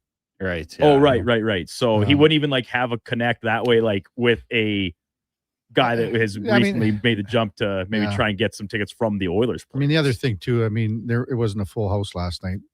Oh, was it? I remember like when I was in playoffs for San Jose and Edmonton, they had to like block off so many tickets for the opposing team, and they're just like no one was using them. So I got a few free ones. Yeah. That series. That's the only time other than that, you're paying full pop too. He was in the starting lineup. There was a cheer that you could hear, like that little section. Love it. It was great. So this is a guy that the Oilers traded in the Matthias Ekholm deal, and he's been hurt in the minors. After his career in Seattle, where he was pretty good. He was really good, and the Oilers took him in the first round, the late pick, but they had to give up something to get Matthias Ekholm, and that was it. They also ended up to give a first rounder, and that was Tanner Molendyk, who's down in Milwaukee. We saw him at the World Juniors. High end. Yeah. So, Matthias Ekholm has been a true warrior here. He's been great for us. You can't look back at that trade and say we shouldn't have made it. No. There were some other pieces to the puzzle that ended up to be picked. Hagen Burrows, also Albin Sundin is part of that package. But I mean, this is a big body in Reed Schaefer. He's a monster. He's 6'4". He's 230 pounds. Yeah, watching this kid last night, I'm thinking, man, this is exactly what the Oilers need in their bottom six. He was really good. Yeah. Hard on pucks. He got a little bit of skill to his game, too, for a big man. Well, he can score. Yeah. I mean, he was a scorer in junior, but he got a lot of space, too, because of his size. So he's got 4 goals, 1 assist this year. Got the assist last night on the Blankenberg goal. That's a good play. So, yeah.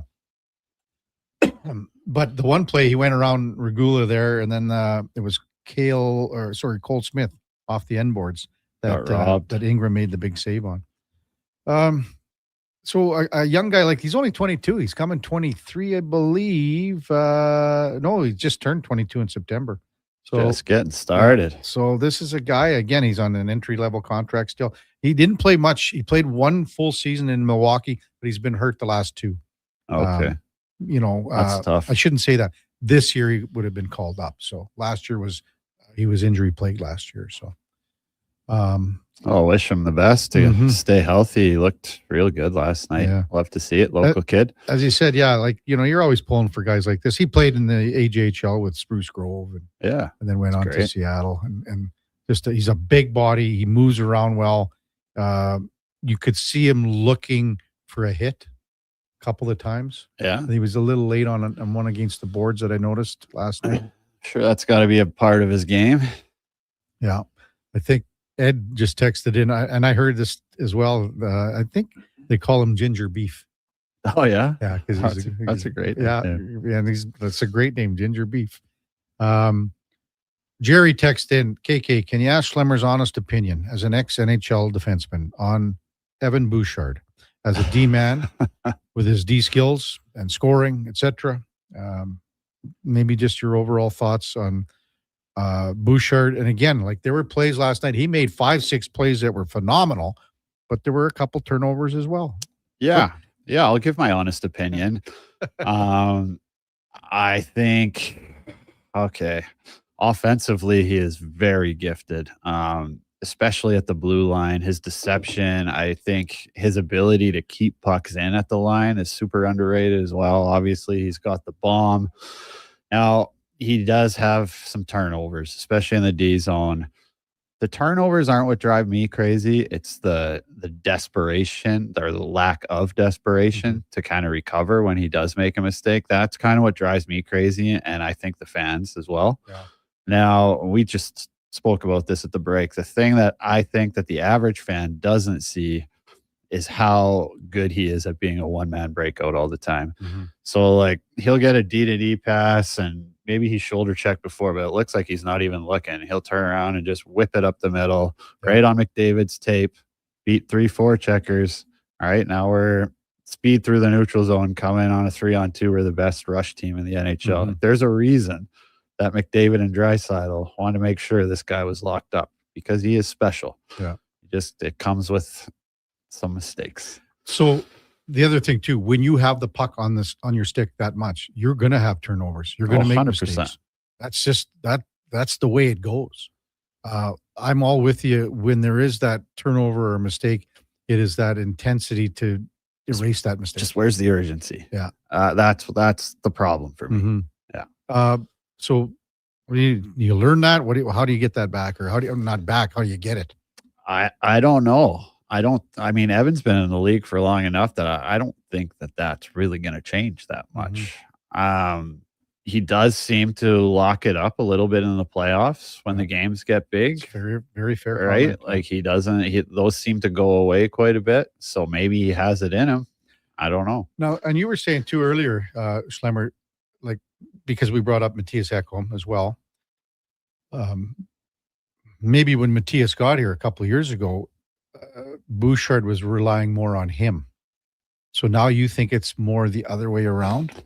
Maybe not completely the other way around, but I think Ekholm's lost a step a little bit since the injury, whether that's still plaguing him or if he's just getting up there. We had a couple texts even earlier this morning. He looked little crisper last night. Yeah, so maybe he's still recovering from the injury. But I noticed when he's out there with other guys, like he doesn't. When he's playing with Bouchard, he's usually playing with the McDavid line or the Draisaitl line. So he gets a lot of touches out there. He gets way more puck touches than he would playing with anybody else, and that gets your confidence up. That gets you feeling it. Or I feel like when he's not out there with Bouchard, he's I don't know. He just kind of just looks like another guy out there. Yeah. Oilers in Winnipeg tomorrow. Sooner or later, the Jets have to win a game here. It's been 10 games since they've won a game. They've lost 5 in overtime or a shootout. I'm gonna say the narrative is still like we're playing well, we like our game, but like how long can you stick with that narrative before it's like time for heads to roll here? I don't know. Like, I mean, we've been talking about the coaching situation there, and you've heard as well Kevin Cheveldayoff say, we like what we're doing, we're staying the course. Yeah. But how long? I mean, Scott Arniel, this is a guy that's what everyone says when it's going bad, though, right?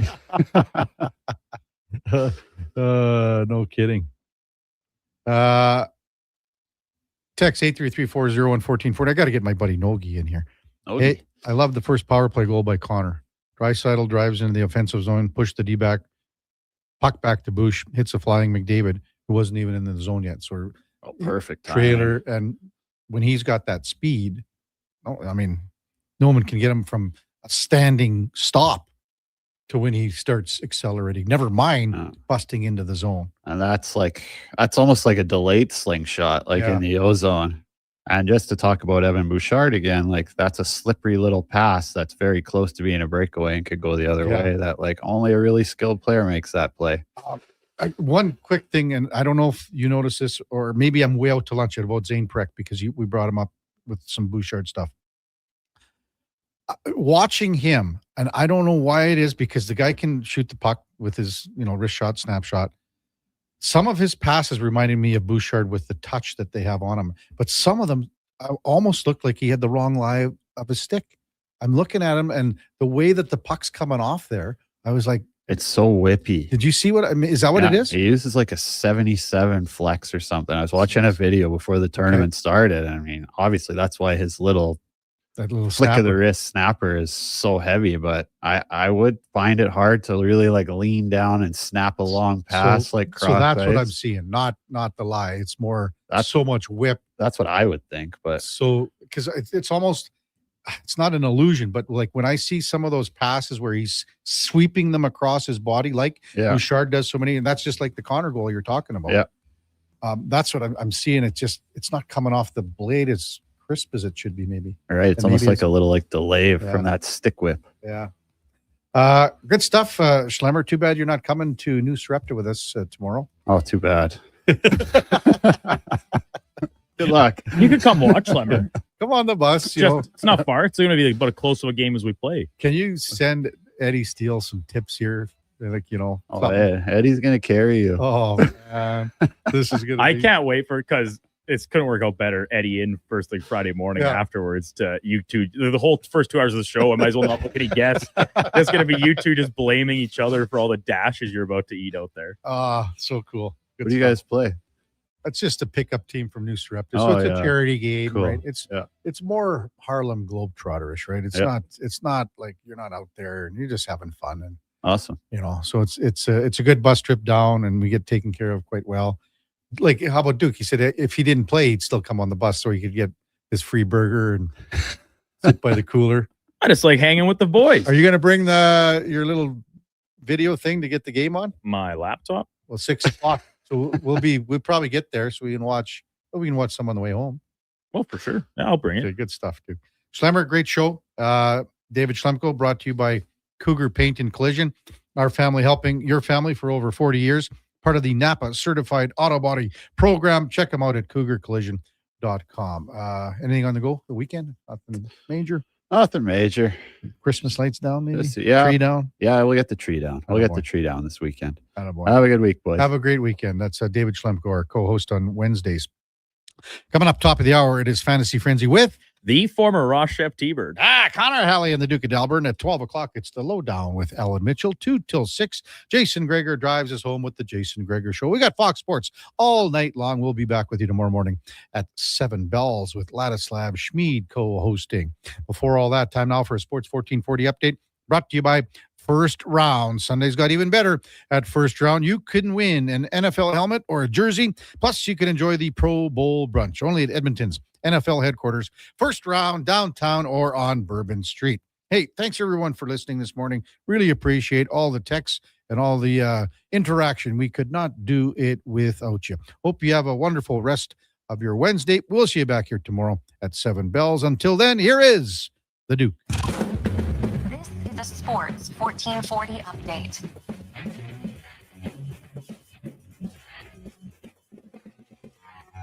Five-game slate in the NHL tonight. The Capitals hosting the Dallas Stars. Calgary heads to Montreal to play the Canadiens. Blues, Blackhawks, Sens in Utah against the Mammoth. And the nightcap, Battle of California as the LA Kings play the San Jose Sharks. Germany and Denmark announcing their Olympic hockey rosters earlier this morning. Leon Draisaitl headlining the German club. Also, Bakersfield Condor forward Josh Szymanski also making the team. Edmonton Oil Kings kick off a road trip tonight in Swift Current against the Broncos, and lone game in the PWHL, Seattle Torrent in Boston to take on the Fleet. In the association, full slate, including the Raptors back at it. They head to Charlotte to play the Hornets tip-off there at 5 o'clock. Elsewhere, Washington's in Philly. Boston hosts Denver. Clippers take on the Knicks from MSG. The Thunder try to get back on track against the Jazz, and the Lakers are in San Antonio to play Wemby and the Spurs. Coming up on Sports 1440, it is Fantasy Frenzy with Hallie and Douglas. I'm Brendan Douglas at your Sports 1440 update. Sports 1440 in West Edmonton Mall and